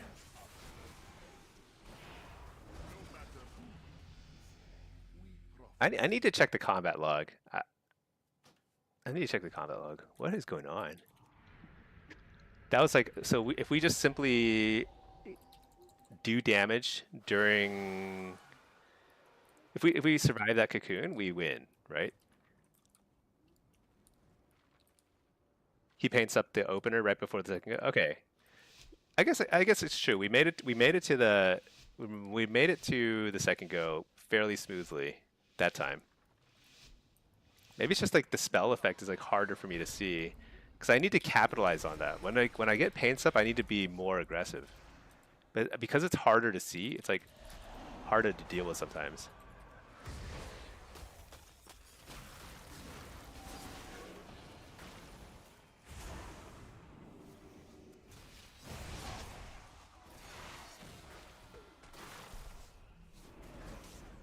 I think I eat this. There we go.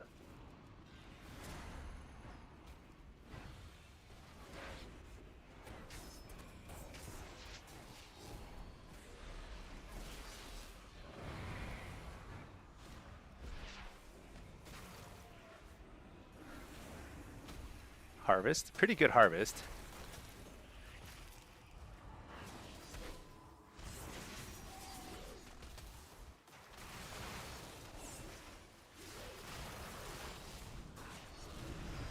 That's a great AMS or AMZ or whatever it's called, because like that saved me from having to wall there, even though he was doing all his damage. Ray of Frost nonsense. Coil this. Reflect. Interrupt the healer.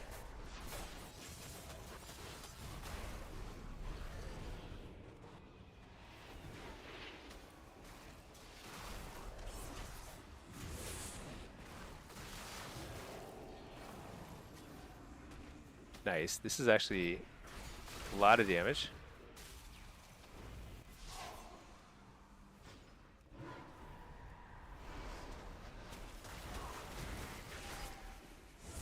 Oh no.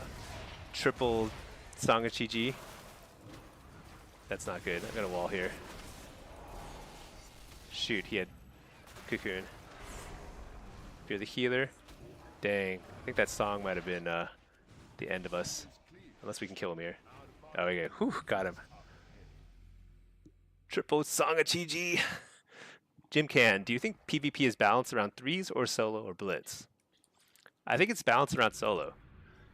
And I think the reason is, I mean, I think they do take everything into account.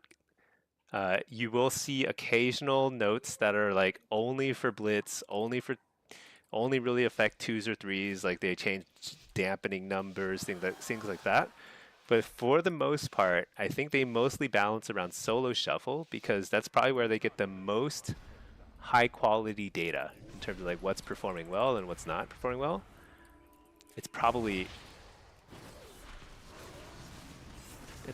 shuffle.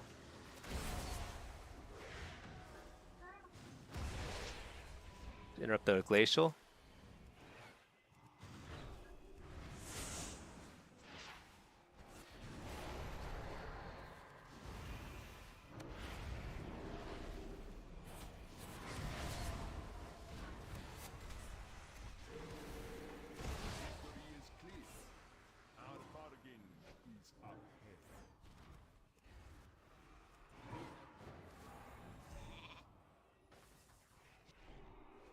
Pretty rough. I think I eat this.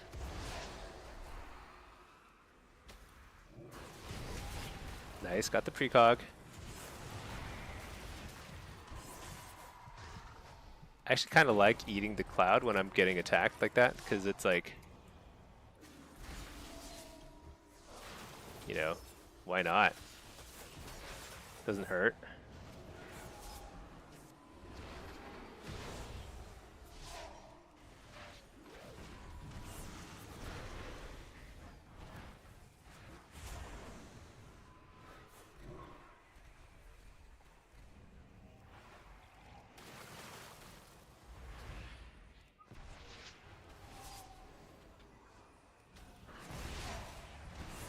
All right, here we go.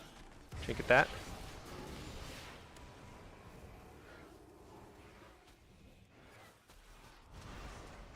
Interrupt the healer. Coil this guy. I think he dies here. Maybe not. That was actually a really nice ice wall. AoE fearing.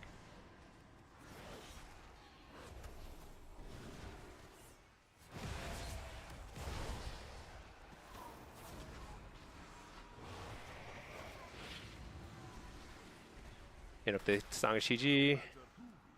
Did we get him? So close. All right. So DK went 6. You know, you know what's interesting about playing with and against DKs is they look the same when they're playing well or playing poorly. They look the same. I would never have guessed that that guy was going 6 wins. I mean, he must have been playing well, right? I mean, like he was doing a lot of damage when he was facing me, and he was surviving the Mage Rogue burst. That last round, there was a lot of scary moments for him, so he was playing well. But it's just like I have visually, it looks the exact same whether they're good or bad. It's amazing. Um, the I think I was just a little out of sync. I definitely should have won a couple of those rounds earlier. I'm just a little out of sync with my healers today. Daniel T. Smoke, 50 plus viewers? You think we made it? I don't know if we made it. Yeah, I've been averaging somewhere around 50. I get somewhere around like 60 or 70 viewers sometimes, but more like 50. Yeah, 50 viewers. It's pretty crazy. It's like so many that I can't really keep up with chat sometimes. But it's pretty great. Um, it's like just the right level where like there's a lot of it's like super fun to stream because now I get a lot of questions, uh, a lot of feedback. Everyone is super nice too. I think that we've got a nice community too. Nobody pops in here to rage at me, and that's nice. Unlike my solo shuffle lobbies where I get raged at. Let's see. Remember when dispelling UAs was scary? Yeah. You know, I didn't play my UAs very well in a couple of those rounds. There were a couple of rounds where I should have been spreading UA more until they would dispel, and then I should have stacked. And so I got a bunch of UAs removed in one go, like several times. That was pretty bad.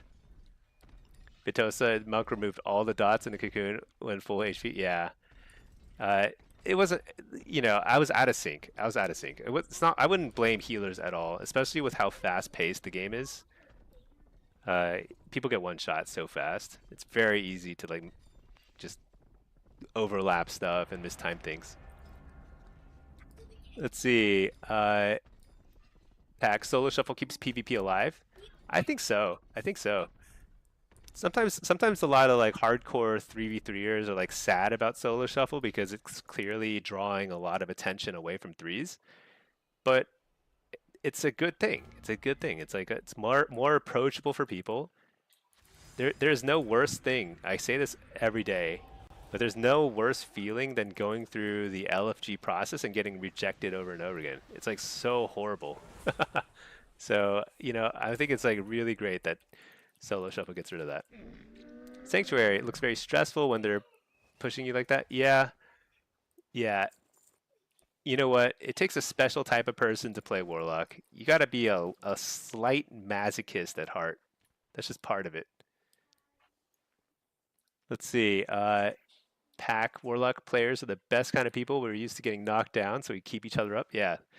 Yeah. Yeah. With the Warlock support group, that's what we are here.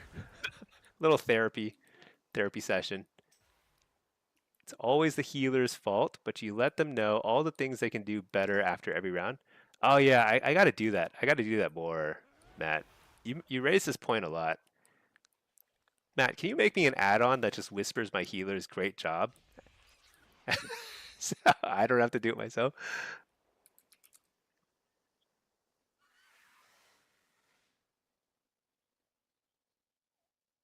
Let's see. Hold on. I just whispering.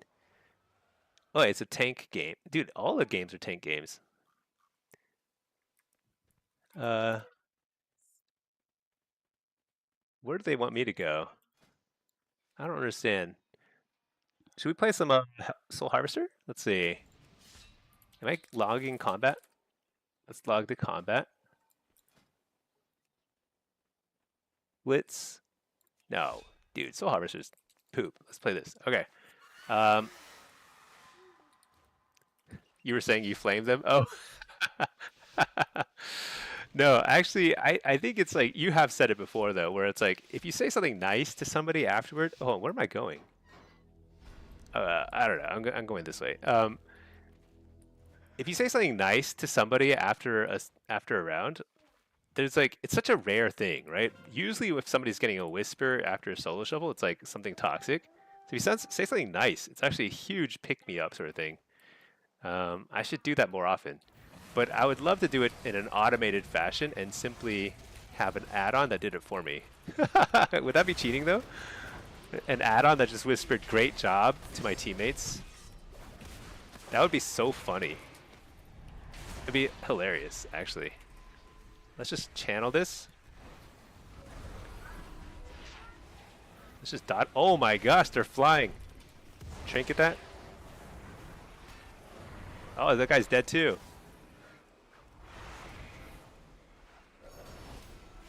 Oh, he's bubbled. So sad. Can I fear him? Oh man.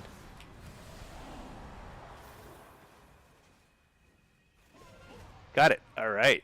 Nice. I'm just gonna hang out here. How did they fly? Did the warrior knock them off? He knocked two people off in one thingamajig. That was insane. Crazy, crazy. Okay, let's see. Great. You went 4-2 against DK Warrior? Dude, that's awesome. Congratulations. You can retire now. That's it. Doesn't get any better than that. Let's see, Blath. You can tell good DKs from bad ones by popping your reflect shield. The bad ones will try to grab. Oh yeah. Yeah, that's true. That's true. If you port and reflect and they grip you, it feels so good. Matt, you do that? Yeah, you do that. You're a positive influence on the WoW community. I need to figure out how to do that without actually being a positive influence. I need an add-on. I'm gonna make an add-on. Auto whisper add-on. Just says good job. Great try. Nice try. That'd be so funny. All right, let's see. Jim Can, your drain build feels like Legion playstyle. You wish UA dispel damage stacked like it did then. Yeah, I think there should be some stacking of UA dispel damage. It's a little too.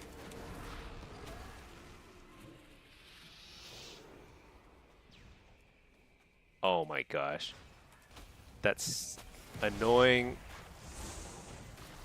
Water elemental.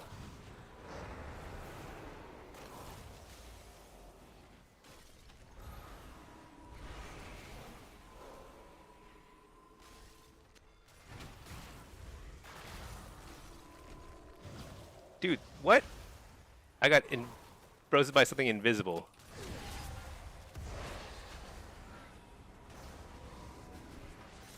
All right, can this guy be feared?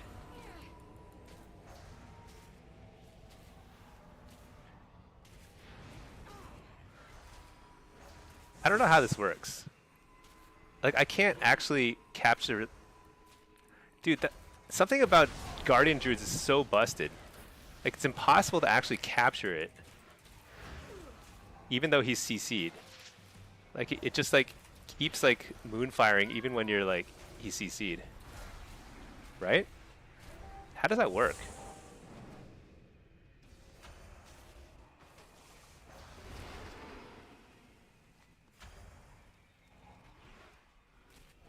This is the saddest thing I've ever seen. I think I actually need to kill him. Oh, he did it! He did it again! The warrior to the rescue. Dude, I still can't capture this thing because these. Oh my gosh.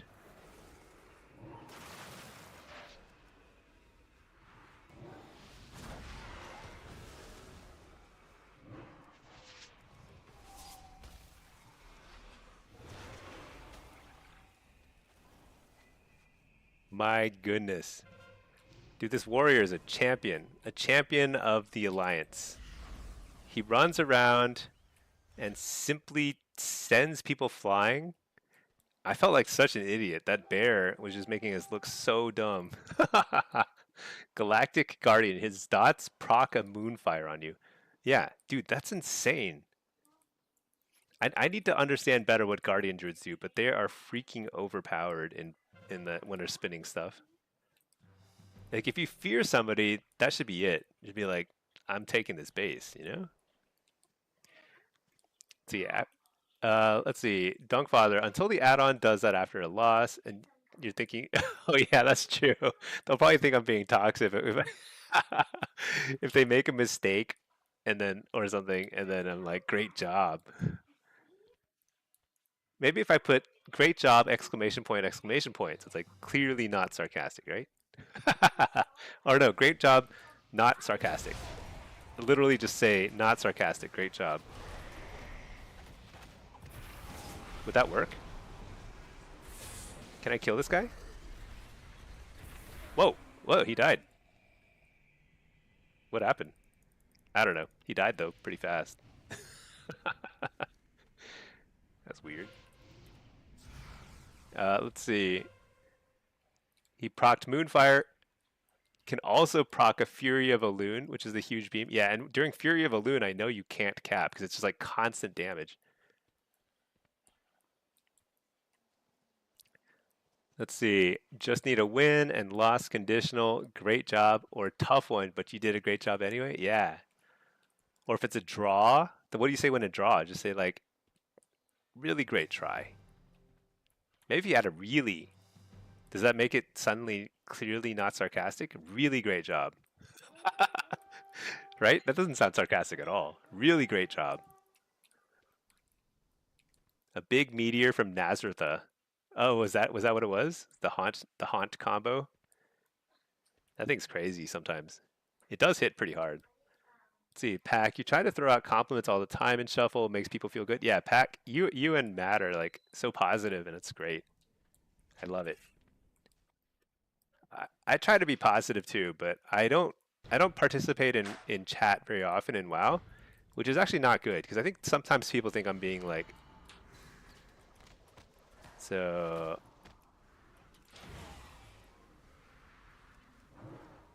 He's gonna trinket this. Here comes the look at that. Oh my gosh, this warrior's a champion. He knew the drill.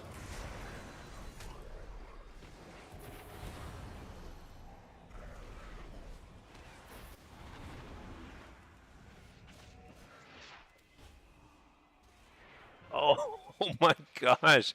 Dude, what is this warrior playing? He like punts people.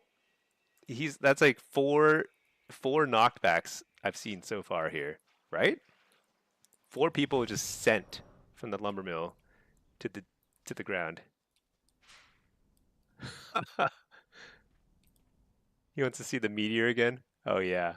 Yeah, but instead he got to see the warriors whatever that ability is, it's hilarious. It just sends him flying. You're positive to your teammates, and you take your frustrations out on your children. You only got a B, you loser. Yeah, exactly. That's totally normal. That's healthy. Myscosa, you'd say a classic GG well play doesn't seem sarcastic. It can though, right? In the right circumstance, it could. It could seem kind of sarcastic. Pack Stinky's healer gonna be like, "Oh my gosh, use your ports, new block," and he's gonna be like, "Nice heals." Yeah, dude, that actually is called for though. That would be a really good comeback because then it would only fuel their rage further. They would be so angry. They would be so angry if you responded immediately with a great heals. My gosh, that'd be amazing. The warriors from Sparta, yeah. I hope I never actually find out what their ability is. I just think some warriors can push people a little harder than others. Hold my beer warrior. Yeah, dude, he just like he would show up and just send people flying and then go off and do something else. That was like a hard carry by that warrior. All right, let's see. Fiorin, you're just sad you can't choose a class you can get with that works with friends comps. Yeah, that's the thing about threes. Like if you're focusing a lot on twos and threes, it's really hard to make random stuff work because the meta is so stale. It's like you have to play a meta comp, and it's like fixed in people's minds that you must play a meta comp, and meta comps do tend to be better. uh, it's kind of unfortunate because in solo shuffle and solo blitz, there's no meta, right? I mean, there is a meta. You'll see some certain classes more often than others, but you're not really being judged against the meta. You're being judged against your own spec and your own class. And so I think that's a better thing because when you look at the ladder, you sort it by class and spec. So you're not really like even if you're not going for rank 1 titles, you're just looking at the ladder of like all the other demonology locks.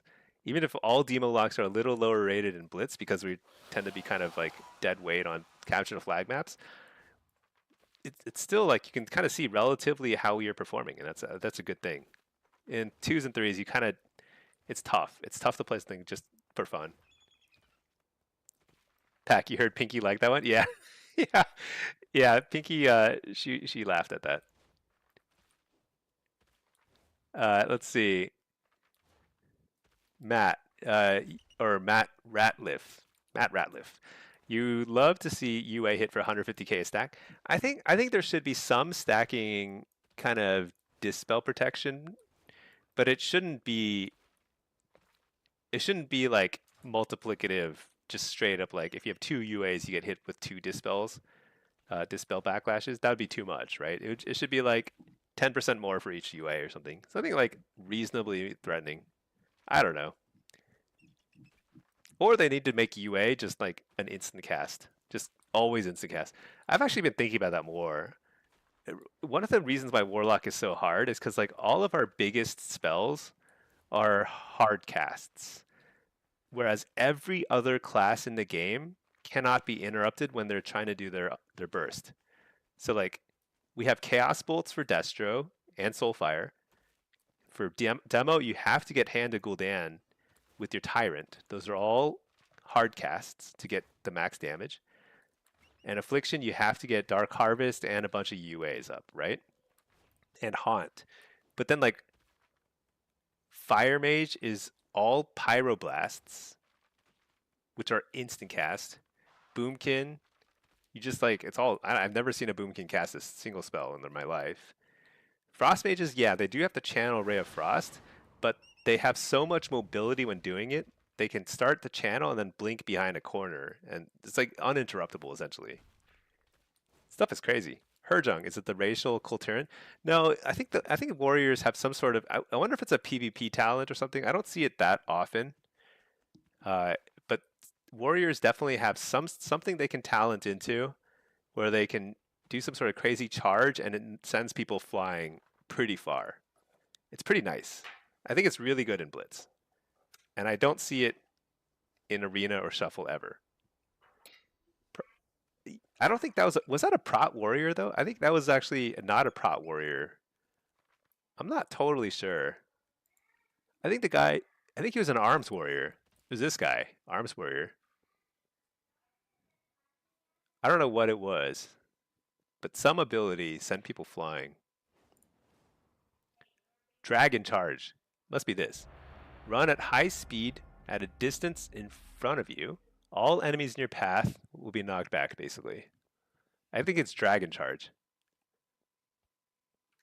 And this is a mortal strike. This is the arms warrior that was doing it. I don't know if that's a PvP talent or what, but it's pretty awesome. Definitely worth taking if you're playing Lumbermill and you're just kind of roaming around and sending people flying every now and then. Super funny. Lath, will you go for Gladiator this season? I don't know. I didn't bother doing it last season. It's just not. It's just not fun. If like if a few good people want to like sit down and just like play a bunch, I'll do it. I do enjoy playing with good people, but I don't enjoy the process of looking for people and asking for it. So I'm definitely not going to spend a lot of time in LFG looking for groups and stuff. But if I see something and I'm super bored or whatever, I might. I'm not like morally opposed to 3v3. Don't get me wrong. I think 3v3 is actually really amazing, but I just don't have the patience for it. All right, let's see. Combat log this. Oh, I'm already combat logging. Combat log. Okay, here we go. What is this? Windwalker, Sub-Rogue, and a BM Hunter. Again, BM Hunters are basically melee, so this is like a triple melee, essentially. Let's see how this goes. dot stuff. AoE fear. Sometimes you get lucky. I like to go for the lucky howl, but it would be really nice to have howl right now. That's for sure.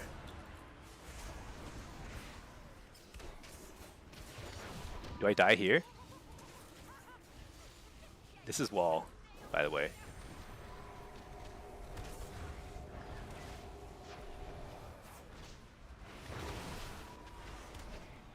Hit up the healer.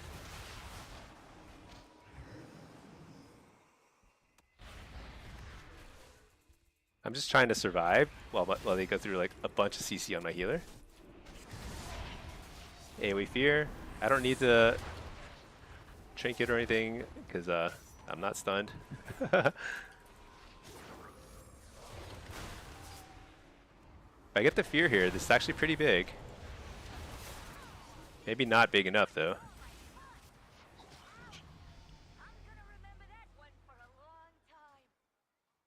Dude, I don't know.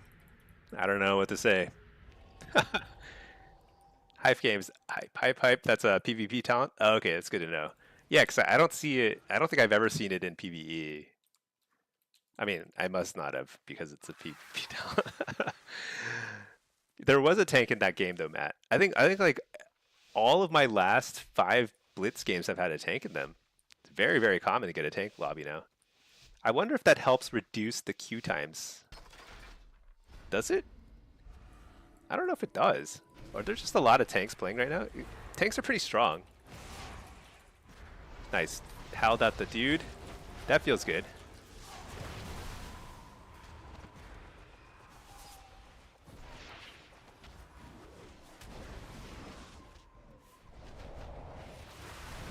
Dude, look at how much burst there is. It's so wild.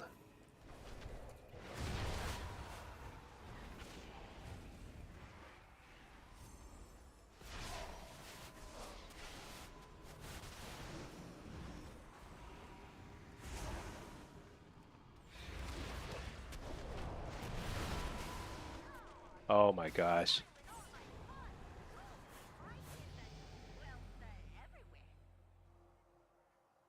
I think this might be a pretty rough lobby for me. I think with any healer other than a Disc Priest, I think maybe I'd have a chance. But every time there's a smoke bomb, it feels like there's no answer. You know, one thing I've wondered, I did encounter a Disc Priest that I thought was very strong. Oh, not long ago, but they instead of running UP, they were running Powered Barrier. I thought that was just like a way better choice. It's like it's a hard counter to a go, right?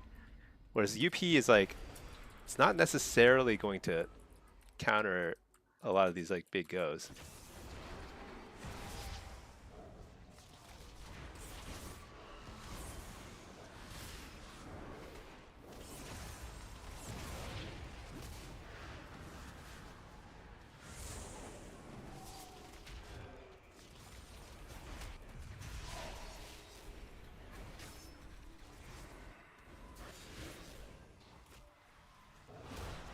So I'm just trying to keep damage going.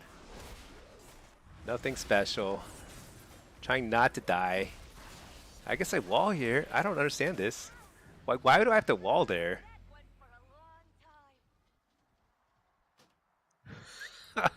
I'm just washed up. What can I say? I don't know what to do in these situations. Paints up in the air? Yeah. Do I ever play Soul Harvester? I do play Soul Harvester some. We could try it. I don't think it's going to matter much. That's not the issue here. The issue is not the damage. The issue is living for more than 0.1 seconds when they kidney me or cheap shot. The thing is, like, so you're saying, like, yeah, I should be walling at higher health. I agree. The problem is, I shouldn't have to wall before they use their defensive cooldowns. I mean, their cooldowns on me. Because it's such a disadvantage. But, like, maybe my way of thinking is a little, like, old-fashioned.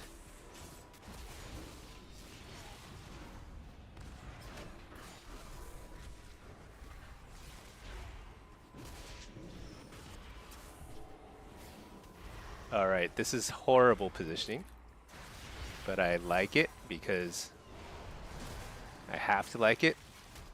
Like, I can't even...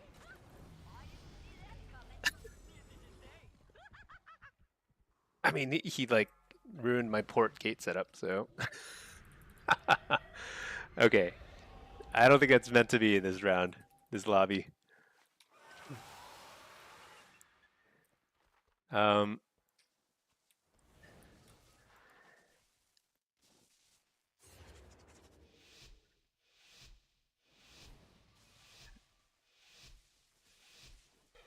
I just don't know. I mean, I need to get paints up early, and then I need to make the most of it. That's all there is to it. I need to not get gripped into the open like that again. Let's see.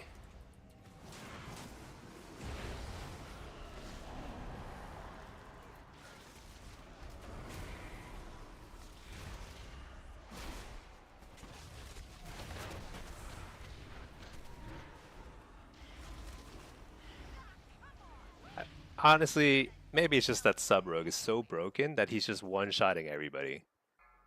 Like, what can an enemy healer do against that? You have 0.3 seconds to you have 0.3 seconds to do some like a void shift, which no longer is in the game. They didn't press anything. I mean, what can you press in 0.3 seconds? He went from 100 to 0 in no time at all. Yeah, they got to increase people's stamina. This is just it's just not insane. It's just not acceptable. This level of damage.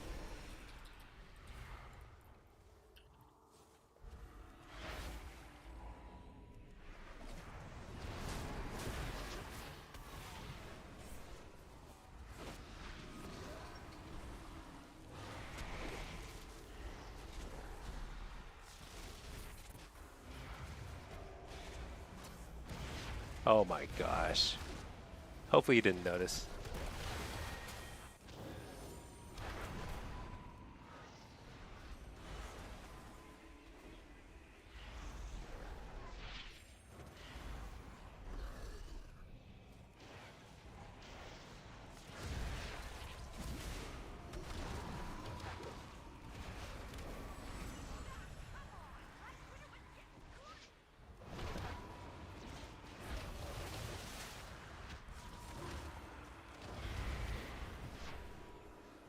You're the healer again. Reef, you're out of that.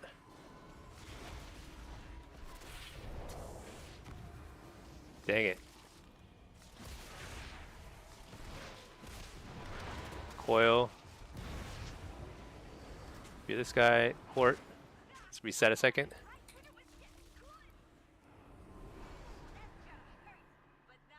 That's probably the easiest 6-0 for that rogue ever. I mean, every time he pressed his damage cooldown, it's just like, he just instant deleted somebody. Is a 10% damage nerf gonna fix that? I actually don't think it's gonna fix that. I think sub rogue damage is like almost like 20 to 30% too high right now during their burst. I mean, I would be comfortable with them shifting more damage, like so they have higher throughput, because their throughput damage is like not that high in PvP. But that burst is just so wild. So wild. All right, let's see. Monk and sub rogue with your healer and priest. Good luck. Yeah, that was not easy. I don't even think any of the first 4 rounds.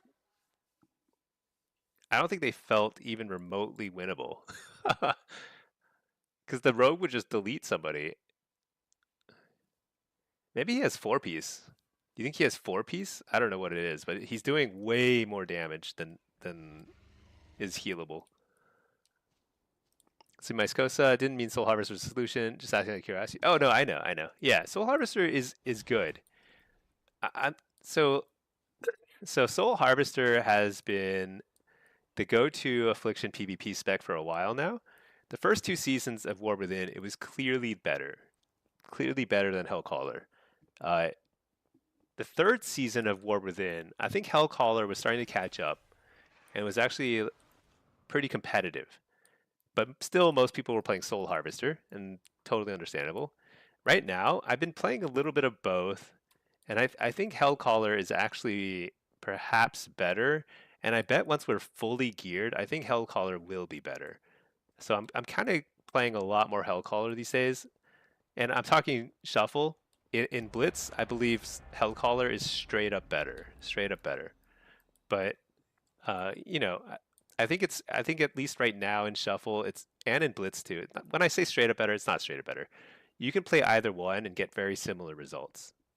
But I think Hellcaller is easier to play and probably what I would recommend for most people to play because it's easier and it's harder to get hard. It's like less frustrating. You don't get shut down as much. Pop in. Any thoughts on Frost DK? I don't see it very often, but I think Frost DK is good. Every time I see a Frost DK, they do very scary amounts of damage. Very scary. And I don't see them that often. Almost every DK is playing Unholy, but I think Frost DK seems to me to be pretty comparable, if not better. Let's see, Bar, any 2.8 lobbies? I think I got one earlier. I've been getting some 2.8, 2.7 lobbies, something like that. I guess I'm 2830 right now. Let's see. Hive Games. After doing a quick look at the shuffle leaderboards, when you talk about tanks in arena, rank 1 overall as a prot pally, dude, I don't even want to know that. Why did you tell me that, Hive? No. Oh, it's frustrating. Prot pally is number 1 on the ladder. That's sad. I don't know. It's sad. Um, it's just like I don't know. It's just not fun for everybody else. I think prop pally is getting nerfed though in PvP, so I guess it makes sense that they're finally addressing it. But I don't know. It's just not. It's not something I think is good. Blitz, totally different story. Blitz, I'm all for tanks. Shuffle, I don't know. Nemenon, not much of a nerf. I don't even know what it is. It might be it might not need a whole lot of a nerf for it to get in line because like their damage is I'm sure their damage is still not even like super high right now, but it needs to be considerably lower for it to make up for the fact that they have so much utility. Unholy, let's see. Is it a BBP setting that shows the silhouette who's attacking on frames in S Arena? No, that's actually an S Arena setting. I'm pretty sure. Slash S Arena. Uh,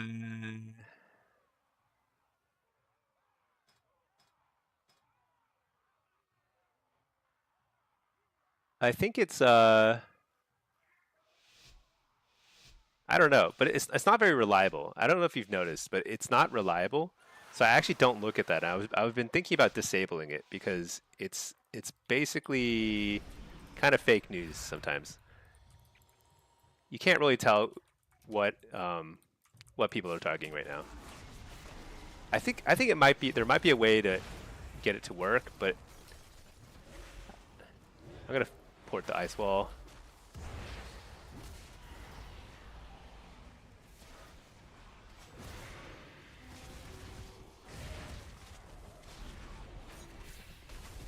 Gonna send a little damage. Just a little. Man, that's done. Big kick. Nice.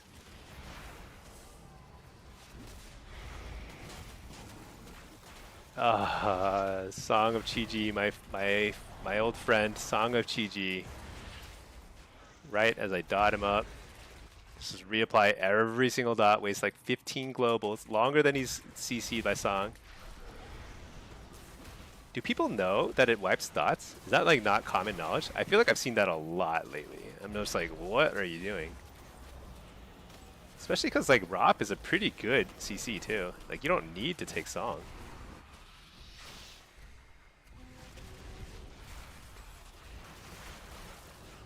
Oh no, I walled way too late there. I walled way too late.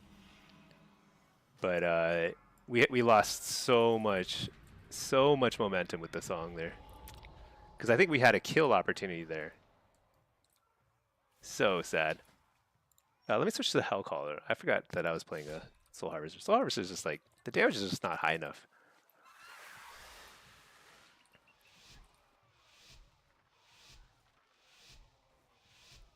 Let's see, Pack, your pet keeps dying in Shuffle? Yeah, pets are way too squishy.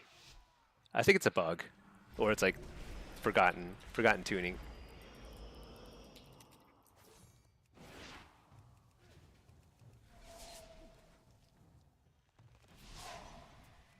At least I can't get Song of Chi-Ji this game.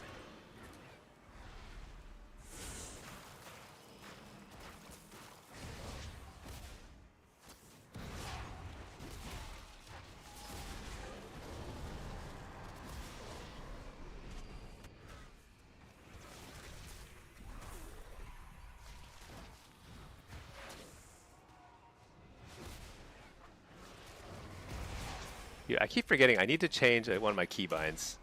I think one of them has been broken for a while now.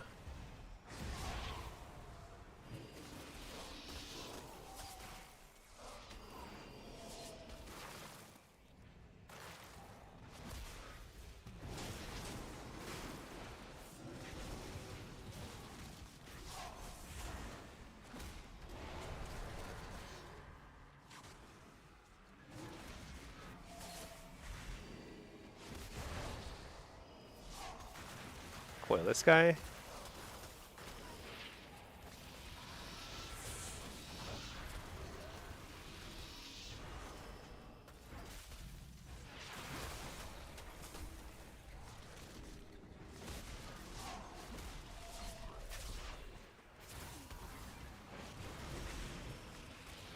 Port. Oh my gosh.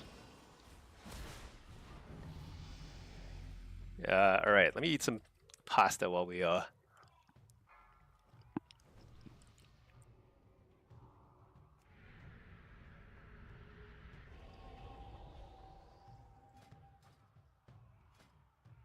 right. I've been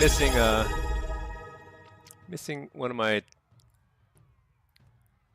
Oh, thank you for subbing, Wired Controller. I appreciate that. Hold on, I need to remember one of my keybinds. Dang it, I can't remember. Can't find it.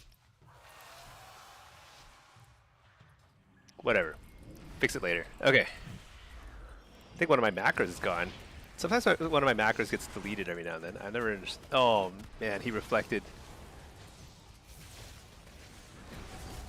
Here we fear.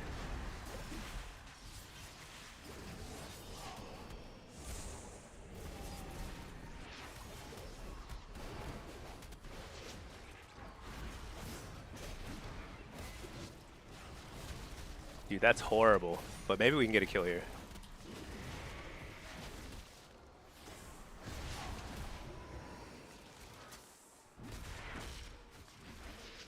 And the whole name of the game is just like spam your cooldowns. It's just insane.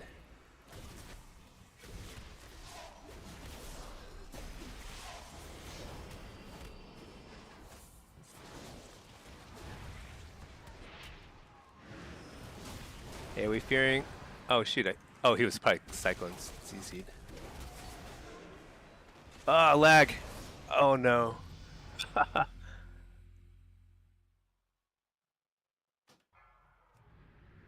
I don't think it would have mattered, but that lag was pretty annoying. I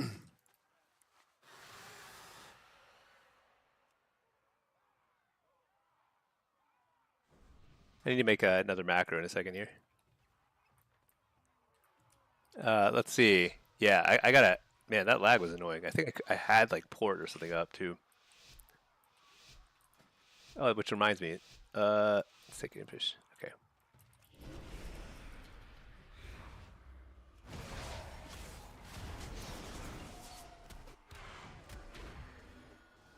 What?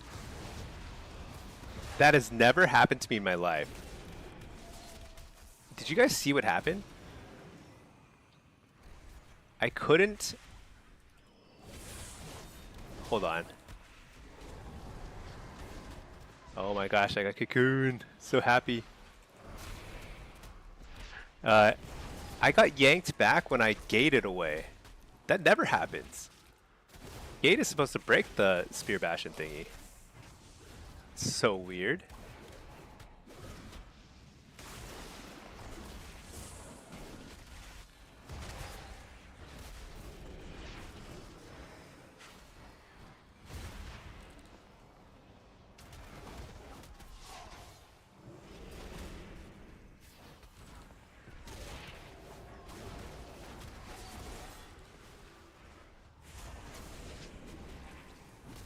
Nice. Let's get a full channel here. A lot of damage. Coil.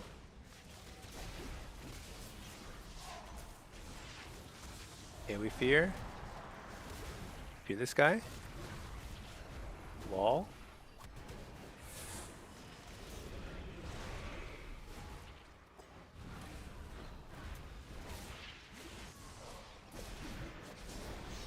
Alright, that time I tried to pour it out a spear, and that doesn't work. That much I know.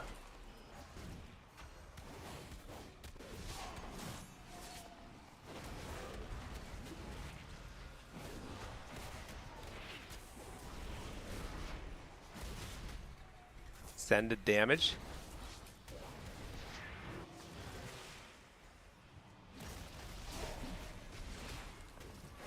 Coil this guy.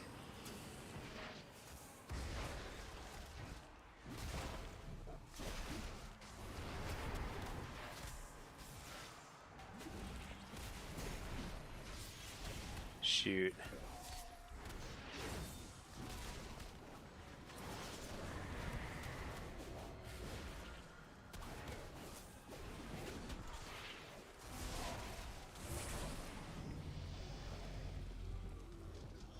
I think we should have won that. Personally. Personally, I think we should have won that. That seems insane that we lost that, actually. I feel like we had a lot of pressure. All we needed was, what did we need? What was the damage like on the last round?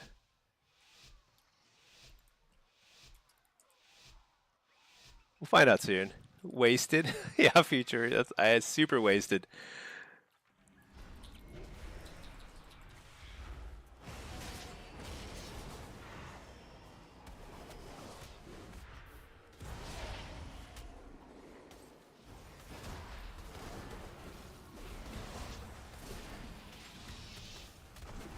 Dude, this ice wall is amazing. It's totally screwed up their healer. Oh, maybe it screws up us too.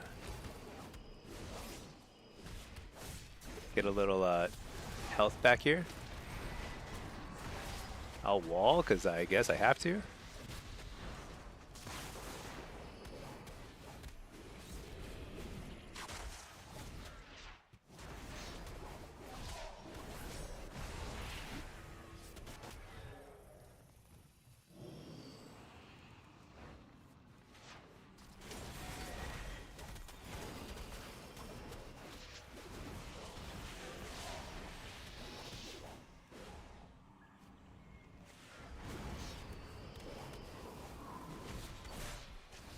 Hit up the healer.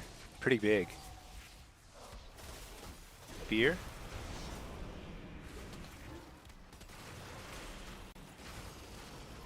Big damage here.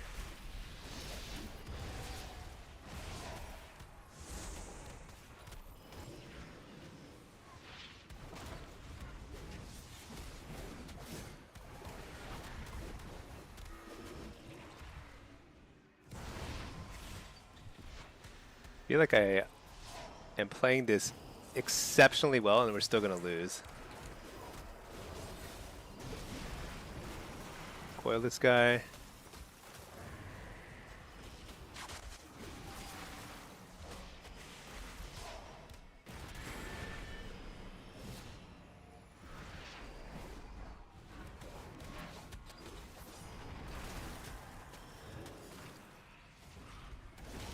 Oh shoot, that was bad. Wasted dang, that's probably game.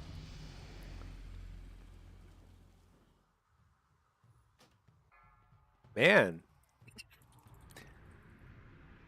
I don't know why I'm struggling all of a sudden. I feel like normally I like crush this kind of lobby. But then again, Frost Mage. Frost Mage and Warrior just kind of crushing me. Who knows? All right, let's see. Future, you have 1.7 scared of queuing? Don't be scared. Queue up. Let's see, Pack.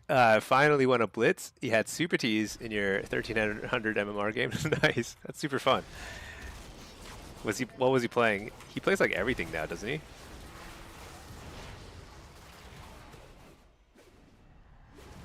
No. No, no, no. Am I really gonna die?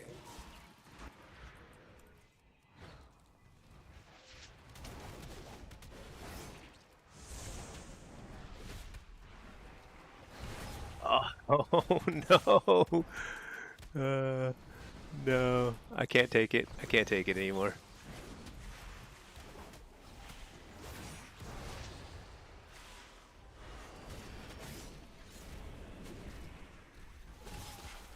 The Song of Chi-Ji is just too much for me to bear.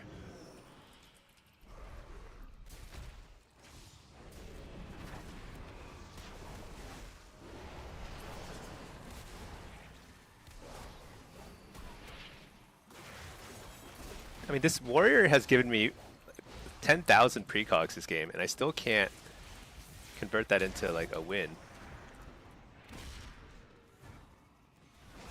But my experience with like precog back in like the day is like it was like sort of like a guaranteed pressure. If you, I think I'm just not playing right. Why am I not able to convert precogs into pressure right now?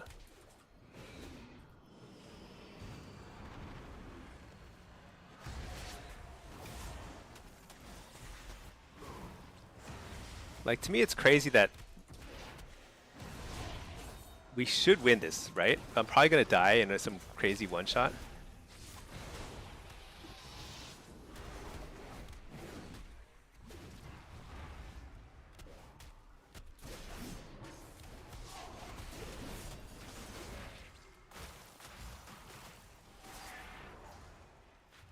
Okay, we won. I think I've just gotten so pessimistic about getting one-shot that I was like, okay, I get 55 precogs. I get every fear I want, all the dots, and I just couldn't kill somebody. But you know what? Sometimes you just get a little unlucky. Don't get the crits you need, huh? Let's just chalk it up to crits. All right, let's see. Let me catch up on chats. I'm also trying to eat some dinner at the same time. We've slowly climbed from 1950 to 1814. Pretty nice, solid climb. Let's see. Shu 1452. You've been playing Drain Soul a bit. When you get those free cast moments, it procs shard instability. Okay, you know what? You know what? Let's do it. Let's do it. Let's get some Drain Soul going. Solo.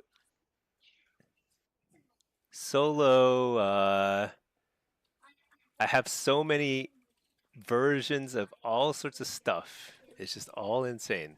Let's just do it. Let's just do it. Drain Soul. Everyone's talking about it. I haven't loved it, but sometimes you just have to try it.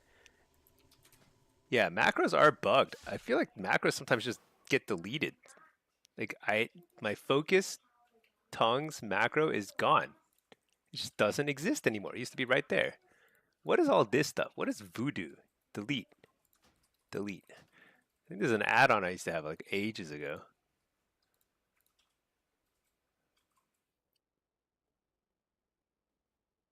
Let's copy this. Make a new one. New macro. And this one's going to be at focus. Whoops, why did I close it? Now here's the annoying part about macros is now I have to update all my bars. Oh my god, that's so many bars. There's probably a better way to do this. As far as I know, I have to manually apply it to every single one of these bars. See, Demolock is officially the lowest average DPS in Blitz if you don't count AUG. I think that's possible. That's possible. It's possible. But that's only because Demolocks get sent to defend bases instead of pumping at team fights. So don't read too much into that. At Arena's also lowest? Yeah, okay. It might be. It might be. I feel like I've had some pretty good rounds as demo lately, and like I also was kind of at the bottom of the meter. It's kind of rough. But that was true in the War Within too. All of War Within, we were basically just kind of garbage in terms of damage, but super super great in terms of like utility. So you just can't have it all. Let's see. ZJD, they took out Malefic Rapture, made UA stackable. So it's it's good and bad. It's good and bad. I think it's harder to play well now because you have to be smart about it. You can't just like spend all your shards on something that will get, of course, get dispelled. You have to like be smarter about timing all your shards spent so that you are not getting dispelled right away. So like right after dispel, that's when you send all your shards, that kind of stuff.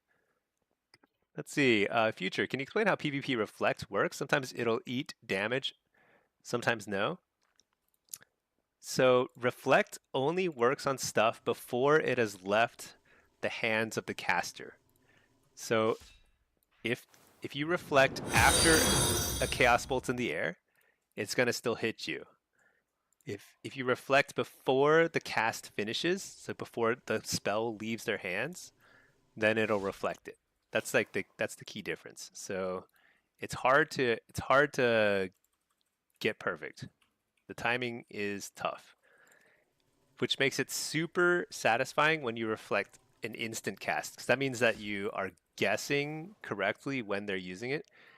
For example, like Hammer of Justice or Mortal Coil, stuff like that. You have to guess before they actually cast it that it's coming, and then you reflect it, and that feels terrific. See, Destra's doing pretty well. Af is currently slightly below middle. Well, we're going to take Af to the top soon, so I'm okay with that. We want people to, let's see, we want people to think that Af is bad. That's what we're doing. We're still sandbagging. We don't want 3 weeks of buffs. We want 4. 4 weeks of buffs. Let's see, Pack, you finally... Oh, yeah, that's right. Supatis was playing Hunter. That's pretty funny. Yeah, he plays a lot of stuff now. Let's see, what did I miss? Hive Games, you feel like macros are bugged. Every single time you make a pet attack macro on your Hunter, the macro is deleted. Yeah, macros get deleted randomly. I actually think like let me log out and back in, because sometimes like I think that helps save the macros or something. I don't know what it is. It's kind of weird. Weird stuff happening behind the scenes there. Let's eat some pasta.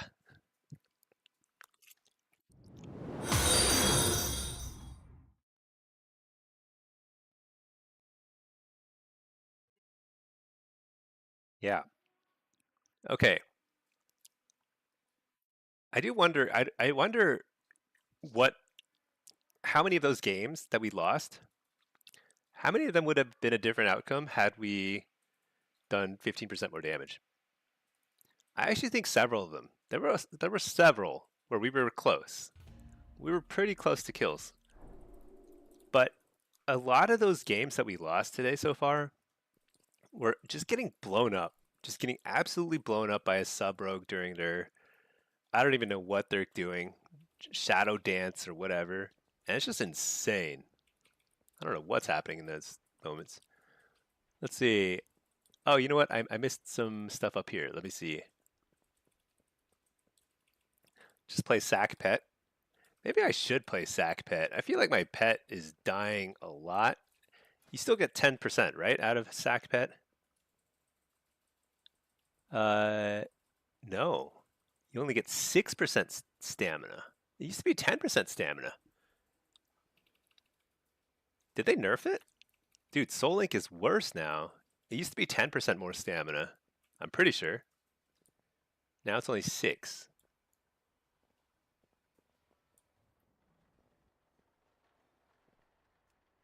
That's pretty rough. That is pretty rough.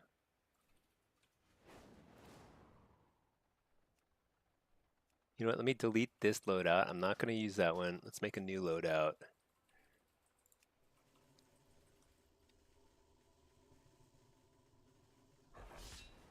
Let's see, new loadout, solo SH drain. Okay.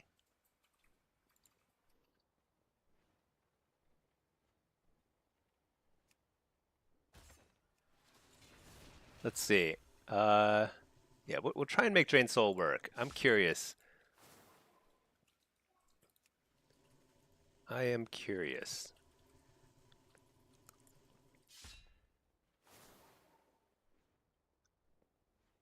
Let's see, Matt. Did I see your previous messages? Oh, I might have missed them. Sorry. Sorry, Matt. Pika was getting shut down last night in threes on what people were doing to neutralize him. Let me see. Let me scroll up. Sorry, I am bad at. Oh, let's see. Pika was struggling on sub and threes because everyone they face just ultra focused him and never let him out of CC and slows. In threes? Yeah. Interesting. I mean, that's kind of interesting. I don't know. I don't know, honestly. Is Shared Fate also or Feast of Souls the play? I assume he was playing at super high rating, is my assumption. So probably playing people who are very coordinated and able to like keep CC on him. I'm curious. I don't know.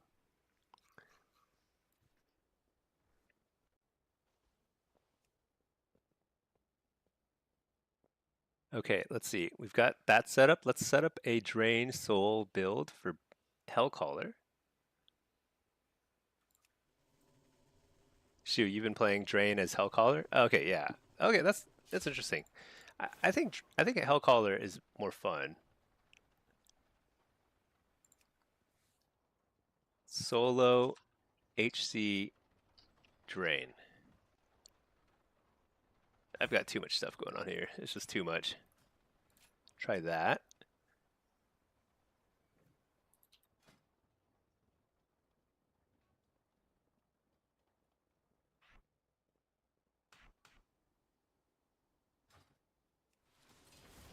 You had a similar experience when you were running threes with Party Waffles. They would look for your dance, make sure you were removed from the game. Yeah. I could see in threes it being like that's like the clear strategy. You got to shut it down. But what do I do as an Afflock to try and shut down a rogue who's dancing? I just don't think I have anything.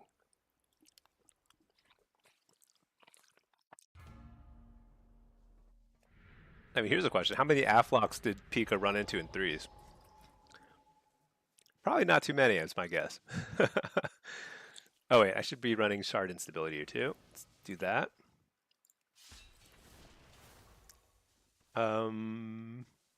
Let's see. Let's try this. Let's try this. What are we facing? Bunch of melee yet again. This will be great. Great combat log. We're gonna try it.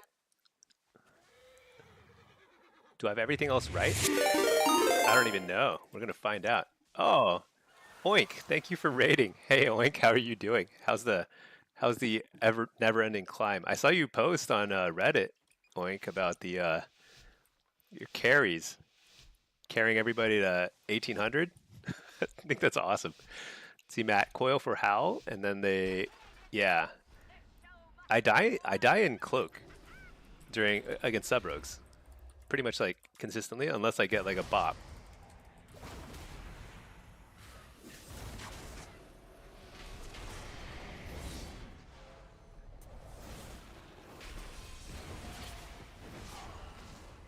All right, let's coil this guy.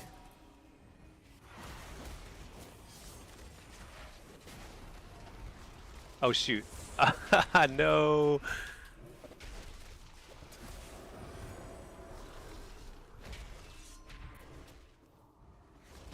I totally messed up my first go.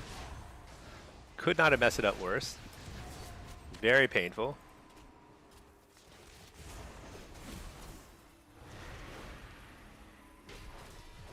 Interrupt the healer. Shoot. Oh yeah, totally fine, totally fine. Don't worry. Don't worry, everybody. We're under control. Oh my lordy. So stressed. So stressed out. Oh, harvest, harvest. Interrupt. You're the healer. Drain him. Nightfall drain. No. Port. I'm fine, I'm fine, I'm fine, right? No. Oh my gosh, that was terrible. They... So that felt great. It felt great. I'm gonna try it again. It felt horrible and great at the same time, and that's a good sign. That means that like we might be on, you might be onto something. But I need to do a little bit. I need to do a deep dive into the combat log after. So the damage is feeling good, but the man, I am squish. I'm squish, squish, squish. I think I need more versatility.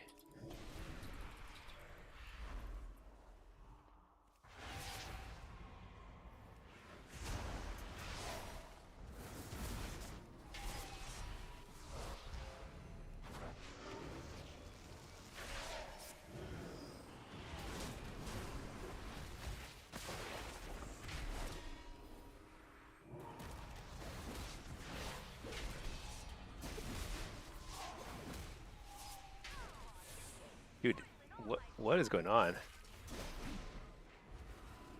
Lag is what's going on.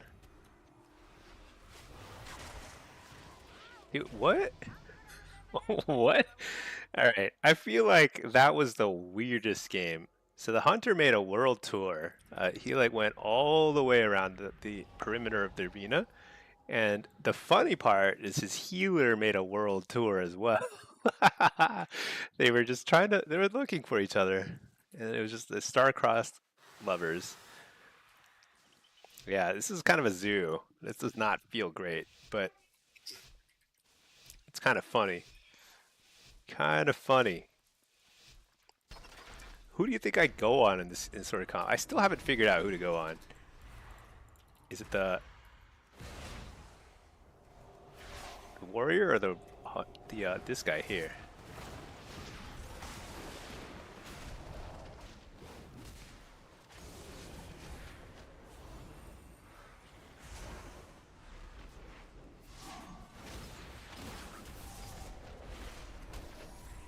Big drain. Interrupt the penance. Is he dead? He's goner. This map is a mess. Yeah. So this has generally been the better. The priest is like, I really don't want to play. Uh, uh, that's the life of a healer, you know. The healer life is tough, dude. It is tough. See, monks have less magic resistance than they did last expansion, if that means anything. Yeah, they reflect. Do they reflect less damage too? How does that work? I think they reflect less damage. Like, I used to just kill myself on Touch of Karma all the time. Now I just kill myself on their feet and their punches, their feet and fists. Oh my gosh, what's going on over there? Dude, that guy is like he like dive bombed them. I like that. That is brave.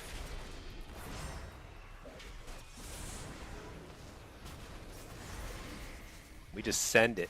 Send it.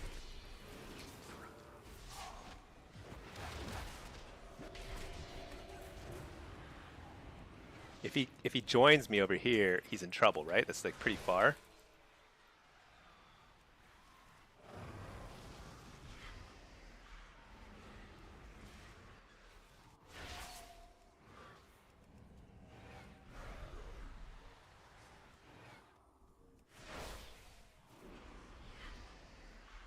Dude, I think the damage is pretty good. Dude, I just like he's just dead. What the?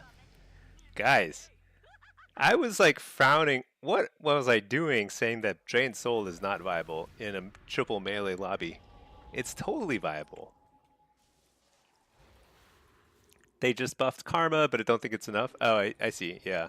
Matt, you know you hate kiting, but Windwalker is just more susceptible to exhaust. They have 2 slow breaks, but you can just insta reapply. Oh, interesting. Yeah, I think especially in this lobby, they don't really like. I think exhaustion is definitely super useful here because they don't have a lot of ways. Nobody here has a lot of ways of breaking exhaust.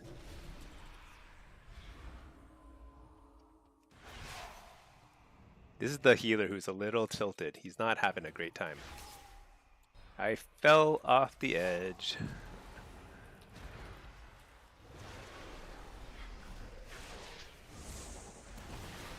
Uh-oh, what's going on here?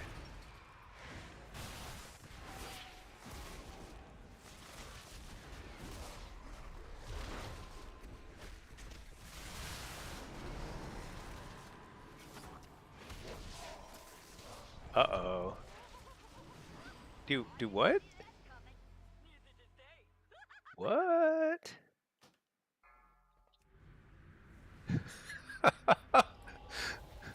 I I think I can't explain what happened. I think I would need I need Venruki or a Subsupites, like a professional, to come in here and just help explain what happened. Okay, I think what's happening is this healer is go. This guy is a little tilted. I don't know if you can read his chat, but he's saying he's in all caps now. He's speaking in all caps, which is kind of like that's code for things are happening. Things are happening and they're good. They might be good. They might not be good. Right now it's not good.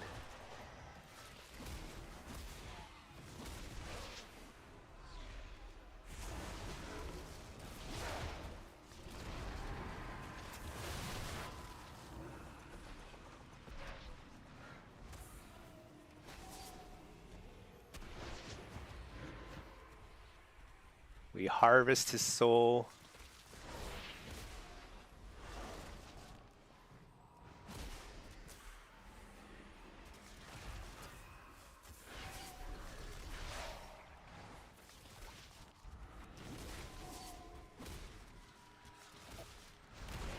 What the?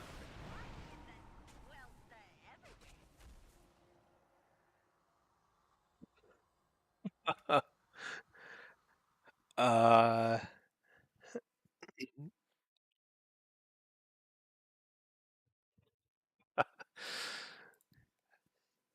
how do I even like? How do I even unpack what happened there? I think literally we're at the point in the game where like with the game balanced with stamina so low that like literally if you blink you die. You just die. I if you blink for a little long, like you have like a slightly longer blink than usual, it's super over.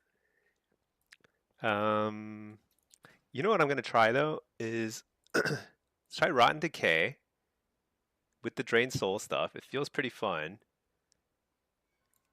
Probably ditch Nether Ward for a lot of times, and we'll get Impish Instincts or Soul Rip. Let's see. I see some. It's kind of fun. The priest getting primed to make toast in the tub after. I don't know if he's gonna make toast in the tub, but his keyboard is breaking. He's losing keys as we speak. Every game in every lobby, he's just like smashing that keyboard. Insane. Siri, are you the only one that thinks Drain Soul feels bad? You swear sometimes you click it, doesn't go off, feels super delayed. Ah, yeah, it does feel weird sometimes. And it's kind of clunky because it's hard to use it with Nightfall. I actually don't know what the optimal thing to do is. If if Nightfall procs while you are casting Drain Soul, do you cancel and cast another Drain Soul? It's probably better in PvP. I bet in PvE that's the wrong thing to do, but it's one of those things that like yeah, there's a lot to Drain Soul that if you don't use it a lot, which I don't use it a lot, I don't really know what the optimal way to play it. But oh, here's what I'll say. This is the secret. You need a Drain Soul macro. You need this. This is your Drain Soul macro. Slash cast, in brackets, no channeling. Now, it says Shadow Bolt, but that's because Shadow Bolt and Drain Soul are now the same spell. You can only have one or the other. You could just use this on your bars wherever Shadow Bolt is, and it'll replace it with Drain Soul when you have Drain Soul talented. This is going to make it so you can spam the key, and it'll drain soul without it canceling, which is actually pretty nice. It's pretty nice. Like you'll get used to it pretty quick. Which it means though is like to cancel your drain soul and replace it with a nightfall one, you have to like move or something like that. But no channeling is pretty OP. Try that. In brackets, no channeling. Slash cast, no channeling. Shadow Bolt or Drain Soul or whatever. Let's see, Shu, 14. You want to take Rotten Decay, but think Soul Rip has to be an auto lock. Yeah, actually Soul Rip probably does have a lot of value right now. You're right. Like right there, Soul Rip might have saved me a little bit of damage and just like, I don't know. It just dies so fast. It's crazy. Let's see, Matt, you have 1650 Conquest on 3 characters banked. Nobody's buying anything. I don't think Murloc is super reliable early in the season too, because like not everyone's playing, and the people who are playing, it's just blind leading the blind, and nobody knows anything. So I just spend it. Who cares? 800 per week is a lot. I think we're gonna get fully capped gear pretty fast.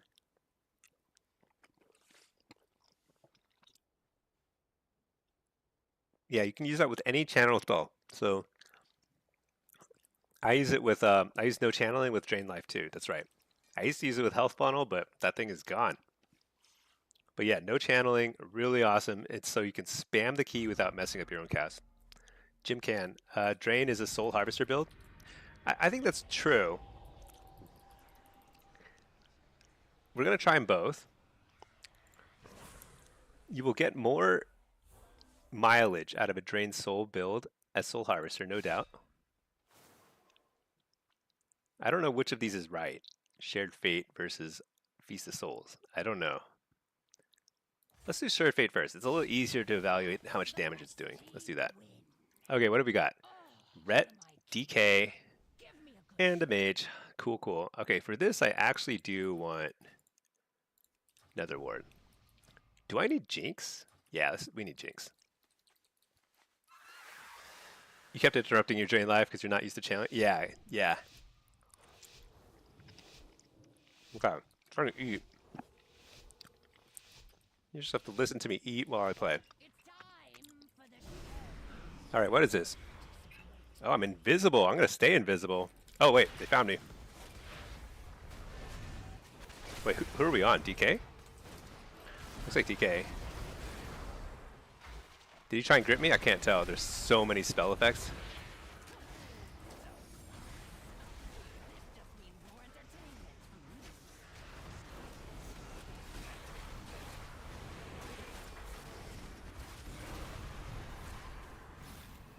Dude, what the CC up the wazoo?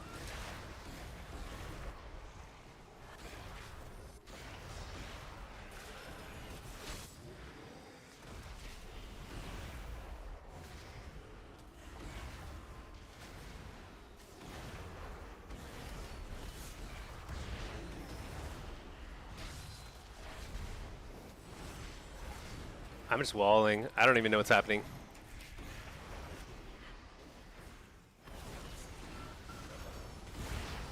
Fear. Coil. Dude.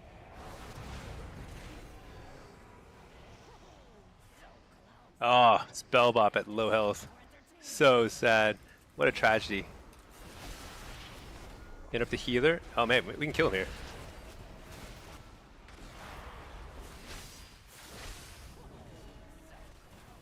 No!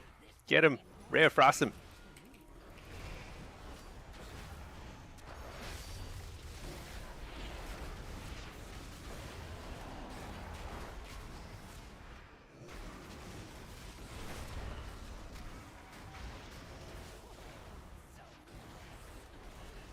Oh my gosh. We couldn't finish him. I gotta admit, I think Soul Harvester is really bad with Drain Soul. Um, because you really can't afford to get kicked that much. So I'm gonna switch back to Hellcaller here. But that's like I see the synergy there, but against like double melee, I think it's like really bad because you will expose yourself to so many kicks, and when you get kicked as Soul Harvester, it's game over basically. I think that was a winnable game though. I think it's just I think I'm just washed up. It's over.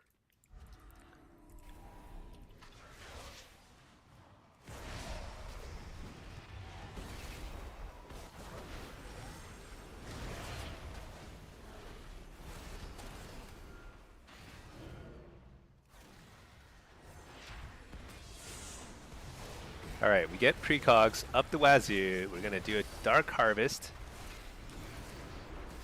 I'm gonna trinket that. I just like get so tired.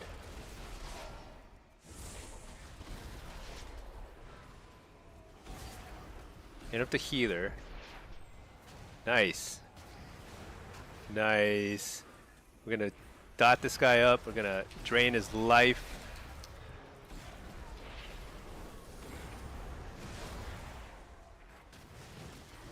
Fear the healer.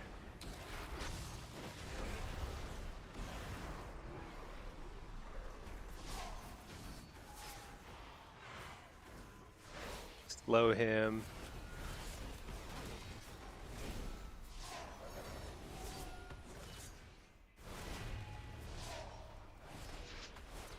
This guy needs to show his face.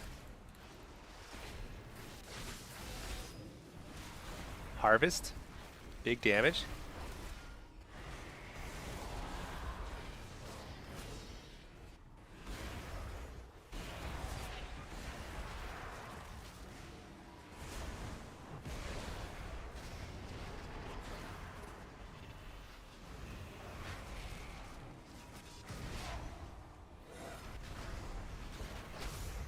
I don't know. Is he dying or what? Get an interrupt on him?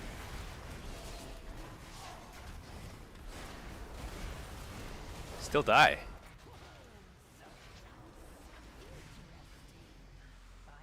This seems like insane to me that we can't do enough damage in CC to kill that guy.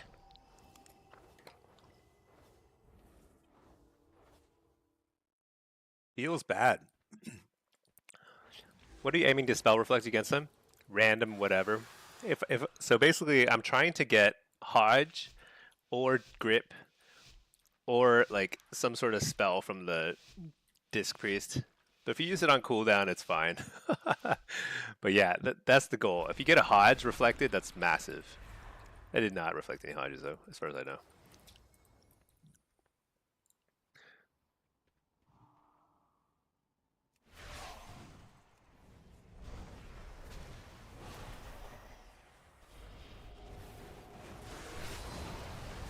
But here I reflected a bunch of the Arcane Mage damage. Buys me some time.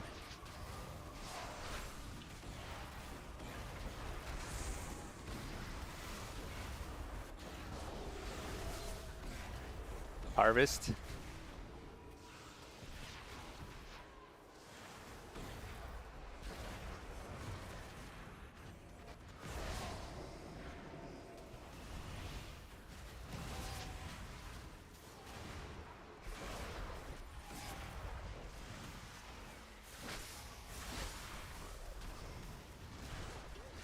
Did we just blow him up? What's going on there? I feel like nobody is capable of reacting to the amount of damage is happening in these games. It's just crazy. Mislead, I'm making Aff look scary. I think Aff is not bad. So we're experimenting right now. We're trying some Drain Soul stuff. I think it's not bad. I'm not convinced it makes a lot of sense. But it's kind of fun. And one nice thing about a Drain Soul based build is you're kind of it slows down the pace of things because you are definitely like spamming less, right? You're just kind of like you have a lot more time to just kind of sit here and just drain.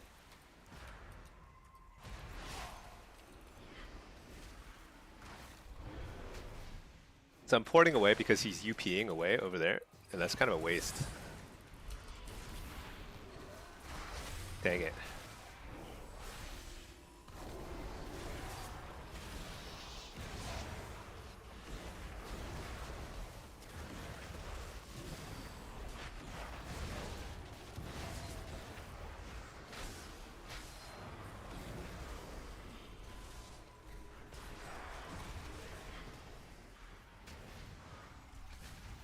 Shoot, I gave him precog.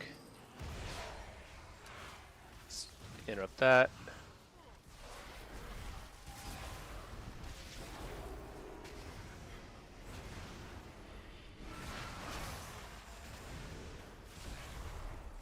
He's playing max range. I like it.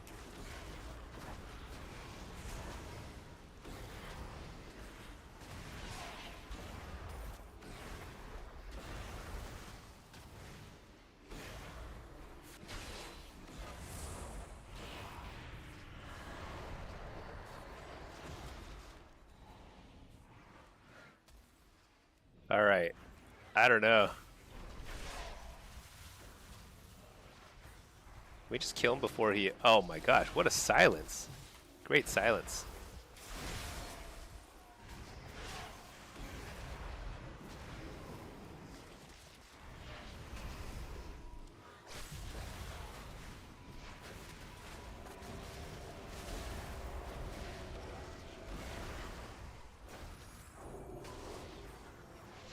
Whoa, I'm so fast. What was that? I was like so fast there for a second.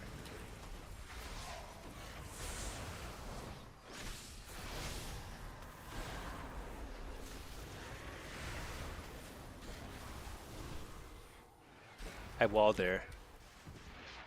I don't know if that was right.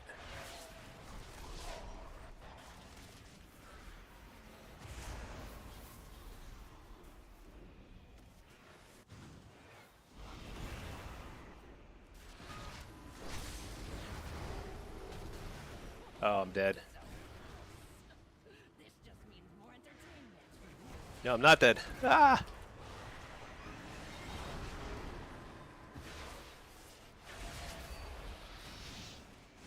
I might be dead. What is going on?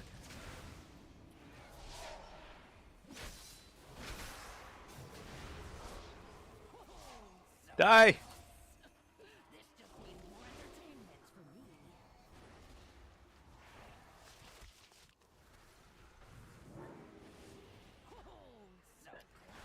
Oh no. Man, we were like crushing it. We were so crushing them, and then we just kind of like we moved to their side of the map, and they just turned things around because like our healer was standing right next to me, and the DK was just kind of crushing us.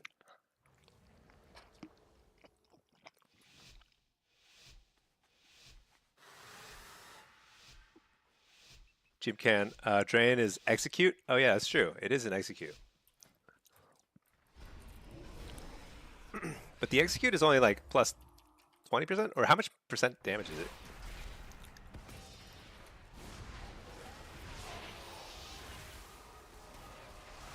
So I don't know how much it helps to reflect Arcane Surge, but hopefully that was a good reflect.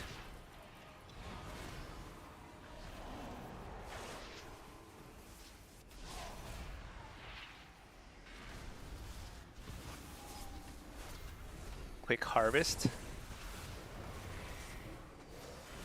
Dang it, Searing Glare, couldn't do anything about that.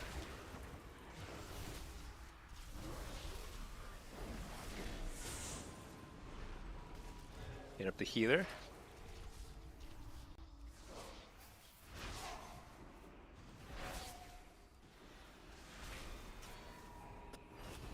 Make the kick.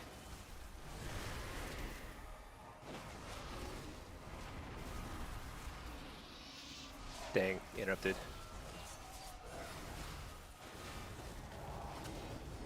I think I'm okay here.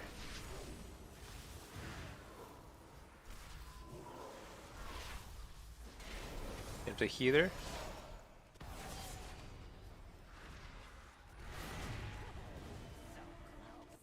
It's poured out during the UP. You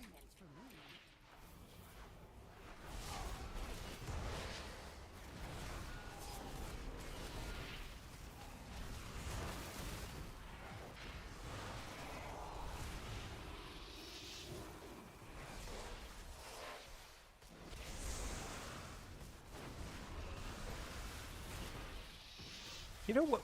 Something weird is happening. I feel like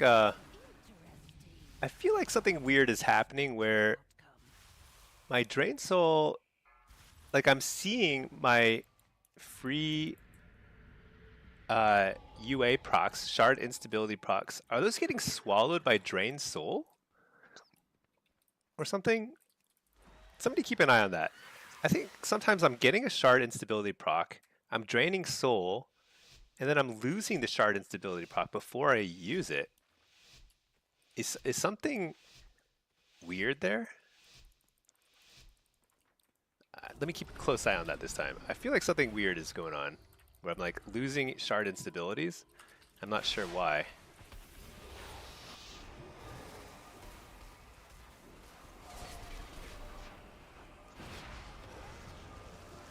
I don't know why I reflected it. That was truly a wasted reflect.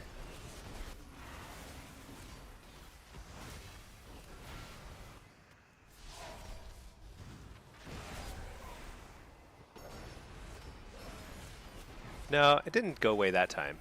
Maybe that's not the issue.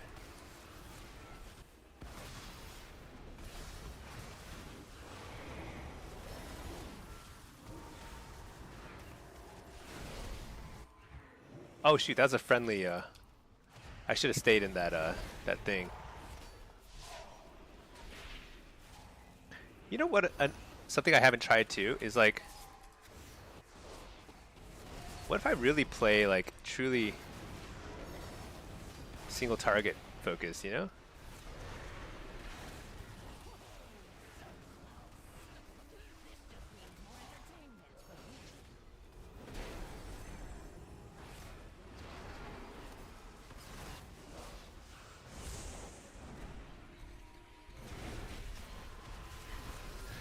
Just like true burst.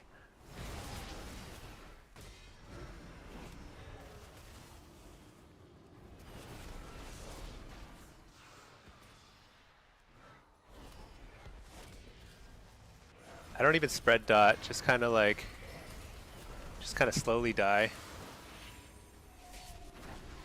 You know, the healer.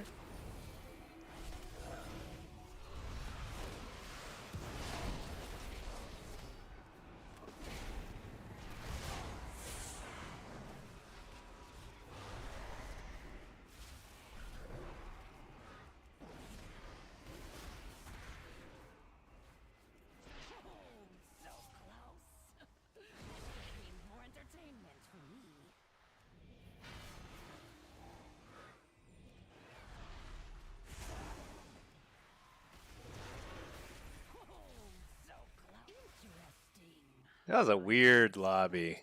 Let me tell you, that was just weird, weird, weird. Let's see. AI Toshi, what's your MMR? Heard it's a weekly cap. I don't know if there's a weekly cap on MMR. Um, I I'm like 1800, even though earlier today I was probably like 1950. So I don't know, but we're trying a lot of different stuff. What I want to do is check the combat log, because what I'm curious about is like, what is exactly the benefit here? I can't tell. It does feel like I'm getting more shard and stability procs, but I felt like I wasn't able to use them all. Plus 100% on execute. Yeah, the execute felt pretty strong. Dunk Father, definitely bugs going on for most classes. Your kidney shot isn't going full duration either, based on combo points. Oh, that's weird. Yeah, that's pretty bad. Chacken, you don't understand how stacking UA 5 times could do so little damage. It's just you got to be patient, you know. It's like starting to tick. You got to wait for it to start ticking. GG's baddest. Oh yeah, GG's. Were you in that game? That was an interesting lobby. Very interesting. I think all these games feel so random to me because people just die. I die. Mage dies. Everyone dies before using their defensives because people just die so fast. Kind of wild. You were the lucky DK? Oh yeah. I like the AMSs were huge. AMSs and AMZs. They were well placed, well timed. Itoshi, there is for shuffle? I don't know. Well, so shuffle rating is definitely more compressed than blitz, and I don't know why.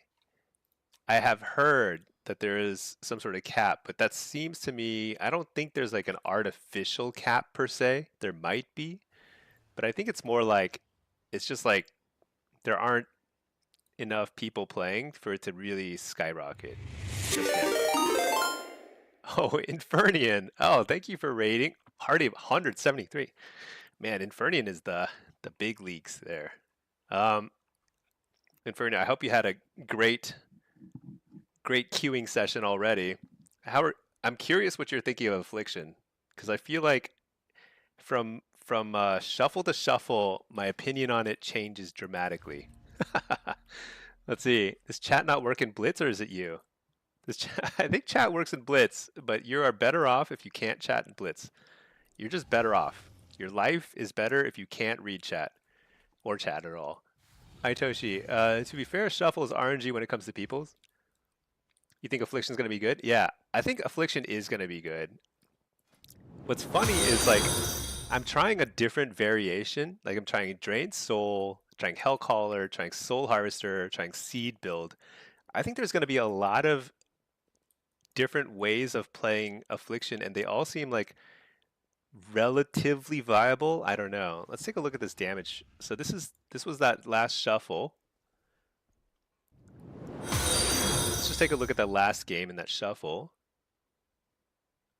I think Unstable Affliction, when you run like the Drain Soul build, you do get a lot of shard instability procs. Let's see if we can take a look at how many times it procced. What's it called? Shard instability? 13 procs in one game is like, that's a lot, right? Let's pull up another lobby from earlier. Inferno using logs. Yeah, details like the damage meter is so dead. It's like so useless. You can't even tell like what's happening. Uh, I don't know what this. Let's see. Oh, this was a demo game. Let's see. The problem is, Warcraft logs is not purpose built for this. So like it's like you're kind of like guessing what is what. Oh, yeah, here's an Affliction lobby. Okay, this was. Let's see how many times in. This is a relatively here. This is a pretty longish game. Let's take a look at buffs. Shard instability. 3. And I was playing just a regular knight. Oh no, wait. This was without shard instability. That's purely from the hero talent. From Seeds of Their Demise. So Seeds of Their Demise is responsible for about 3. Interesting. Let's see. Chakin, after playing your lock since the start of the X pack, you had to go to the dark side and leveled a DH. What a breath of fresh air. Yeah, that's the thing. It's like if you're a caster main or warlock main, you're not allowed to try other classes because then you start to question the choices you've made in your life that have led you to keep playing warlock. You don't want to do that to yourself. You don't want to know what else is out there. You just have to keep playing warlock. Let's see, Infernan, you've been liking Soul Harvester. I think I'm liking Hellcaller the best right now. Not with Drain Soul, but with just like with Seed. Seed Hellcaller is actually feeling pretty good. But I'm not sure. Drain Soul, like that last lobby was the first one I tried Drain Soul, and actually like it felt like the procs were kind of crazy. You played some Enhance Affliction Fistweaver in 3s and did really good. Yeah, I could see that being good. Enhance is kind of slept on. I feel like I don't see nearly as many Enhance out there as I should, given how strong they are. Didn't even try Hellcaller. So like, I, I, I think Hellcaller has higher burst damage. when you pop Malevolence, it's higher than Soul Harvester can ever get. Even if you're just single target dotting, I think the damage is really high, but Soul Harvester gives you a lot more little damage spikes. They're not quite as large as Hellcaller, but you get way more of them. Like every time you haunt with Soul Harvester, it's a nice little spike of damage. So it's kind of like they're both pretty good, but I can see Hellcaller being stronger uh, if you're really trying to get kills around the every minute mark. And in Blitz, I think Hellcaller is probably better, just in general. Let's see. Chakin, you tried so hard to stay lock and only lock, but that just didn't have willpower. Yeah, honestly, you need masochism. You need to have a lot of that masochistic streak to really fully enjoy everything that a Warlock is. Okay, so this was a game I was playing a seed-based build, and I'm curious. Let's just take a look at shard instability. Yeah, 12. Wait, oh no, but that's over the course of the entire lobby. Only 12. That's pure seeds of their demise. So it's not very high. So I think the seed build is not right. Yeah, probably not the best. Now the question is like, do you get a lot more procs out of Drain Soul than in Shadow Bolt? And I think you would. I can see a lot of potential with this build. Something Drain Soul based. Get a bunch of shard instability procs. You get kicked, you just reapply your wither, and then you just like dump. I think you can stack up to like 2 or 3 shard instabilities, right? How many can you get? I actually haven't been tracking that at all. One, you can't win Silver Shard, literally 0% win rate. Silver Shard is tough. It's Silver Shard is very good for high mobility classes because literally the objectives are constantly moving, which is a pain in the butt for Warlocks, especially like a demo or something where you have to hard cast. So it's normal to struggle on Silver Shard and capture the flag maps as a Warlock, but you bring it all back in other maps. Think of it that way. Yeah, man. I don't know what I'm going to play on Tuesday. I don't know. I feel like there's a lot of good options. The funny thing about Drain Soul, though, is like if you port and then start channeling Drain Soul, they truly know exactly where you are. There's no like hiding. I wish it were a little less obvious. So shard instability.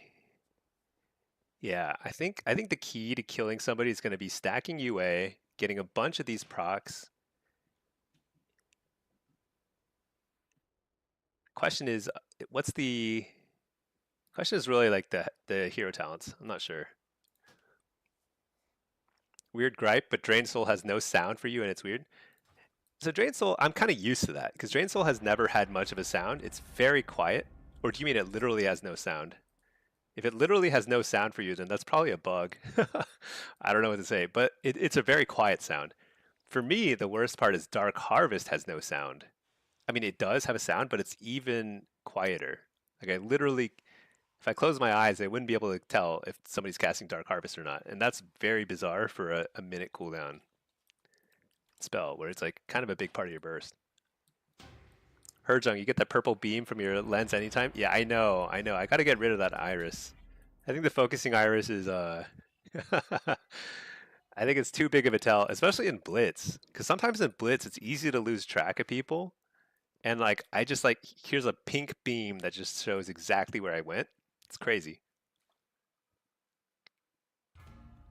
Crazy. Okay, we got an Affliction game. Let me reload my UI real quick.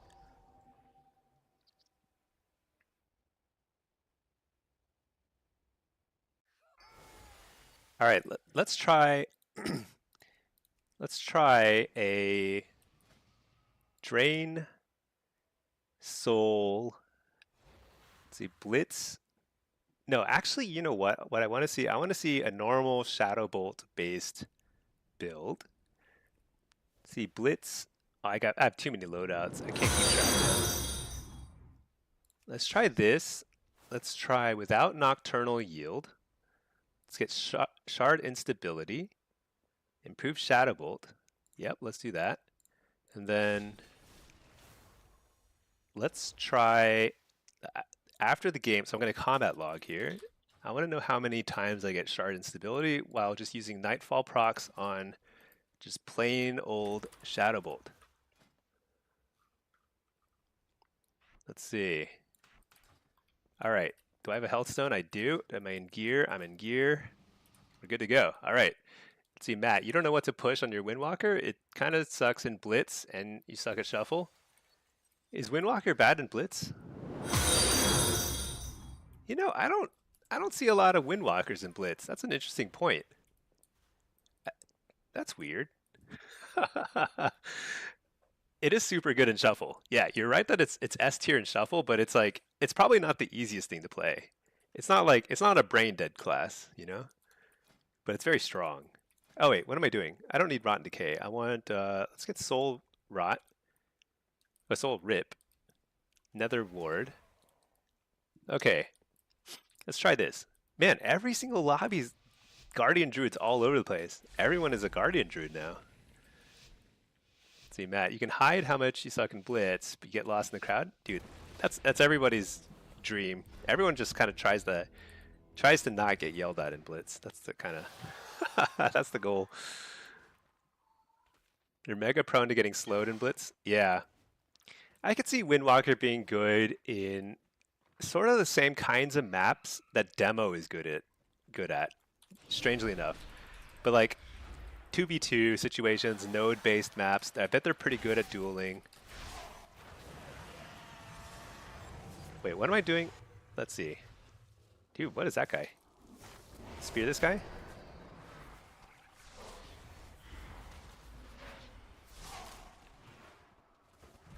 Send this real quick. Little damage. Dark Lair. Coil this guy.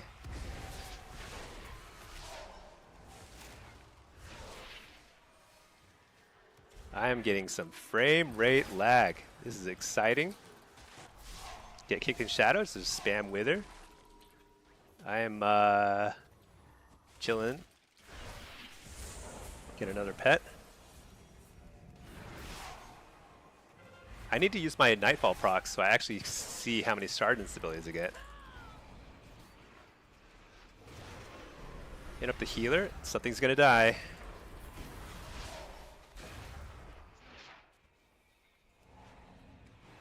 Maybe not actually. Maybe nothing's gonna die. All right, here we go. Let's just get some a little channel here. Maybe I should actually try and kill the flag carrier. Would that be like a thing?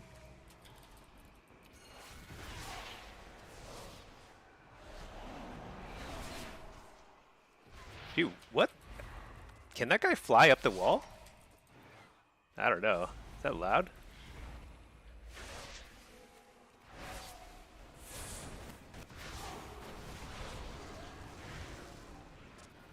Where is he go? Did he go up to the... He went up. Okay.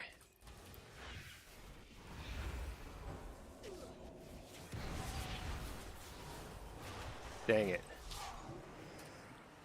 I don't have any shards. Okay, there we go. Oh my gosh, what? Dude, something is broken about Spear Bastion. It's like sucking me back in every time I try and gate out of it now. What is going on? Alright, I'm like so stuck here. Is that Hunter's name Hunter? It is. That's dedication to the craft. Oh my gosh. Spear.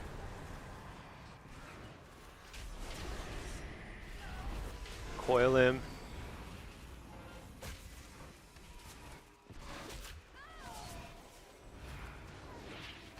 Spear the healer. Malevolence. Return the flag. Did I return it? I returned it. All right. Whew. That was a close one.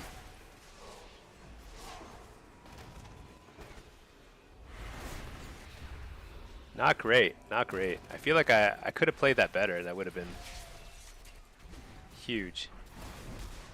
All right. Let's who wins this? Do I win this or does he? He just interrupted me, so I could. All right, I think I win this. I don't know if I win this. Oh, he just jumped to his death. All right, I win it. Let's get another pet. I'm just gonna hang out here. This is a great spot. Let's see. Pack, keep getting 3-win AF lobbies. That's the best. I also have been getting a lot of 3-win AF lobbies. Kind of is what it is. All right. How do I heal up? Well, I can open up my boxes, see if I get. Oh, did I get a recipe? I did. Oh no, I think I got a kind of recipe that doesn't sell well. I don't think these sell that well. Not sure. All right. Let's go. Let's go venture out a little. Dude, look at this guy. He's ready. He's lagging out. He's not ready. What is that guy doing? That's not a good sign. Our flag carrier is running in place, just kind of chilling. I don't know. Not confidence inspiring. Not at all. Fell on the pole. Oh my gosh. Interrupt the healer. Let's just send it. Oh, what? Interrupted. No. Alright, best I can do is just slow everybody down. I need a fancy new computer is what I need that is not gonna lag in a team fight like this.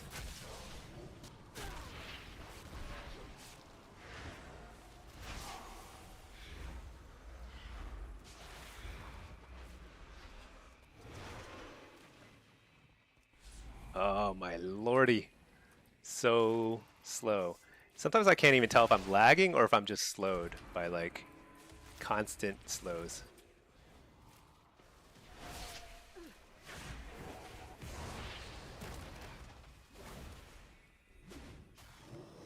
So I still have my port up. If I can reach it.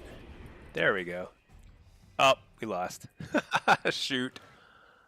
I should have just stayed upstairs. All right. I'm going to wait here for the return. I suspect that our tank is lagging out and dying because of it. That's my personal theory. My personal operating theory is that our tank is unable to stay alive because he is offline, more or less. All right, let's see. Pack. This you're hoping training with ankle weights. Oh yeah, yeah. You know, we just play a ton of Affliction now. So there's two benefits to playing a lot of Affliction now. First, it's really good practice because we're going to get a massive buff on Tuesday. Dude, this is a sweet spot to just hang out in, you know? It's like dominance. But then like we're going to get a massive buff and you're going to be ready to go. You're going to have all the builds ready. You're going to have all the muscle memory ready to go. And you're just going to blow people up. Now, the second reason is because we're going to continue losing and we can continue sandbagging so that we get 4 straight weeks of buffs. And that's the real goal. You get another round of buffs and then we're like in good shape, you know? Look at that. It's just like a little peaceful community here. Little like idyllic, you know, it's got a little forest and a meadow here. I don't know what's going on, but I'm still fighting. I'm not done. Oh my gosh, he's a turtle. He's a turtle. All right. I'll dot this guy up, but I have no actual hopes of doing anything productive here. I feared him midair, which I feel pretty good about.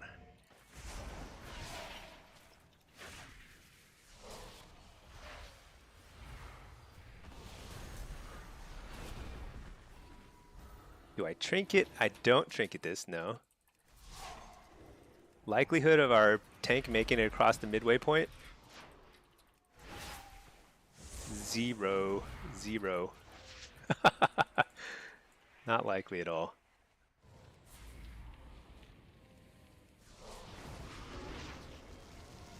I'm just gonna mess with this healer because I can't really. Ooh, mind control, but I have full dots rolling. Oh no, it's not enough. Dude, is our tank? Look at his health bar. He is lagging like a crazy person. Look at his health bar. That's not real. You know, that's not actually happening. What is he doing? He's like phasing in and out of existence. He's like it's like Star Trek or something. Oh my gosh. Dude.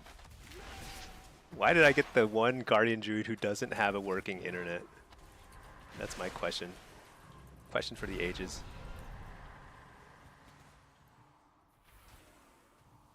Alright, well, it's a noble effort.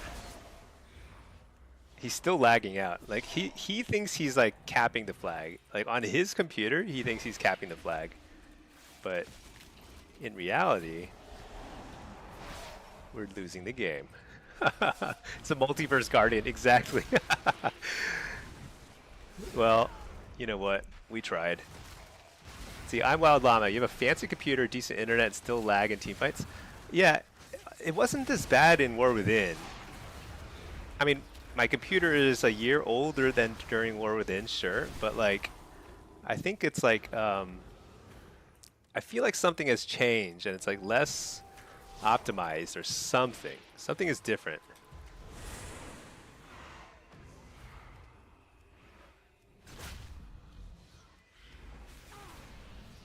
Pairing flag and 6 realities at once. Yeah, oh, you know, there is a reality where he capped the flag, right? I'm just not in that reality. In Earth, you know, 261, he capped the flag and was hailed as a hero. Let's see. Here's 2 loading screens take longer. Yeah, I don't know if it's like it's an add-on thing or it's like a graphics thing. Something has changed. It's definitely worse now.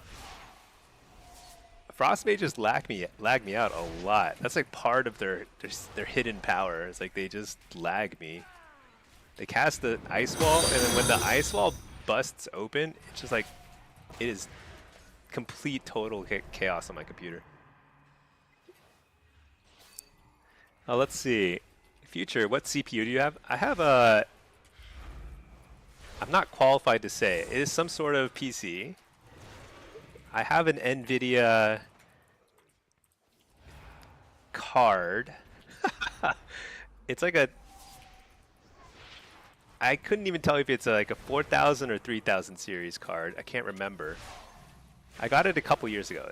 It's pretty decent. Like I've been doing like video editing and stuff. Like I make my all my video guides and stuff on here. And that was a 2800 game, and that druid, he needs a new computer, new internet provider. Let's see, Arcano Crystal, some sort of PC, NVIDIA, sounds like a PC. Dude, I don't know what it is.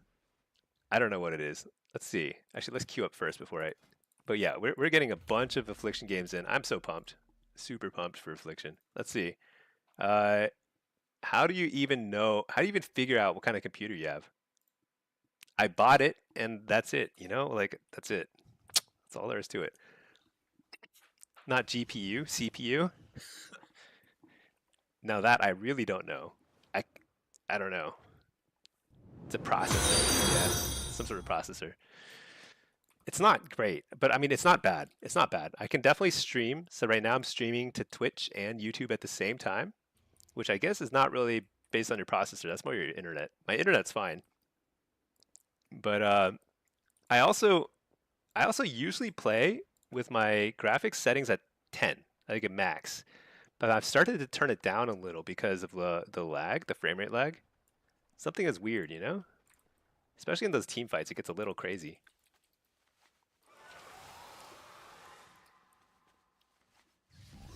Yeah. Let's see. Oh, shoot, I missed some messages. Let's see. Knaggin, or Naggin. Is Affliction stronger than Demo and BG? Yes. Yes. Affliction is stronger overall than Demo. Now there will be some maps where Demo will actually be better because it is stronger in a 2v2. So like there are a lot of maps where you want to kind of like get into a 2v2, like Arathi Basin, Deepwind Gorge. You have a healer, a DPS versus a healer DPS. Demo can win a lot more of those fights. But in most maps, you need more mobility, more damage, you know, in a team fight and on the move. Affliction is just better. So Affliction is actually one of the best specs in Blitz already. And it's about to get a massive buff because it's underperforming in Shuffle and Arena. So I think it's going to become like really one of the best Blitz specs on Tuesday. Let's see, Porok. It looks like everything in dots making a lot of damage total, but the impact is little. So yes and no. The damage is not high outside of your cooldowns, but when you pop Malevolence and you have dots rolling, the damage is very high. It spikes to like 75k DPS, something like that, and it's pretty high. It's definitely higher than demo by like double almost. And you get Malevolence a lot. You get procs and you get just straight up Malevolence every minute. Now, if you're playing Soul Harvester, you don't have quite as high DPS when you proc your damage goes, but it's every 15 seconds. Every time you haunt Shadow Bolt, it's actually a pretty significant burst. So you're kind of like a steadier stream of little bursts. And if you happen to line them up with some CC on a healer, like people die fast. It's actually not bad. And once we get the like 15-ish% damage buff, it's going to be pretty good. Check in. Are we going for 4-set AF? I plan on going for 4-set AF. I don't know for sure that it's the way to go. It might not be huge because it's Agony. It's going to buff your Agony damage, and Agony is significant, but not like a major contributor to your kills. So I could see 2-set with more like versatility being better in Shuffle and Arena. But in Blitz, I'm pretty sure 4-set is going to be the way to go. Because, yeah, you might as well max your damage as much as possible in Blitz. So since I play both Blitz and Shuffle, I'll probably play 4-set. But as the season goes on, as we get to the Conquest Cap and beyond, I'm going to probably build a few different sets. Like for demo, I'm going to run no tier pieces at all. Destro, I'll probably run 2-piece. And AF, I'll run 4-piece in Blitz. And in Shuffle, I might just run 2-piece. It's my current thinking. Arcano Crystal. You haven't tried anything but Destro yet. What's the rotation? When do you use the Harvest? Use the Harvest whenever you can and you don't get kicked. And you think you won't get kicked. So like if you are able to get a precog, I just send Harvest right away. And if I get if I get through their kicks because I've started casting fears and they've used all their kicks on my fears, then I send Harvest. You want to send Harvest early and often. It's not a huge go. Like it doesn't do a lot of damage by itself, but your second and third Harvest, it just like starts to add up to a lot of pressure. So I think it's going to be a key component to your kill. Because whenever I'm spiking, so basically I've been checking a lot of damage logs and trying to see like, okay, how do I recreate the highest damage spike moments? They're almost always involving Harvest. See, this is the highest damage moment in terms of DPS, because you can see just like how tall the peak is. That's pure DPS. All the highest peaks are during Dark Harvest. This is all Harvest damage right here.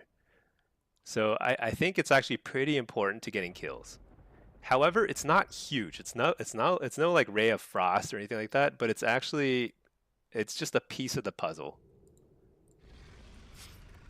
Siri, is the 4-piece worth losing versus haste? So in Arena and Shuffle, probably not. Probably not, because you need to be tankier. Like if you've been watching me today, I've been flopping over and random like one-shots. A sub-rogue will like randomly one-shot me, and it's horrible, right? Versatility is king in Shuffle. So I think probably we're not going to run 4-set in Shuffle optimally, but I'm just going to go ahead and gun for 4-set right away because I want to test it out and just see how it goes. But in Blitz, it's different. You can get away with a lot less versatility in Blitz because there's no dampening, so healing is much stronger. Arcana Crystal, 5x UA, Harvest Darklear. Um, you want to Darklear first and harvest while everything else is going. You want to actually Darklear and Malevolence if you're playing Hellcaller. If you're not playing Hellcaller, then yeah. You want to Darklear, Haunt, Shadowbolt, and channel Harvest. That is probably your peak DPS moment. It's a lot of stuff you got to line up, so it's never going to be perfect. You're not going to get all that stuff perfectly lined up, but to the best you can, you want to get like those things roughly in the same at the same time. And since Harvest is Dark Harvest is kind of your longest channel, that's the thing you do last because everything else is kind of like hitting at the same time. Future processor. That's why you're asking because you're playing with a 2K monitor and turn your graphics to 1.3 for FPS. Oh yeah, my monitor is it is one of those higher resolution monitors. I don't know if it's 2K or what. I really don't know what I'm playing on. I bought it, but I didn't like put any thought into it. I should turn my graphics down. But the thing is, like, I don't know. Like, here's the thing.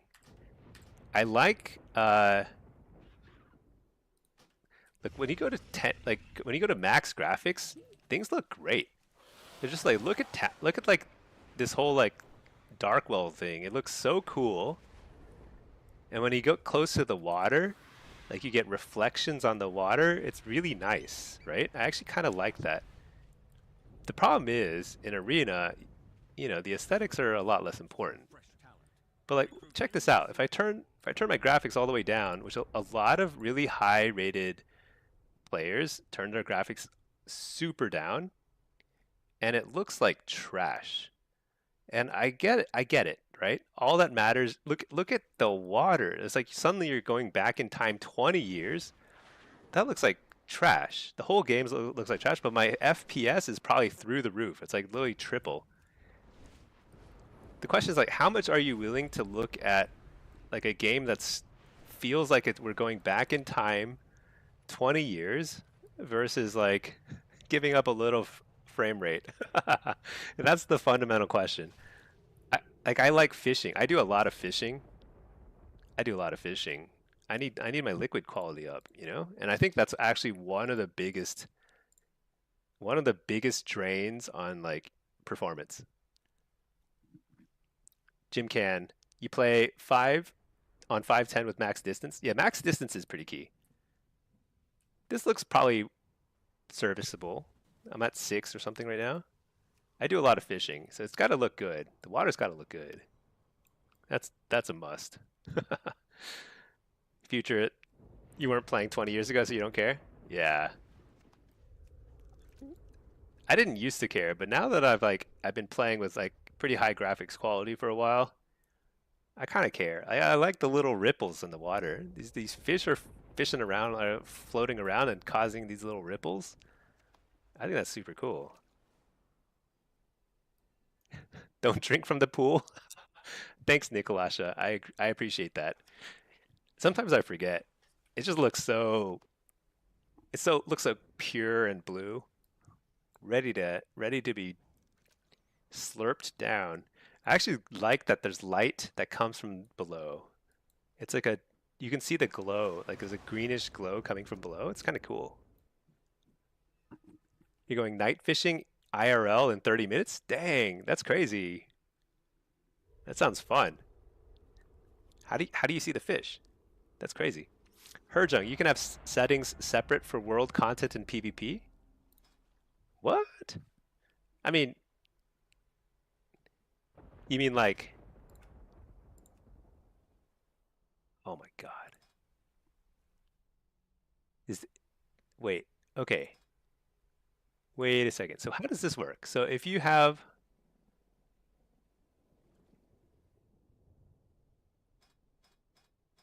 so if I'm doing like arena, is it gonna like change?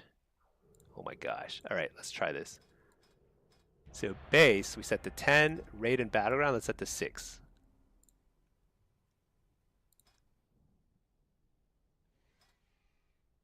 Let's set lower just to see how it works.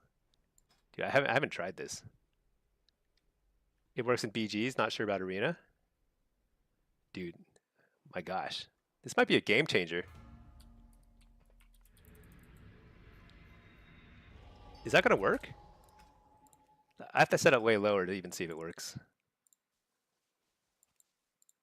I can't tell. I don't think that applies in arena. We'll find out. There's a frost mage in here. Frost mages are like one of the biggest problems I have with the frame rate drop. But that looks actually pretty good to me. I don't think that's it. Okay, well, anyway, let's see. Solo. Let's try a drain build. Let's try a Hellcaller solo drain build. Let's turn on the combat log. There we go. And then let's we're gonna count. We're gonna count the number of shard instability procs we get with this build. Seems not working. Yeah, probably not. So maybe it doesn't work in arena, that setting, but it works in raid and battleground, looks like. So that might be actually pretty helpful in BGs.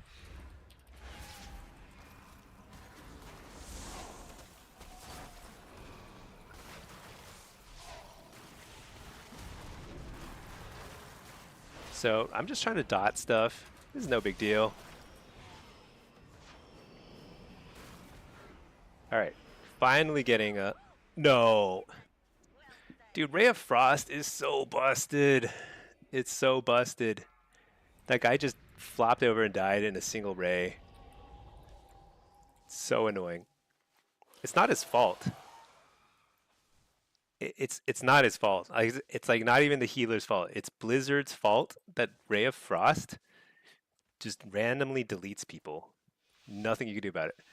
Let's see. Chakin. Shoulders, chest, gloves, and pants. That's my plan. Shoulders and chest for sure for 2-piece.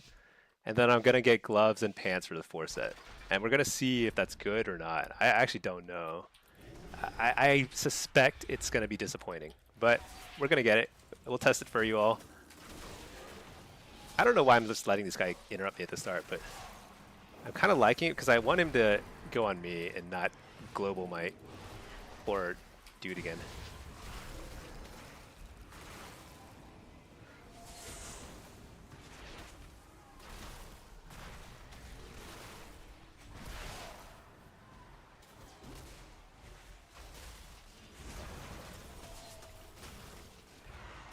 Nice. Interrupted the ray super fast there.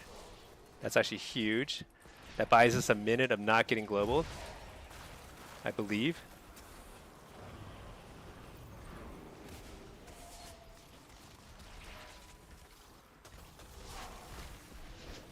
Few these guys. I'm going to interrupt that. I don't like this whatsoever. Not even a little bit. Where is the heals? I have been dead for 2 hours. All right, here we go. What? Come on, that's crazy. That is some crazy stuff. All right, let's see. Chakin, you'll get 2-piece for sure, and then let me test. Yeah, I think that's the way to go. Just let other people test that stuff.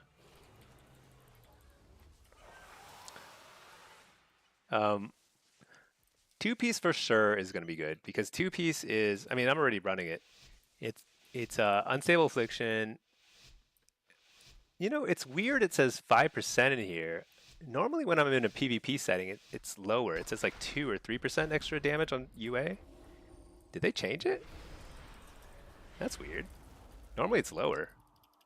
The set bonus should be lower in PvP. Usually it is.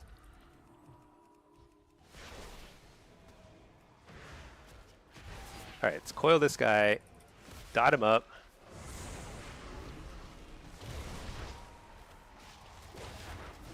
Hey, we fear. I actually stopped my harvest a little early because I thought he was going to kick me there, so I didn't want to be exposed to that. Fear the healer. Fake the kick. Fear the healer again. He's going to roll right into his death. Right? Maybe? I don't know. Where's the one-shot button? The mage needs to hit this one-shot button now. Interrupt the clone.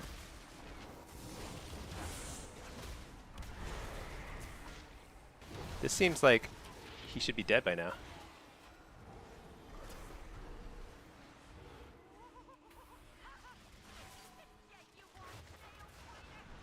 Fear.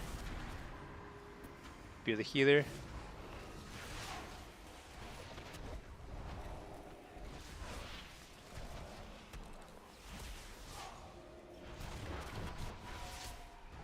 Huh. He really doesn't kick much.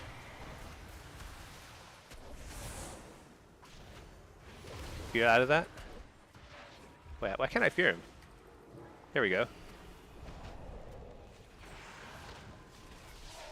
Dude, I just fat fingered a pretty important spell. I think I'm dead here. Nice. That's actually a really good knockback because that will save me. Because if he follows, he can't follow basically.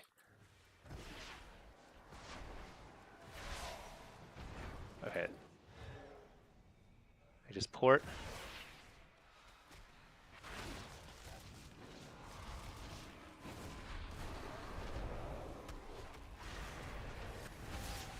Get a harvest during the precog. Fear the healer. Didn't get it. Might be in trouble. Port away. Drain life. Dude, what in the world? So sad. Does the 4-set look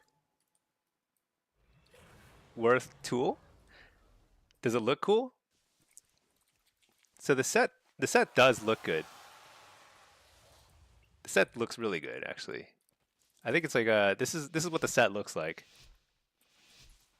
It actually looks like a shaman. You can basically get something that looks like a shaman for your warlock, which is awesome. Usually it's a normal percent in PvE. So like, oh, it's 10 outside. I see. I thought it was 5 outside. Okay, so it is nerfed in PvP, but 5 is really good still. You know, that's actually not bad at all.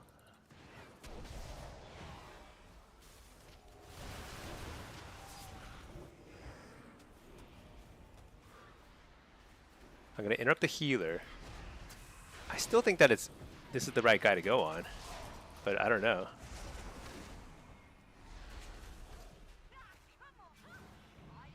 Dude, what is happening? What is happening?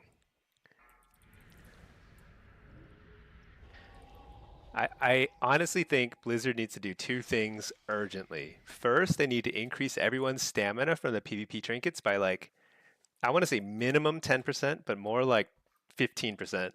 It should be massive. Second, they need to increase the DR timer again. It is way too short. There's too much CC.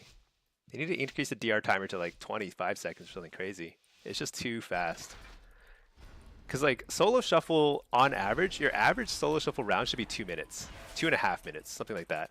That would be fun. It'd be like everyone goes through their cooldowns a couple times, and then it's sort of like you can kind of stack up momentum, and like the better team wins as opposed to the team that happens to get lucky and crit everybody, you know?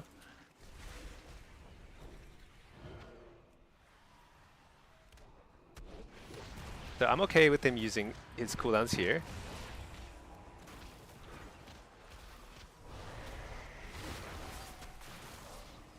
Because I'm not in line of sight of the OP mage who is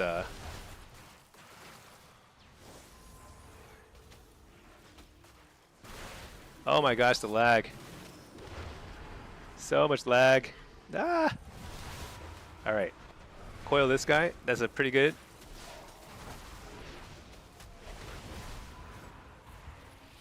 You're the oh my gosh. Get kicked. All according to plan, naturally. Port. I'm just gonna hang out here. I think I'm tired of like showing my face now. Just too scary out there in the real world.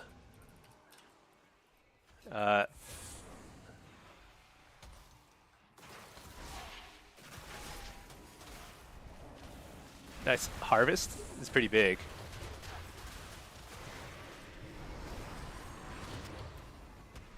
Interrupt the healer. This has got to be a kill. Fear the healer. coil him, assuming he's gonna try and do something terrible. Oh my gosh.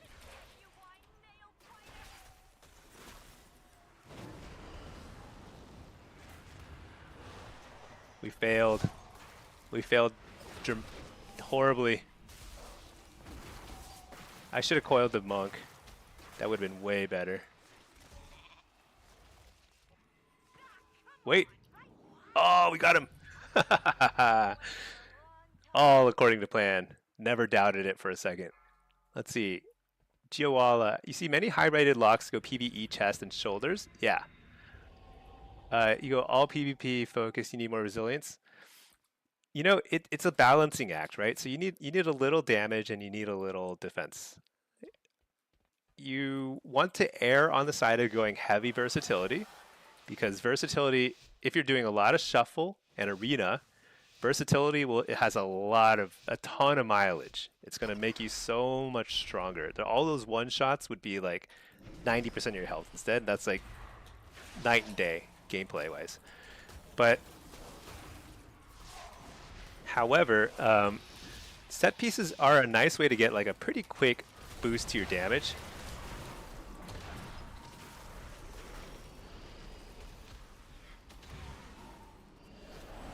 I just want to stop his ray. Get a quick little harvest off. No big deal.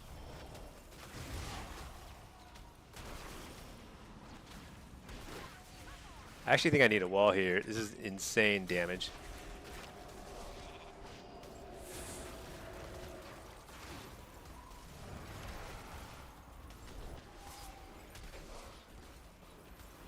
He's going to kick that, and then we're just going to unload after this.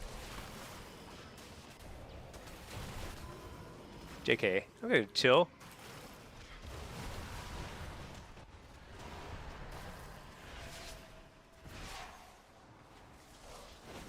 Reflect. I think I reflected a lot of damage there.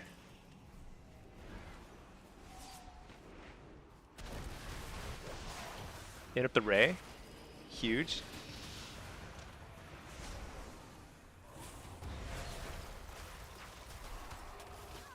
I think I'm dead. Coil this guy.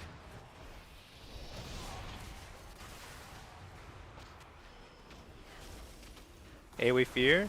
Harvest. Nah, I'm super toast. Fear this guy. Can't get it. This is so chaotic. Very bad. Couldn't be worse. Reflect at least a Frostbolt. Something.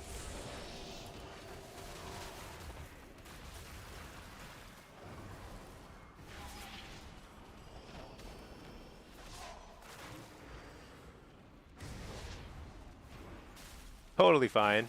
We are back to square one, which is like being in the worst place in the world.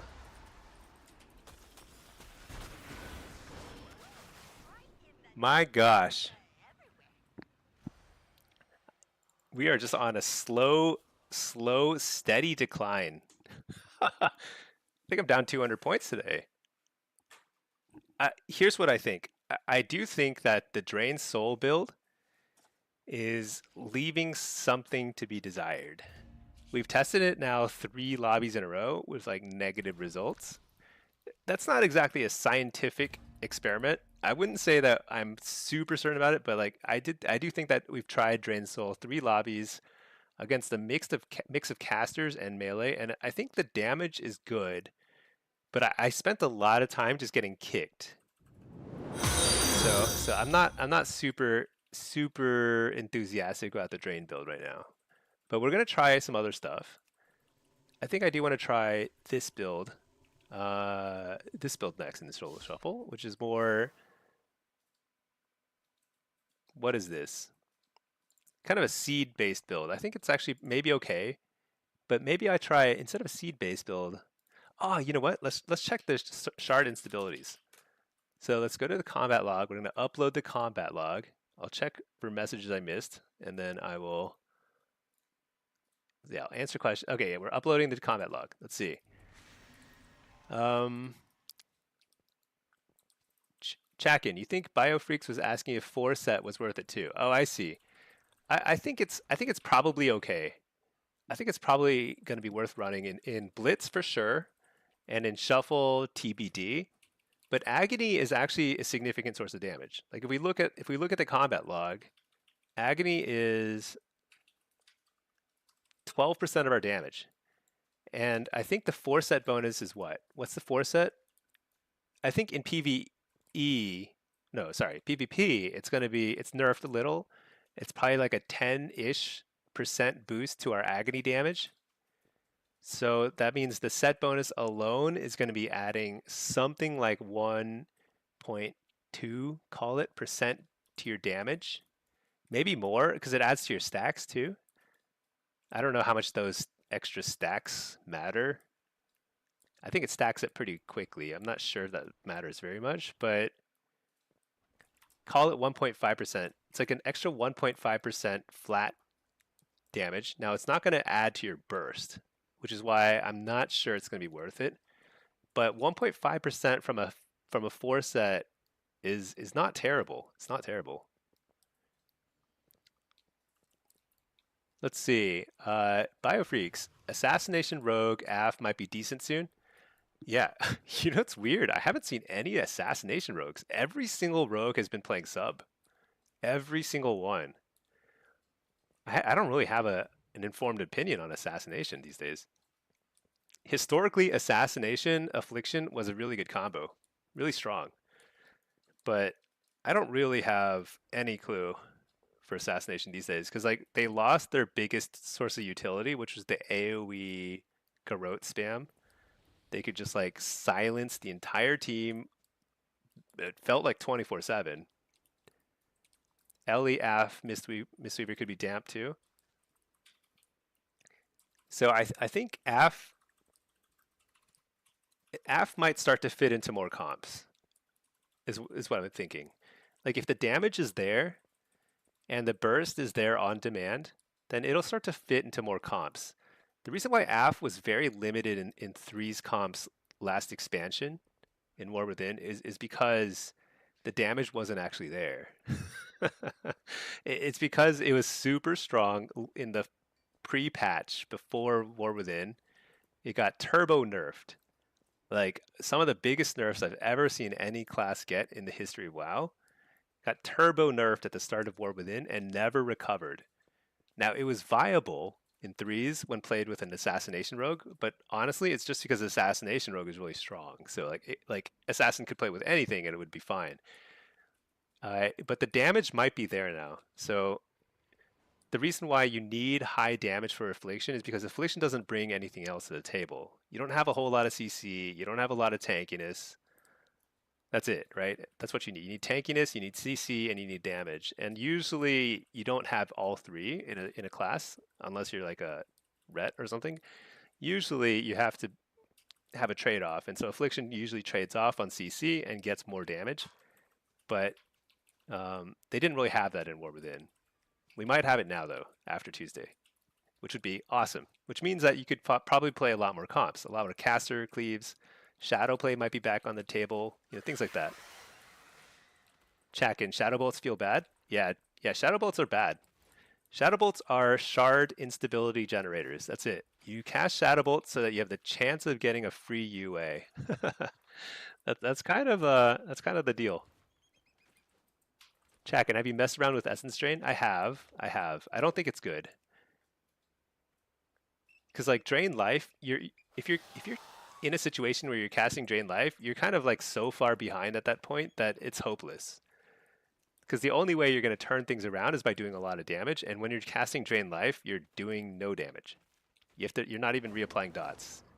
Because I don't think Drain Life even works with Rotten Decay anymore. Oh, actually it does. Okay, Drain Life does work with Rotten Decay. Wait a second.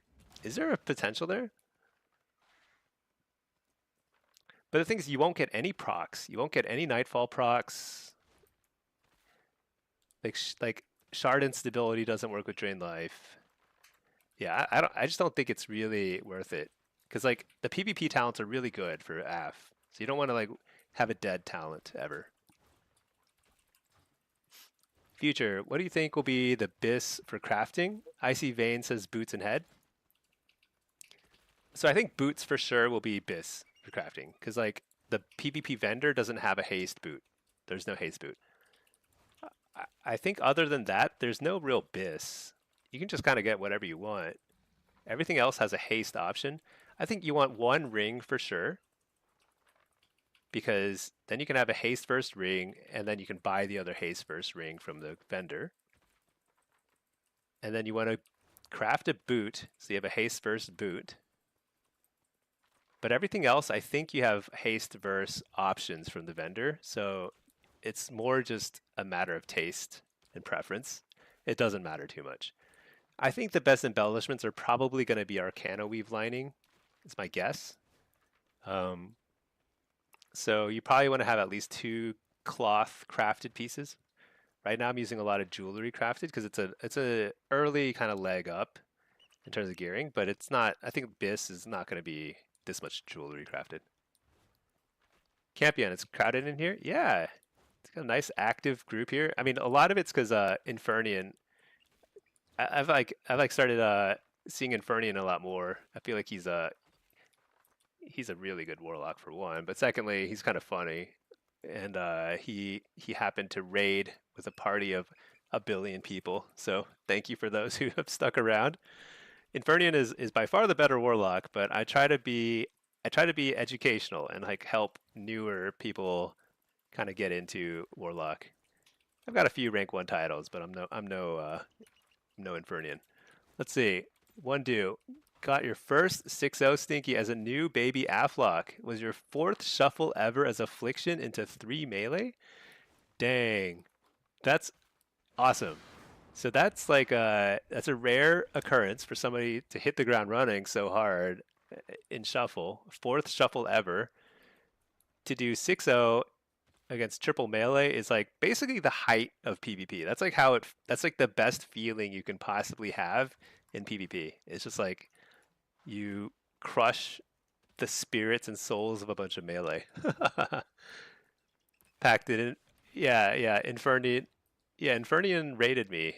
This is actually his second time raiding me, which is kind of second or third. I don't know. Yeah, I see him sometimes because I chat occasionally in the um.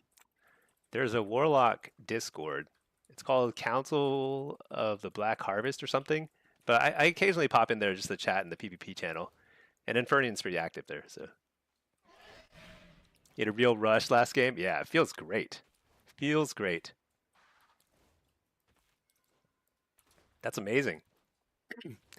Yeah. I think I think I'm pretty excited about the AF changes. I think we've tested a couple things. I think I'm kind of going on the fence, going on the side of the fence where it's like I don't think Drain Soul is going to work out. I've tried it with Soul Harvester and with Hellcaller. I think it's too limiting. It's not just that you're opening yourself up to kicks. You're also like you're just not moving, right? You have to plant your feet. I'm a pretty I'm a pretty like immobile caster to start with. I don't do a whole lot of kiting, but it's really limiting to have to sit there and just channel drain soul. So I'm not sure that's really worth it. We were gonna check the let's check the combat log though real quick. Let's check it for the last lobby.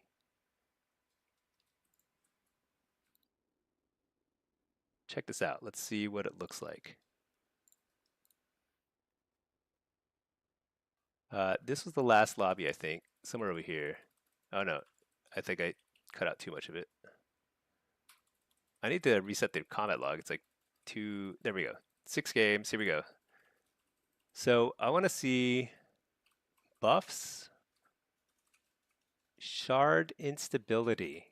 So we did get a fair amount of them, but not that many. 22 is definitely more than we were getting certainly just running Seasons Their Demise. Granted, there were a lot of short rounds. Like people just got one shot in these rounds. But I think we're seeing, the damage is still tied to Haunt with the Apex talent. Dark Harvest is a lot of our kill pressure. That's kind of it. See, ZJD, you agree Shadow Bolt feels better to use in PvP, but the catch is Drained Soul does double damage in PvP combat, and Shadow Bolt doesn't. Yeah, yeah. I mean, is that right?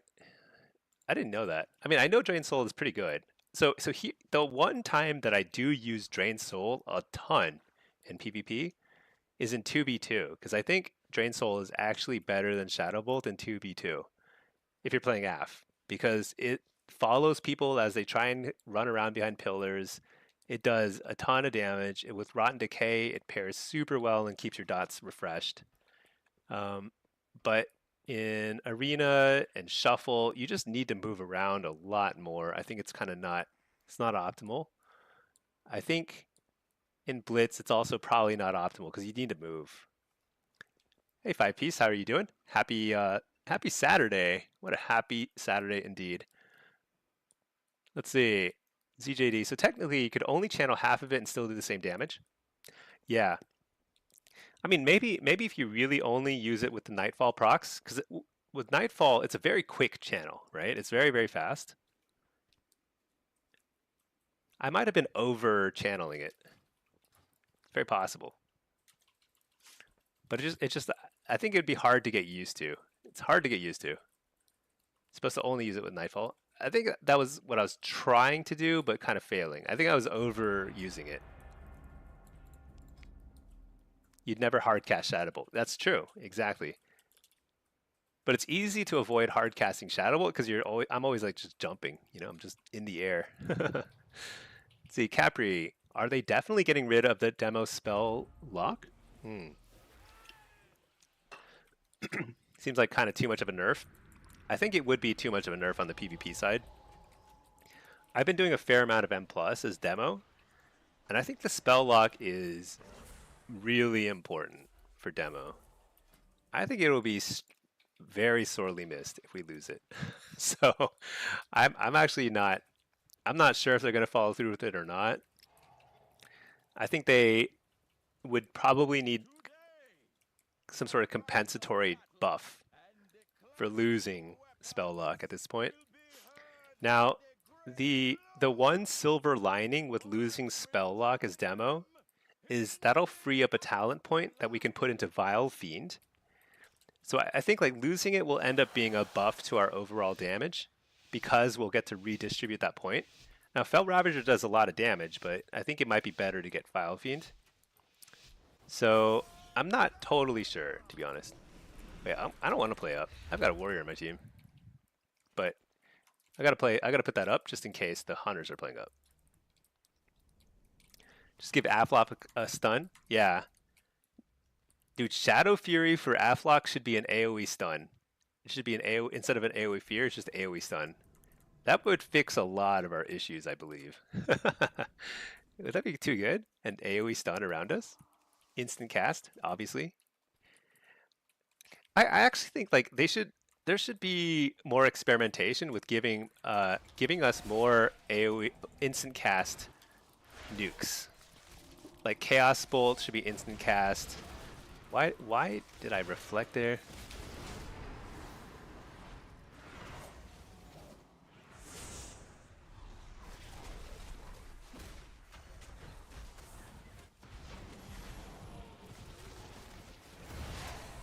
He faked my kick. Oops.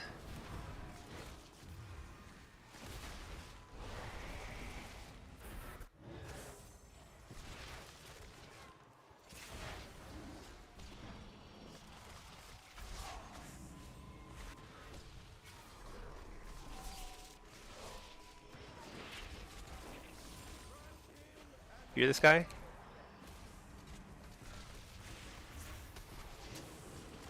I've got a wall here. Harvest. Big harvest. Is it a big harvest? Maybe it wasn't that big. Sometimes harvest is just not as big as I imagine it in my head before I cast it. I'm like, this thing is gonna murder them, and then it just like does nothing. So sad. Dude, that guy's like, he's not even returning to the fight. There he is. Alright.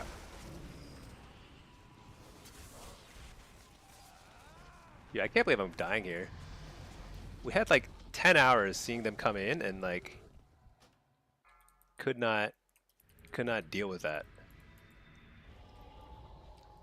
I didn't like my wall. I didn't like my use of Unending Resolve. I think I used it because I've gotten a little bit of PTSD from a few rounds earlier today where like I just like died super fast. But I think that priest actually had it under control then. So if I had my wall at the end, we win. Because I think at that point they're out of options too. So that's kind of like my normal play style in War Within and in Dragonflight and stuff. It's always been a little bit more patient with my defensives.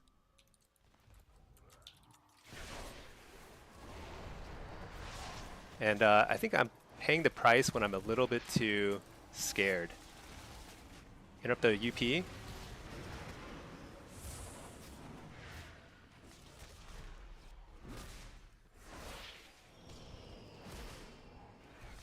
I don't really like this harvest, but I'm just going to send it so I can have it on cooldown.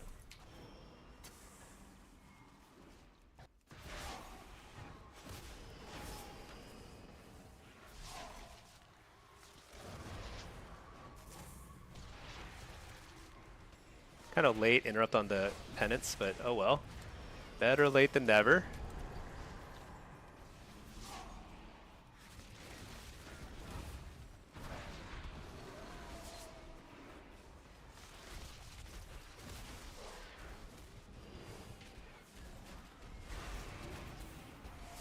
Do I die here or do I live?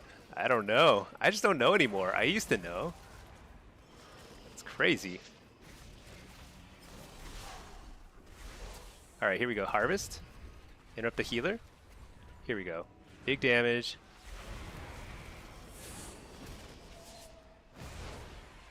Fear this guy. Dot this guy. Dot this guy too. Oh, no, no, no. Oh, no. Shoot. That was my bad. That was super my bad. I had a 2-second window to wall, and I held it. So the first game, I walled too early, and the second game, I was like, I refused to panic, and I didn't wall, and I died. So that's kind of that's been my experience so far. It feels like I'm doing a bazillion damage. I'm interrupting what I need to interrupt. I'm getting a little bit of CC, not a ton, but enough for an affliction lock. Oh, I shouldn't have dotted that guy. Oops.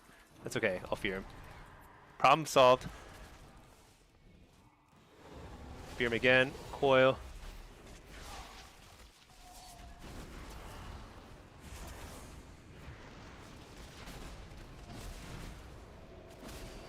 Alright, we're gonna harvest during the thingy.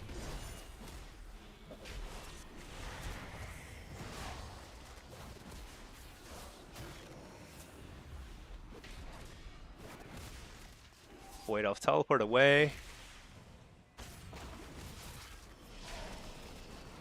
We don't want to get too far from our healer. Trinket that fear. Get the precog. I refuse to panic. I'm not going to panic. Totally fine. Uh-oh, that's a huge freezing trap. Very nice. Unfortunately, I was fully dotting him. So we had that unfortunate situation there. But that's okay. We're back in action here. Whatever.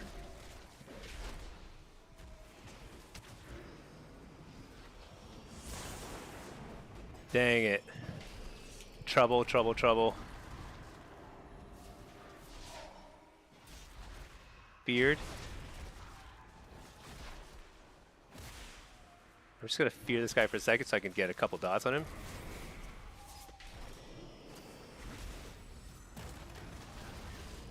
Hit up the healer. I'm gonna fear the hunter for a second. Dot this guy. Port. Time to go on a tour around the world.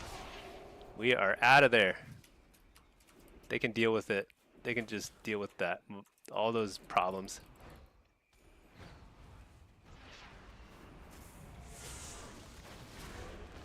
Harvest. Coil this guy. I'm dead. I'm dead. Live. I should have just stayed on the other side of the world. That was tough. I feel like the first 2 rounds were much more winnable than that one. That one did not feel very good. What do I do? First of all, I do need Impish. I've been missing that. Second of all, I'm starting to think that Seed is just not doing the trick for me. Let's see, name is why the flaring? Yeah, instant chaos procs. Yeah, there should definitely be instant chaos and instant Hannah Gul'dan's and instant UA.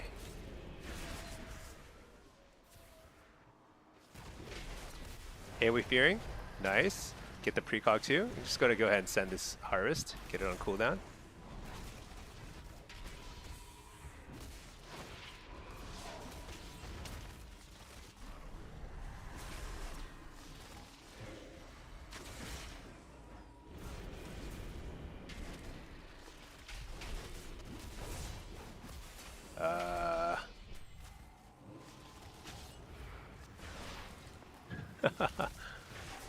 All right, this is one of the reasons I don't like playing up is because what happens is we're gonna be super stuck up here.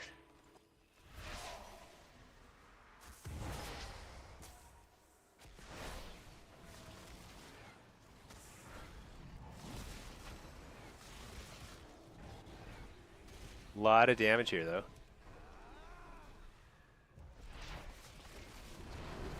Hit up the healer. Wait, have I been going on the wrong target this whole time? This hunter seems way squishier.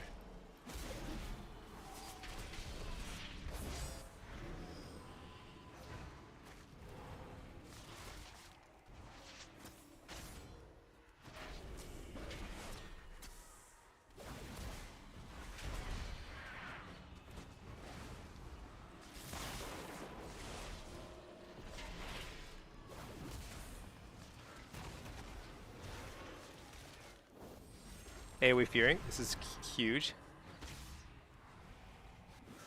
Harvest, another big harvest.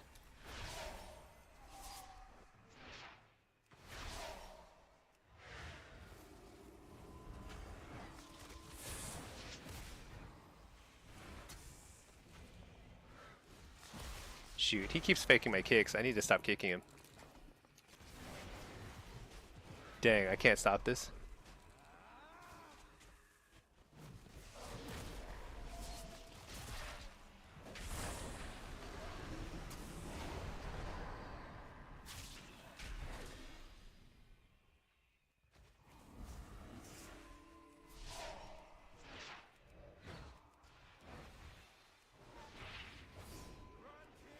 Dang.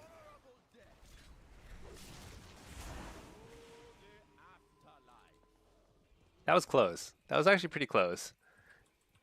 I think my seed spamming is like definitely padding the meter, but I don't think it's actually super effective here. That's the way it feels. Let's see.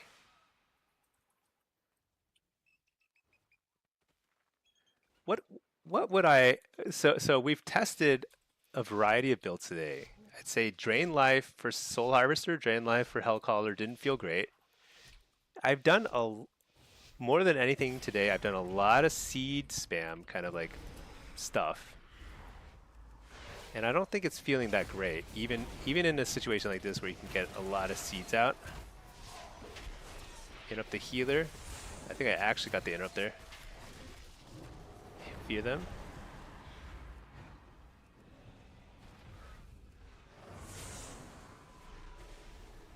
Just send a lot of damage here.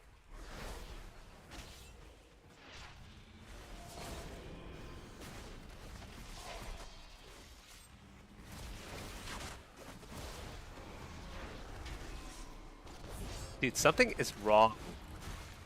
Did they buff Spear Bastion? You can no longer gateway out of Spear Bastion. That's happened several times today now.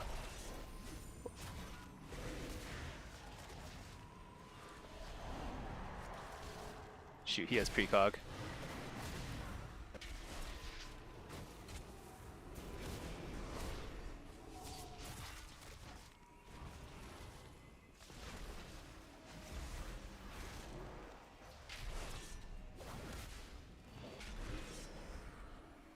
Harvesting.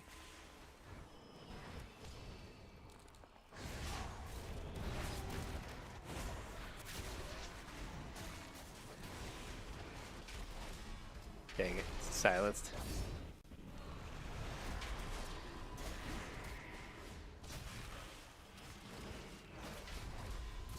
Shoot.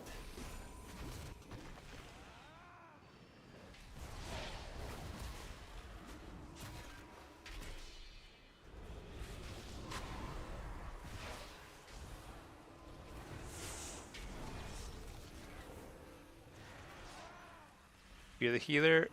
Did I get it?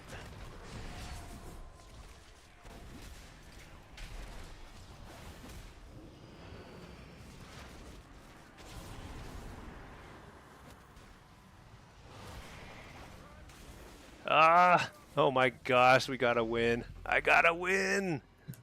I'm the greatest Warlock in the universe. Getting one win. Let's see, Meklo. Hey Stinky, one question. What spec of lock do I recommend for solo shuffle? For solo shuffle, I think most people are going to have more success with demo. I think demo is, even after all the nerfs it's gone through, it's still very, very good in shuffle and a lot harder to shut down. Destro is probably second. I think even after all the buffs, it's going to be pretty hard to play in shuffle. Let's check this out. Oh, it actually worked. Something is weird about Spear Bastion. It's kind of inconsistent, isn't it? I jumped down too soon.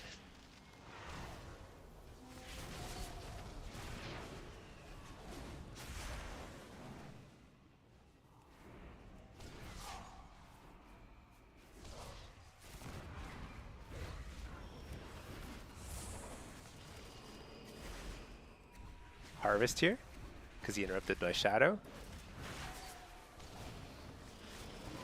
You're the healer. I think that was actually a good situation, and he recognized that it was not one he wanted to be in. But now we are in a terrible situation. Nice. Okay, we've all used our defensives. This is it.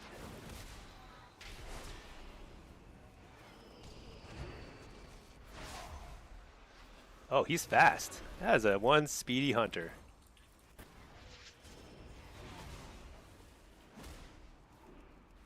Can I get the fear here? That's huge.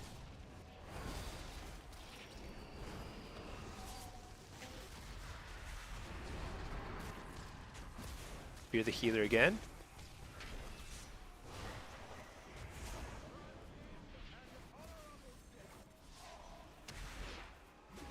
Die. Fear this guy out of that. All right. So the BM Hunter went 6. But I still feel okay about that. I feel pretty good about that. Right? I feel pretty good about that. Let's see. Meklo. Yeah, so Meklo, to follow up on that, I would say demo is almost certainly going to be better for more people in Shuffle. However, once you kind of like get comfortable with Warlock, all 3 specs are pretty viable. It doesn't look like it the way I've been playing today, but absolutely, absolutely viable. Oh my goodness. Pinky so Pinky is my wife. She just killed Neleus. Everybody, please, a huge round of applause for my wife, Pinky, who just killed Neleus. Let me solo him. Achievement earned by Pinky on April 4th. That's amazing. She's been working at it for a little while. Look at that. Grats Pinky from Nemesis. I'm Wild Llama. This is no way. Pack, yeah. Daniel T. Smoke. She feel better at the 110 viewers. I don't know if we made it, but you know what? I hope people are having fun, and I hope people are enjoying Warlock because I think if, I think Midnight is our expansion. I've been seeing a lot of propaganda on the Reddit. It's like they're talking about how Xalatath is a Shadow Priest, but let's be real, she was a Warlock, obviously. So this is our expansion. Pinky Priest, Grats Pinky.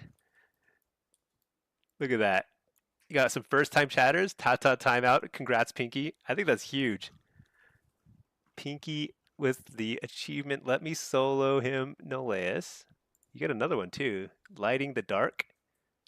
Oh, that's not as good as, yeah, let me solo him. You did it solo. Reddit WoW propaganda is the best? Yeah. I mean, there are literally void walk. If I fly over to the Isle of Keldanas, it's just void walkers everywhere. And void walkers are clearly Warlock pets. Amsterdam says GG Pinky. Does it still give the mount? Yeah. Pinky, you get the mount for that, right? I can't actually hear it because I'm not on Discord, but she's sitting close to me, and I think she's pretty happy about it. Yeah, look at these void walkers. That is a Warlock pet if I've ever seen one. He looks kind of better than my void walker. Why does he look better? I feel like he's got like he's got more spell effects. Yeah, he's got the black hole thing going on. Oh my gosh, that guy's shooting me from above. You're saying better than Solo Shuffle, not better than Pinky's awesome achievement. Oh yeah. No. So everyone gets. You can still get the mount now. The mount and title. I forget what it's called. What the title is. But you can't get this title anymore. There is a title that is no longer available. Fabled Vanquisher of Noleus. Stinky. Yours truly. Not to try and one up my own wife here, but I did kill Noleus the first day. But yeah, you can still get the mount. You can still get the mount for it. What's the mount called again? Void something. Void. There's a lot of void mounts. This one, Arcana Void. It's pretty good. Actually, I think it's better. It's better than the M Plus mount. The M Plus mount is the one I was just using. Rub it instincts. Well, you know what? We can't win all of our solo shuffles, but we will always have our fabled Vanquisher title, no matter what happens in our life. You've been scarred by Kaiveza? Oh yeah, Kaiveza was so hard. Oh my gosh. That was hard.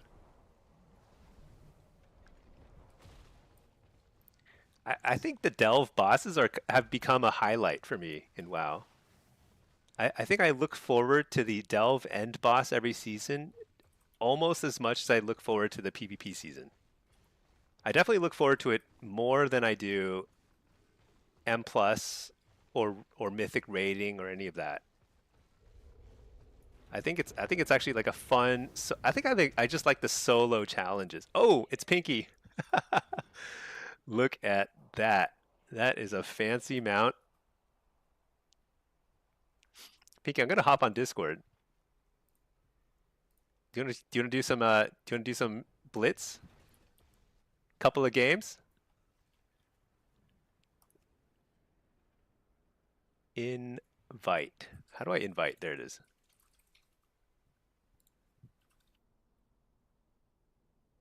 Let's see if she accepts. Pinky's she's a tough customer. Sometimes she's like busy watching Netflix and stuff, and she's not really like, you're very busy. Okay, well, that's okay. It's up to you. No pressure. But I've been slowly trying to convince my own wife to play Blitz, and it's been working. We usually just do a bunch of 2v2 and stuff. She's a gamer? Yeah, she is a gamer. It's awesome. Dude, yeah, we should both use this mount. I'm gonna set this as my favorite. Void Construct. Yeah, we played like, how many games did we play yesterday? We played like 4 or 5 games. I think we won them all. We were on a roll. That was pretty awesome. Yeah, I think it's gonna be kind of sad that like now once you finish the end boss in Delves, there's like kind of no point in setting foot in Delves anymore, other than just as a chore. I do it every week, but it's like now it's like just that pure chore. Pinky, oh yeah, Pinky, did you play Disc or H Priest? What did you go with for the kill? Professor Pinky.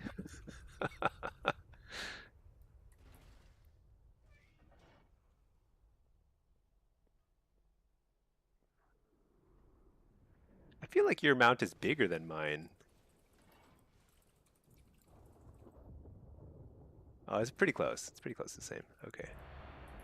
Oh, I got to keep up. Void Weaver Disc is way faster than H Priest. Oh yeah. Yeah, I gotta say, it was like pretty easy as demo. I didn't even try it yet as Affliction and Destro. Maybe I should try it. Daniel T. Smoke, you're using WoW arena logs to compare specs in Shuffle. Just comparing the stats of Ret to some specs are wild. Ret just blows Boomy away on every level. Dang, I don't even want to know. I don't even want to know. Like, okay, it's time I figured out how WoW Arena Logs works because like I should try it out. WoW Arena Logs is just like wowarenalogs.com. This one, wowarenalogs.com. Oh, it's like an app. Can you just like look at the stats? What's this? Tier list? AF is moving up a tier. I believe in it. Oh, it's only Shuffle. They don't have a Blitz. Burst, healing, win rate, targeted or not. Interesting. Maybe I should check it out some more. Oh man, that setting does work. Like look at how bad the graphics are in here. The textures are super smooth. I can't do this. I don't care if the graphics are laggy. I need stuff to look good. That's just like it's a must. All right. Let's what am I playing? Affliction, Blitz, Hell Collar. Let's play without a pet. I feel like the pet is kind of useless. Let's try this. What else? What else? What else?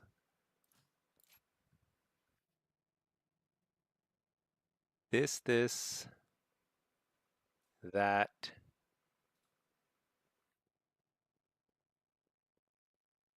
Maybe that. All right, let's try that.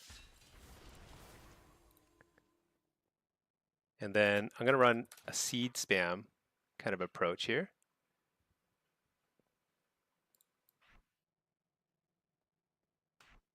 Let's try this. All right, let's do it. Let's do it. Yeah, I'm very proud of my wife. She is a true gamer. You know, yeah, she worked pretty hard on Kaiveza, but it's kind of funny because when she didn't start doing Kaiveza last expansion until it was kind of like late in the season, and it was bugging out. It was like some of her spell effects wouldn't even show up. It was so weird. King Keeps, do you play any classic or just retail? I play. Oh, these days, so I mean, I used to play Vanilla and Burning Crusade way back in the day. No, these days I just play retail. The main reason is solo shuffle and solo blitz, which I'm playing right now. Like the whole like the ability to just kind of solo queue, get some games. I think it's super fun. Dude, this guy does not like me. Let's go ahead and send it. Harvest. Oh, he feared me. That's a good fear. I regret setting my graphics setting to max settings. It's like so laggy. I can't see what's happening.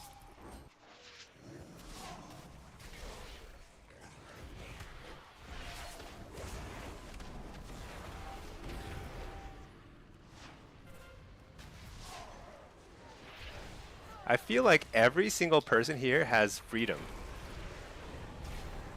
So like I keep trying to spam like Curse of Exhaustion and it's like it's just not applying to anybody. It's kind of funny. Just trinket that. Uh-oh. I'm doomed. Okay, let's see. What do we do? You know, oh, I should combat log. Shoot, because I haven't really checked the combat log of when I'm for these games when I'm running Pet Sack. Because I actually don't have a sense of how much damage Pet Sack is doing these days. I feel like it's pretty low, but I don't know for sure. Am I on defense or offense? What do you think? You know what? If there's a bloodlust buff, oh, there's no buff. Shoot. I was about to say I should go on offense if I had a buff, but all right, we're gonna send it here. Slow this guy. Harvest his soul. Trinket, or not trinket, coil.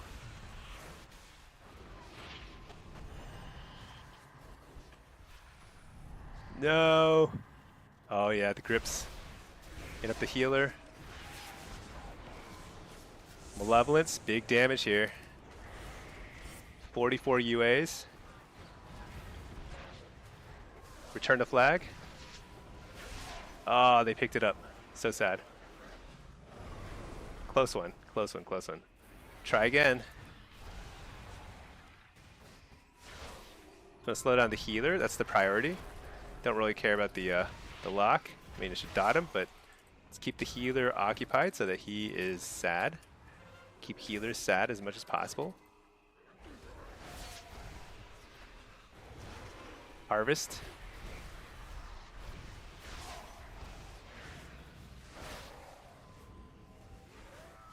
I think this healer is pretty sad. There is a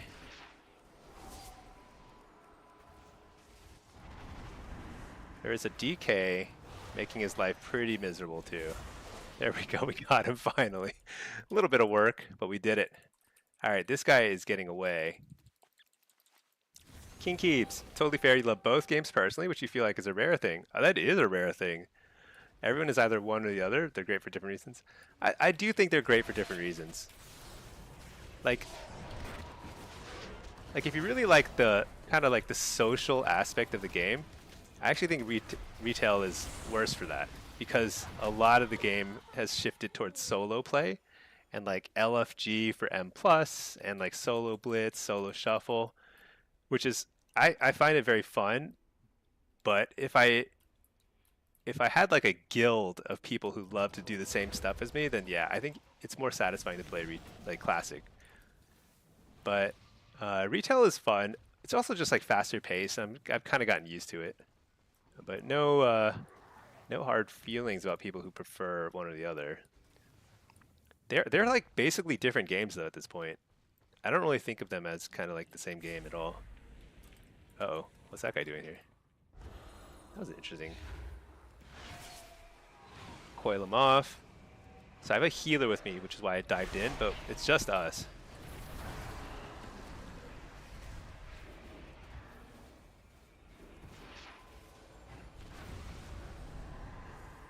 Oh my gosh. In up the UP. That's kind of his only big defensive cooldown as a flag carrier here. I gotta fear him off. Oh my gosh. It was such a race to the finish line there. But I was the only DPSer here. I guess the DK showed up a little late. Close game. I think if the DK were there a little earlier, we would have had it. But that kind of happens. It's like so that one of the biggest things in Capture the Flag is like, and this is one of those rare games that I think is like relatively like fairly balanced because like in terms of comp, there's no like Preservoker, so no team has like a significant inherent advantage. So it's kind of like which team is going to get in position for offense and in position for defense earlier. And we're kind of getting outplayed here. If Classic had solo shuffle, you'd go back. I actually have been thinking about that too. I would definitely give it a shot. I think without shuffle and without blitz, there's no way I'd go back because that's just like a huge portion of like fun content these days. And I hate LFG. Like, there's no worse feeling in the world than playing LFG. Okay, I eat the Cyclone. Actually, no, I Trinket. I don't have Trinket.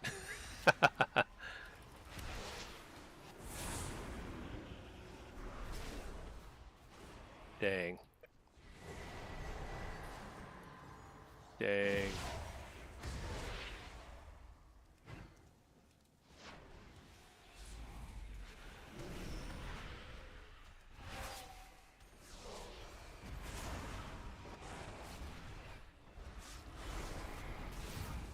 I have to try and fear him off the cap too. I just don't want him standing right here.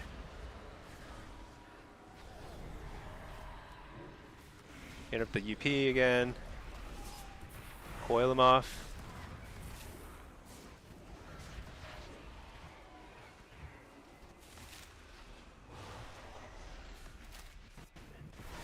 Did I return it?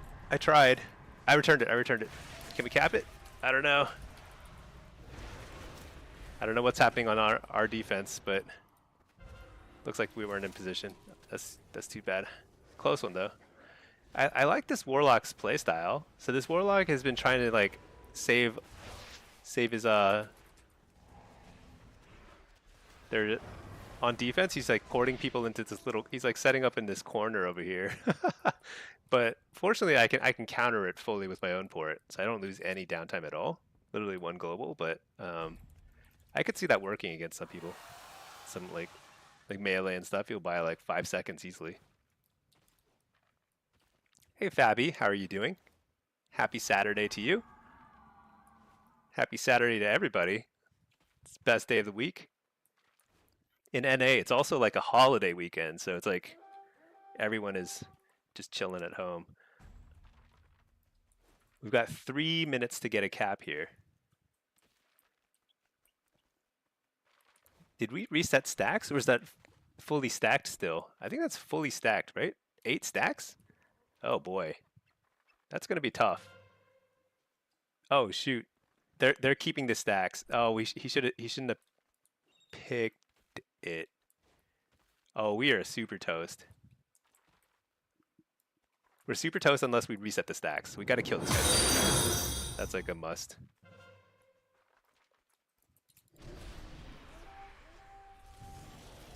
That guy has the stacks now? That's actually better. If we can kill their healer.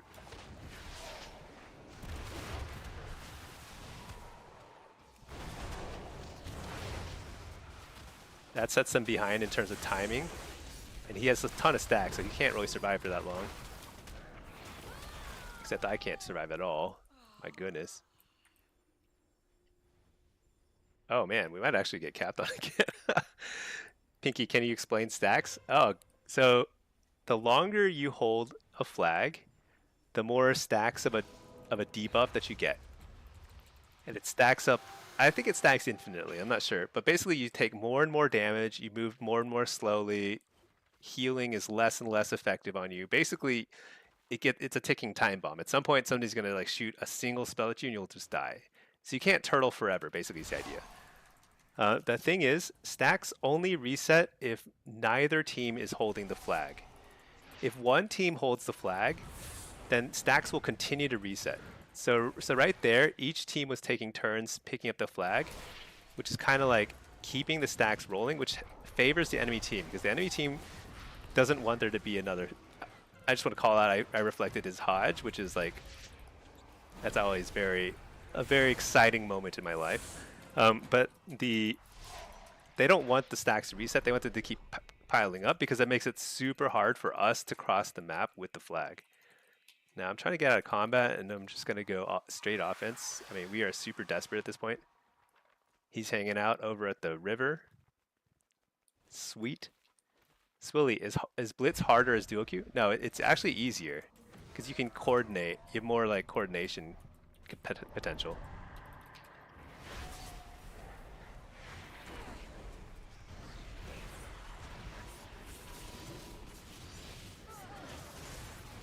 I think I returned it.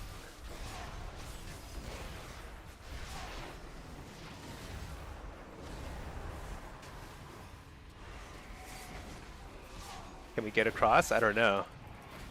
I don't know where our offense is, but... Oh, we capped! That's huge! I think we win the game. We have only 30 seconds left. And in Blitz, with capture the flag maps, the last to capture wins the game if it's a tie. So that's actually pretty nice. And I'm glad. You know what? Look at how nice the water looks. I turned up the graphics settings all the way, so we are enjoying every possible aspect of the game. Let's see. Blitz is actually easier as duo queue because one of the things about Blitz, it's a solo queue mode, so you don't really know what anyone is doing. You don't have like coordination, right? It's hard to know what's happening. But if you have at least one person on your comms, then you have so much more information on what's happening around the map, you know? It's pretty nice. Dano, never give up? Yeah, never give up. So that's the funny thing about capture the flag. Because the last cap wins, the first cap essentially doesn't matter. Because there are almost always more than one cap. I mean, sometimes you have a one cap game, sure. But most of the time, there's at least two caps, which means that the second cap is actually what really determines the outcome of the game. The first cap is sort of like setting the tone of the game. Let's see. King Keeps. Oh yeah, totally different games. Yeah. King Keeps. You've been playing your Rogue alt lately. This is your absolute game mode for Rogue. Oh yeah, Blitz is I've never played a stealth class. And I think stealth has got to be fun in Blitz because you kind of set the pace of the game. You're like, when you show up, that's when the action starts. So that's actually pretty cool. Like you get to really kind of determine, you put everyone else on the defensive, I guess is the best way to put it. And that's kind of cool. I usually play Warlock. I mean, I always play Warlock. I usually play Demo.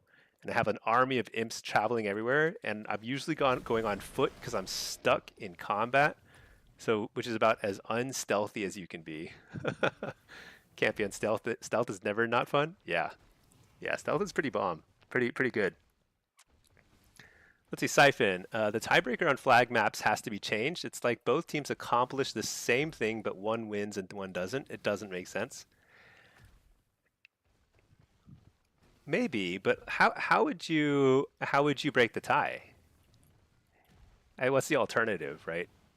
You don't want first cap to determine the game, because if first cap determined the game, then it would be people would not have an incentive to play out the rest of the game, because then you would need to get two caps to win the game. People would just give up super early, and that would be bad, I think. But with last cap winning the game, if it in a tie, people play it out, at least until the second cap. If a team goes up 2-0, then the other team usually gives up. And if you made it based on like damage or something, add up totals damage and healing, and whichever's higher wins. Maybe. I don't know. That would be kind of weird though. Because it'd be hard to evaluate during the game. So it would be harder to tell the game state, like the state of the game during the game. Oh, Pack, 4 wins as AF versus DK Warrior Windwalker lobby. Yeah, that should count as 8 wins. 100%. Dude, Affliction against triple melee is, especially with a DK in the mix and a Windwalker, that's tough. That is tough. Because DKs are like, you can't do anything. You cannot do anything as an AF against a DK. Oh, let's see. Oh, Wired, you're going to try solo Nileus with Affliction? Nice. Good luck. Yeah, try it with a Voidwalker pet. I bet that'll be better. Although, I'm not sure. Maybe you need it on Fellhunter, because like I haven't tried it as Affliction or Destro, but when I did it as demo, there were spells you needed to interrupt. So like I needed Spell Lock. But not only did I need Spell Lock, I needed my Felguard Axe Toss because the cooldown on Noleus's cast was pretty short. So I needed 2 different interrupts to make it through. But it might be different. I think like his abilities are different depending what spec you're playing, so it might be doable. I'm not sure. Wire, do you need an interrupt? Okay, so you probably do need to play Fellhunter. In which case, maybe. Or actually, I think Valera can interrupt too, but I'm not sure if she can interrupt in all specs. Like she might have to be a DPS spec. I'm not sure. Let's see, Herjung, with how much time you sat still in that water, you got some good value? Yeah, exactly. I got to see some reflection. Actually, I didn't see any reflections. I'm not sure if the water in Twin Peaks is actually capable of reflecting any lights. It might actually be like old water. And if you go to old zones, that water looks like garbage no matter how high you set your graphic settings. King Keeps, you've never played Arena before. You've always wanted to try it out, but it seems intimidating. You hate going into a match feeling like the weakest link.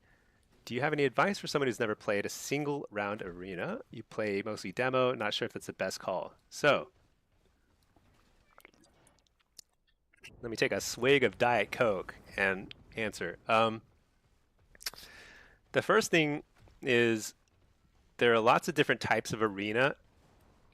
There is 2v2 and 3v3, which you need teammates for.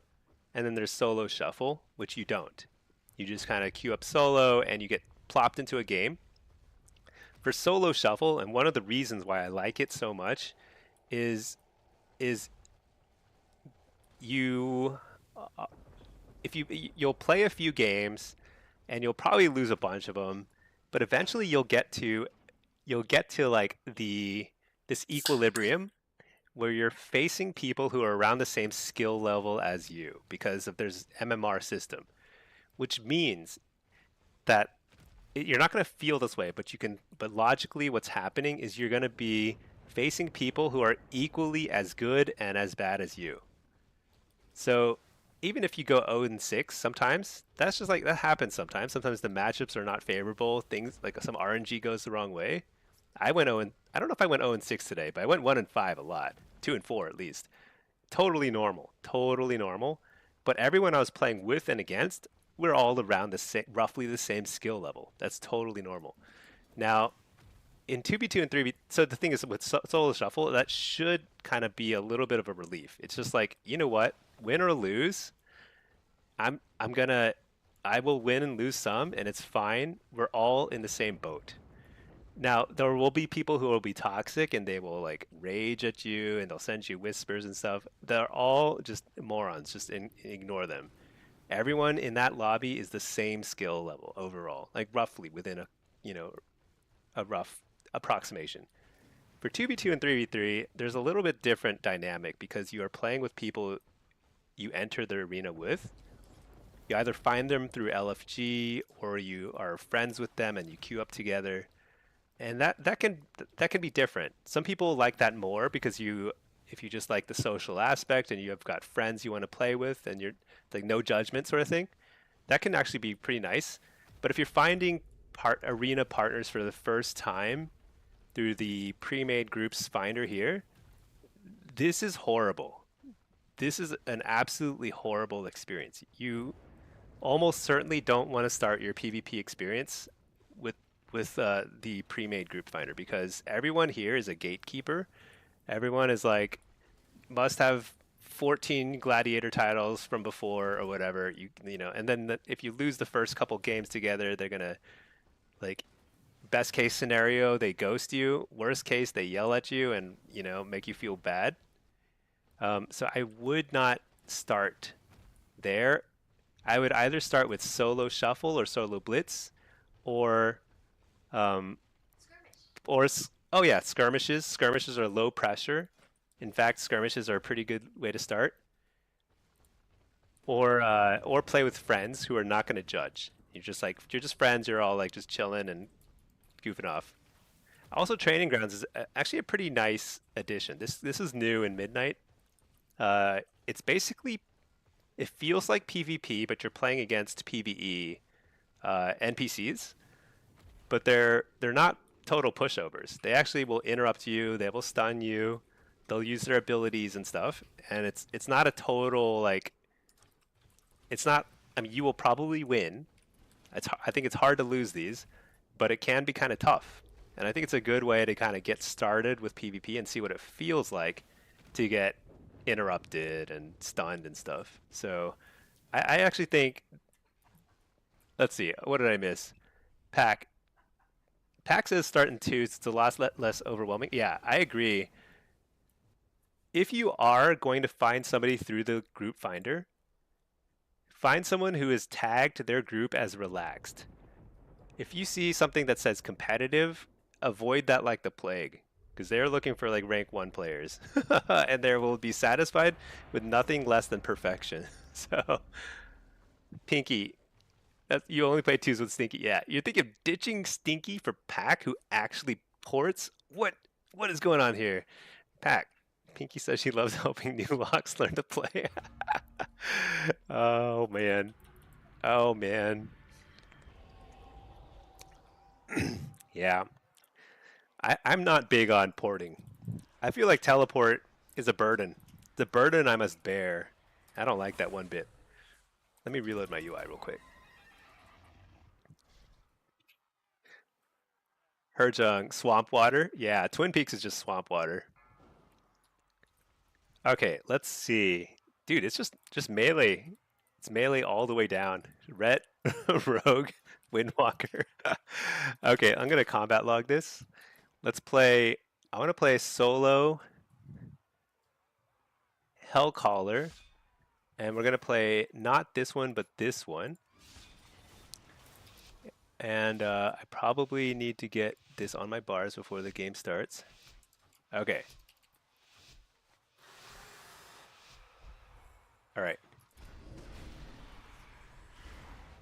Okay, we're trying different stuff every single round, different talent points. We're going to figure out the best possible build. Perfect build. Although I'm probably going to get one shot by this rogue at some point, if history is any indicator. So I feel pretty good about that. This is a really good start. Except that he's about to one-shot my teammate.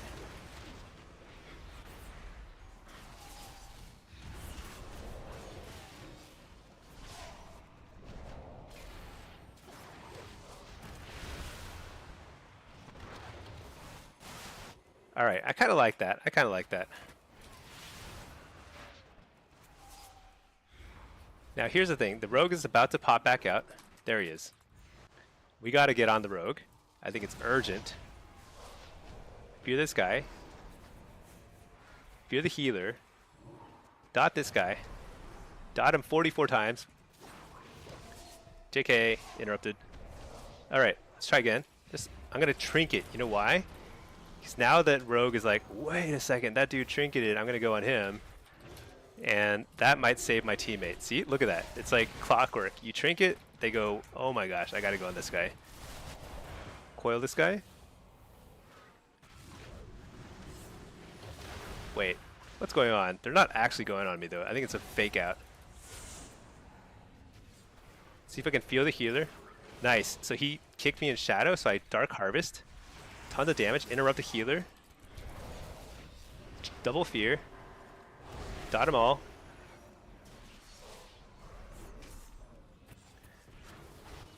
Court. Dot. Dot. Dot this guy too. Dot them both.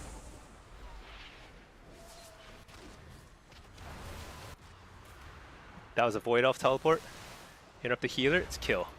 All right. You know what the turning tide, how the tide turned there? The turning tide. The tide turned when I trinketed and they switched off my teammate who was kind of getting his butt kicked. Shoot, we're locked in? I don't know if we're locked in, but you know what? We're having a blast. Look at Stinky porting after the wipe. Yeah, after Pinky yells at me and threatens to leave me for another Warlock who will port. I just, you know, the pressure's on. Let's just say that. I'm like leaning forward, trying to focus my eyes, really try to see what's happening. AoE fear. Sometimes you get lucky. Didn't get lucky there. Oh, they're on me this time, just straight up. Here we go. Oh, it's a Fistweaver. We don't like Fistweavers. Oh, nice. Oh my gosh, that was huge. I don't know what happened, but I didn't get stunned, and that is lucky, lucky. Dude, I think he dies. Dude, they went all in. They went all in, and somehow they missed the stun on me. I don't know what happened. I didn't trinket it, did I? Sometimes I'll trinket because I'm super scared of the stun, but I don't think I got stunned there. That was crazy. If I got stunned there, I would have had to trinket wall, probably, because they were all in. He cloaked in the opener. When rogues cloak in the opener, it's serious business. It's like, okay, I'm gonna die. I'm gonna die. All right, this time the ret's on the other team, which means that it's a little harder to go on the rogue so hard, because like, I don't know why I kicked. I shouldn't have kicked that. There's no point. Trinket, get out of there.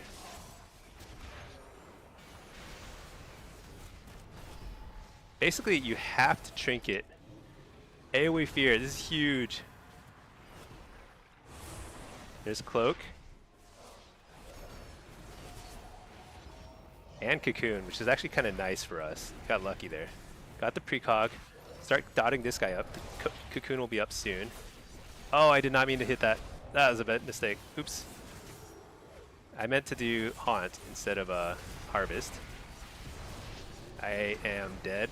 Dead, dead, dead. Coil this guy. Wall. Port.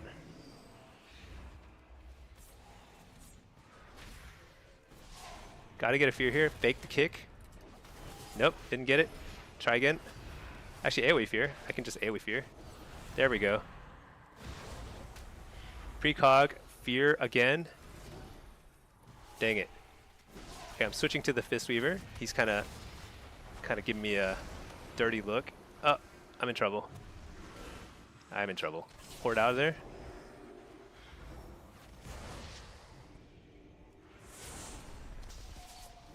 Hit up the crackling.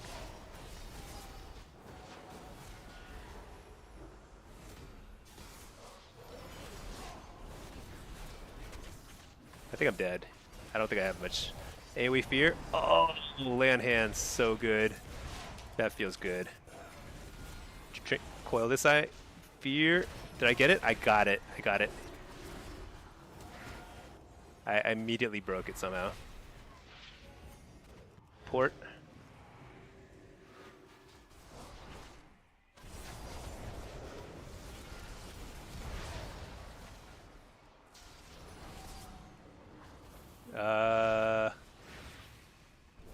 I do believe my time has come. Go with a little dignity is the goal here. All right. Oh wait, shoot, we got a chance. We got a chance. No, wait, super dead. Second cloak.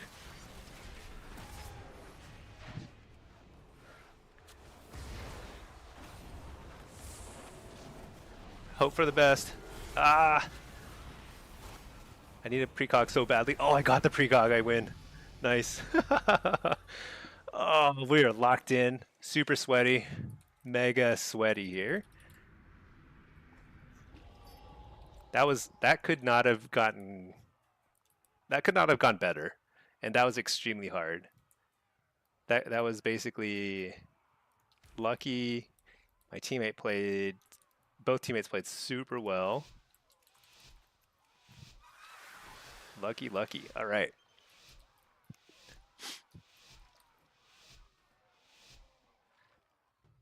So they have a lot of paladins. And it turns out when you have two paladins on your team, it's kind of a nightmare. Like, they always get mad at each other because they mess up their forbearance somehow. Like no, they're not gonna get it right anyway.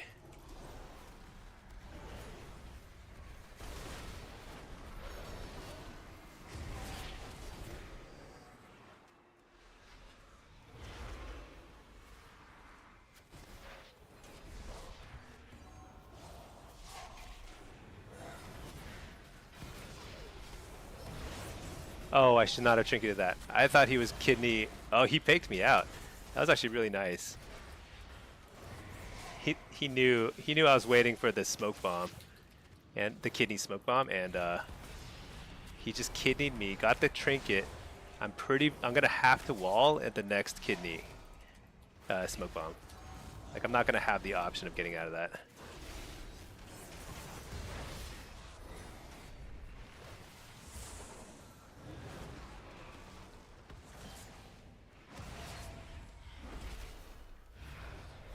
Wait, he got interrupted. Oh, this is so big. I'm gonna haunt Dark Harvest. Something's gonna die, or they're gonna have to pop a lot of cooldowns. There's bubble. Nice, huge. AoE fear.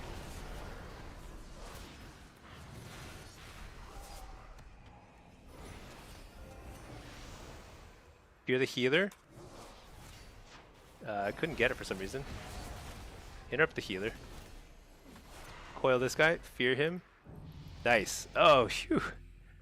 That was huge. Huge, huge. I feel like I feel like I was pretty close to dying there. Even though I didn't wall, I didn't have trinket. I bet the rogue was about ready to unload again. But it kind of came down to we managed to force them to run away. What is this? Crimson Blessing? In Delves, you're granted an additional life. What? When did I get that? Anyway, but yeah, so that was like kind of classic case of like your best defense is a good offense. Because if I had gotten caught in another kidney, I might have just straight up died right there, you know? Oh, nice. That was a really good ROP. AoE fear, huge fear. Who are we on? What's going on? I don't know what to go on. I'm trying to keep an eye on where the rogue is, because the rogue is going to determine who we go on.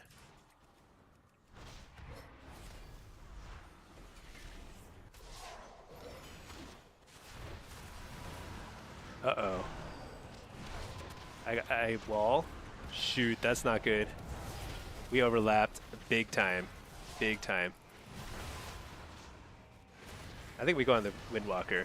It's the only choice. It's the fewest immunities. I need to get a follow-up fear there.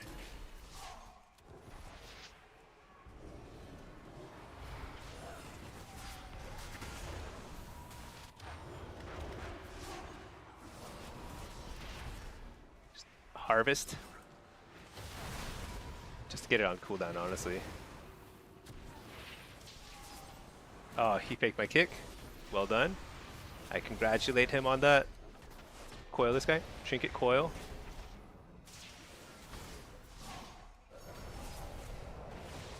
Or, oh, no. AoE fear. Perfect. Here we go. Stack a ton of damage here.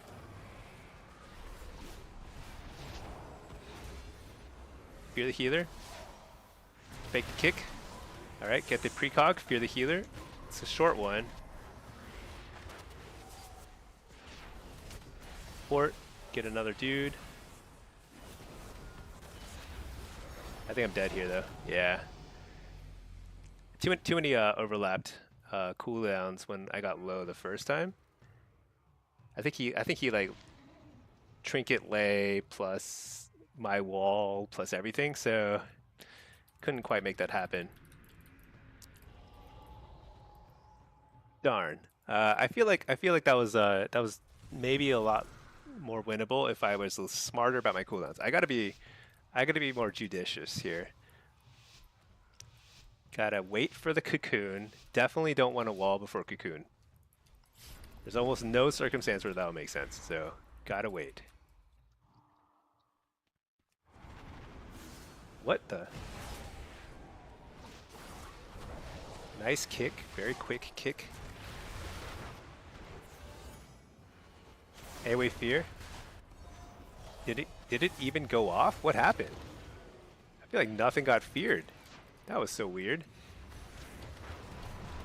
Coil this guy. Wait, I feared the wrong guy, didn't I? Yeah, I did.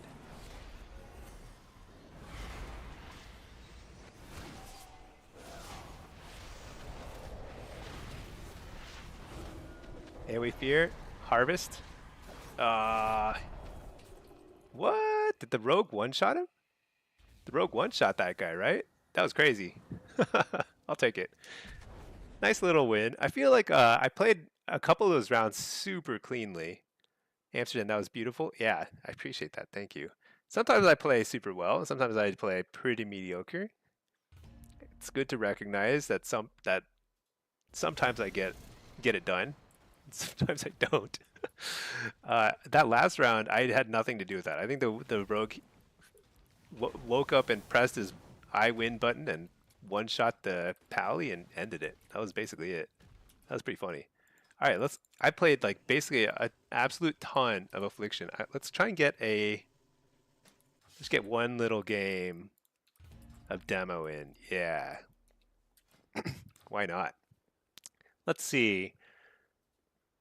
Brawl Cut, Stinky, do you recommend as Afflock making your pet attack your targets or move them to a spot where they won't take damage? That's a great question. So historically, you used to have better pet control because you would usually sick pets on like the enemy healer so they would be able to reset and get drinks and stuff. At some point, getting drinks started mattering a lot less, and shuffle especially. So you just use your pet to kind of constantly be dispelling and doing damage to your main target. But an interesting thing that's happening in Midnight is pets are super squish, super squish. So, I mean, I'm sure you've seen my pets die a lot, and it's kind of insane. And I don't know what the right adaptation is.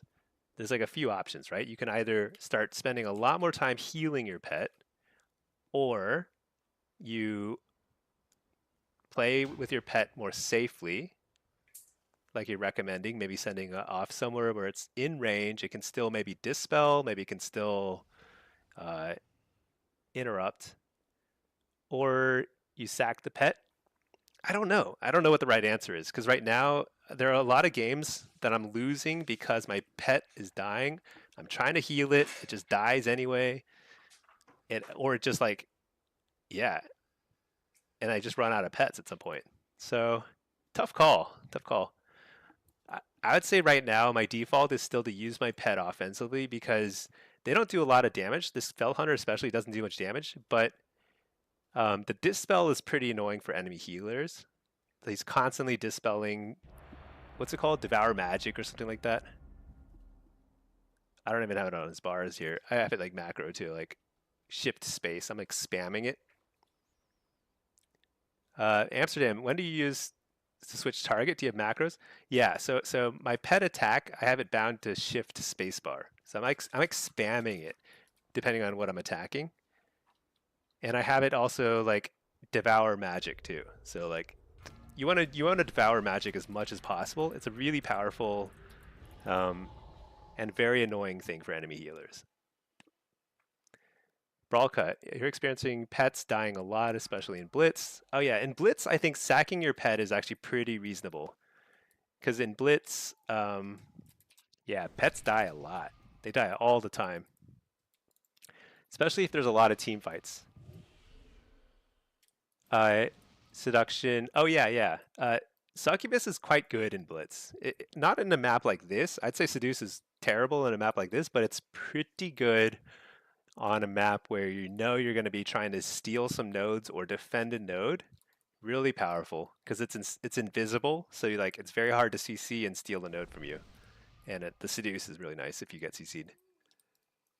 But sacking a pet is, if it's lower stress for you, then it's more fun. 100% recommend that. It doesn't matter a lot. Pets are not a big deal, you know? It's like a small portion of your damage, a little bit tankier, but it's not a huge deal. If it makes you a better player to simply sack the pet, it's almost certainly worth it. Because you're talking about like a couple % difference otherwise. Okay, let's run a blitz build. Why don't we just sack the pet here? Hellcaller, no pet. Rest looks fine. We're gonna sack the pet. And we're gonna run at the enemies. Let's see, Pack, you've been using the low HP on pet warning from class reminders. I see it pretty clear. I think I'm just used to watching my pet's health a lot. So I do notice a lot. I don't get surprised by it, but it's more just that like sometimes you just can't drain up his life fast enough, or you just don't have time. But I probably could find better ways to do it. I think they will buff pet health at some point. I think they forgot, is my guess. And it's one of those things that's like probably on their list. They'll get to it at some point, but nobody really cares. But I think this has happened in the past where they like kind of messed up some of the scaling when they did like a stat squish or something, and so it's just like overlooked, you know?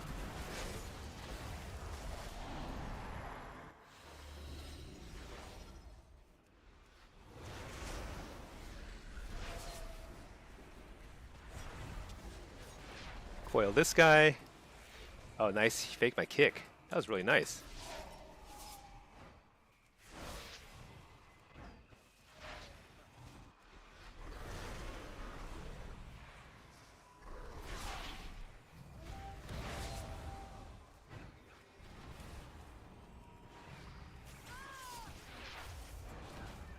Beard these guys.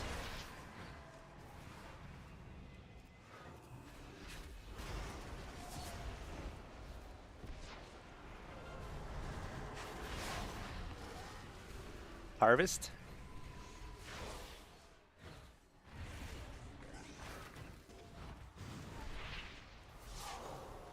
I think this guy's doing a lot of damage, right? Or no, wait. Actually, I can't tell. Probably is. He's a boomkin. I can't move. Nobody can move. Wait, did we just lose?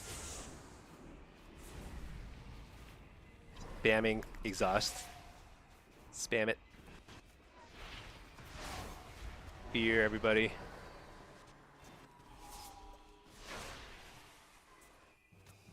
Oh, wait. Are we Alliance? Oh, we're winning. Nice.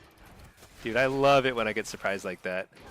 It's like all I'm doing is tab dotting. I'm not paying attention at all. But, so to get like, you know, gifted a little win for my clearly superior play, strategic play. Let's see. Cupid, is Destro good at 1v1s? I think Destro is okay at 1v1s, but it's a lot harder to make it good. Like you gotta outplay your opponent pretty hard. You gotta get a good seduce or like perfect like stuns, and I don't know. And then you compare that to a hunter or a ret who's just like running at you, and if they touch you, you die. It's hard, but good if you can pull it off. So like I think like at the top end of dueling, like really good duelists, Destro is probably up there. But for most people like you and me, nah, it's like mediocre. Demo is really good at dueling. Demo is one of the best classes at dueling. You can win a lot of 1v1s. There are a few exceptions, Sub Rogue being one of them, but most other classes, well, I guess Ret and Sub are both very hard to beat as Demo, but a lot of other stuff you can beat.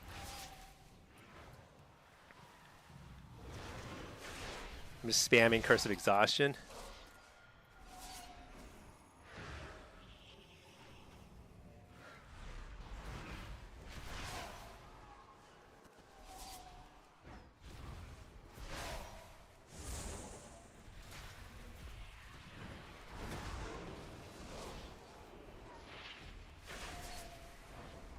Man, that Mistweaver is just on a mission.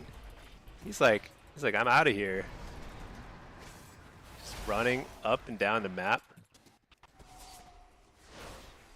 Now, this is one of, I was talking about this earlier, but one of the things about Blitz is it is so unfair when one team has a good flag carrier class, and the other team doesn't. It's almost like a completely broken system.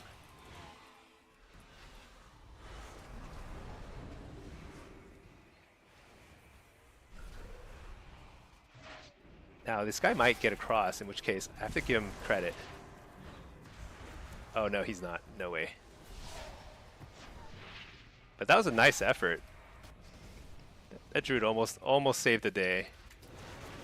But you can see like how much stronger Mistweaver is at getting across, even with you're getting trained by DK, Rogue, Mage, you name it. It's just not fair. And that's capture the flags. That's like I do wish they would remove capture the flag from the map pool in Blitz. It would be way more, I think, fair. But oh well. Here we are. Let's see, Matt, you just found the achievement to catch 100 fish while on a nightmare hunt. What? What are you talking about? There are new fishing achievements? I feel like I checked and I didn't see any. So I do a lot of fishing. Just for the record, I know some of you are newer to my stream. Let me just show you one of the coolest stats in the entire game. No, not player versus player. Skills. If you go to his stats, secondary skills, I've caught 44,357 fish in my life.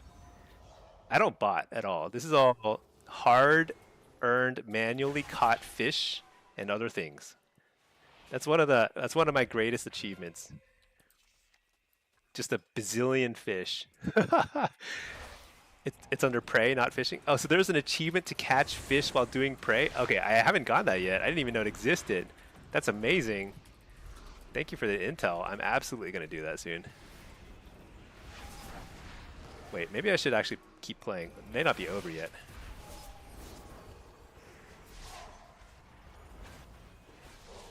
This guy has a flag again, so he's very speedy.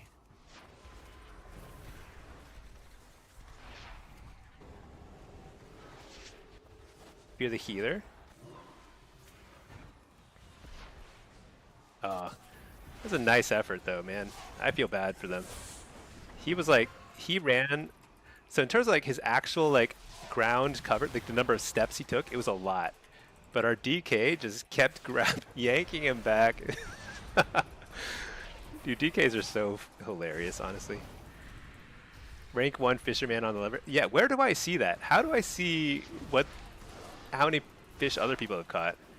And we want to exclude all the bots, because some people are botting that stuff, I'm sure. And they're just like hacking their way to glory.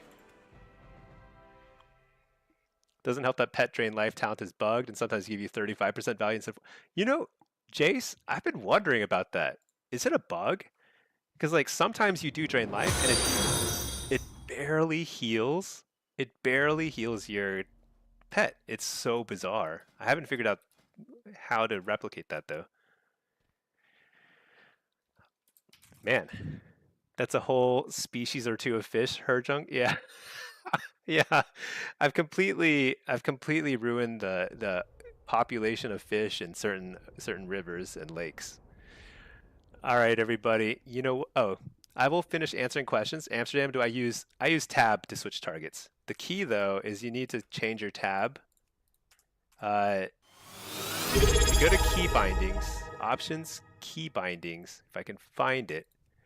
Oh, let's see. Thank you so much for subbing, Brawlcut. I appreciate that. Target. So if you do tab to target nearest enemy player, it's way better. I believe there's an add-on. I'm probably going to try it at some point. There's like a tab, so it changes it so that it'll change tab target in PvP settings to tab only between players. And in PvE, you can still use it to tab enemies and stuff. So I might try that add-on soon, but that's pretty important. I don't really use macros to target stuff like Arena 1, 2, 3. I think it's too hard to do that. All right. Matt, you made a macro. That's true. Maybe I'll try your macro. I'm not sure. Maybe a manual approach is better. I don't know. Because usually for me, I'm doing like PvE in a stretch. I could just flip that switch. All right, Matt. I'm copy pasting it. Slash macro new tab. I'm just going to call it tab. I'm going to save it. And I'm going to play with that later. But everybody, I've been streaming for a long time. Actually, 8 hours is one of my longest streams. So I am going to throw this message up. I do appreciate everybody watching. I hope you had fun. I hope you learned a little too. And you check out my YouTube channel. I've got a lot of guides for each spec. So if you want to learn how to play demo, AF, or Destro, and just check out those guides. And I will have, I think I have some new commentary soon. I might try and record it tomorrow. Just a little bit about Affliction, because I think Affliction is fun. There's a lot of different ways you can play it now, and I look forward to Tuesday. All right, everybody. Have a great evening, great Saturday. Catch you all later. Peace.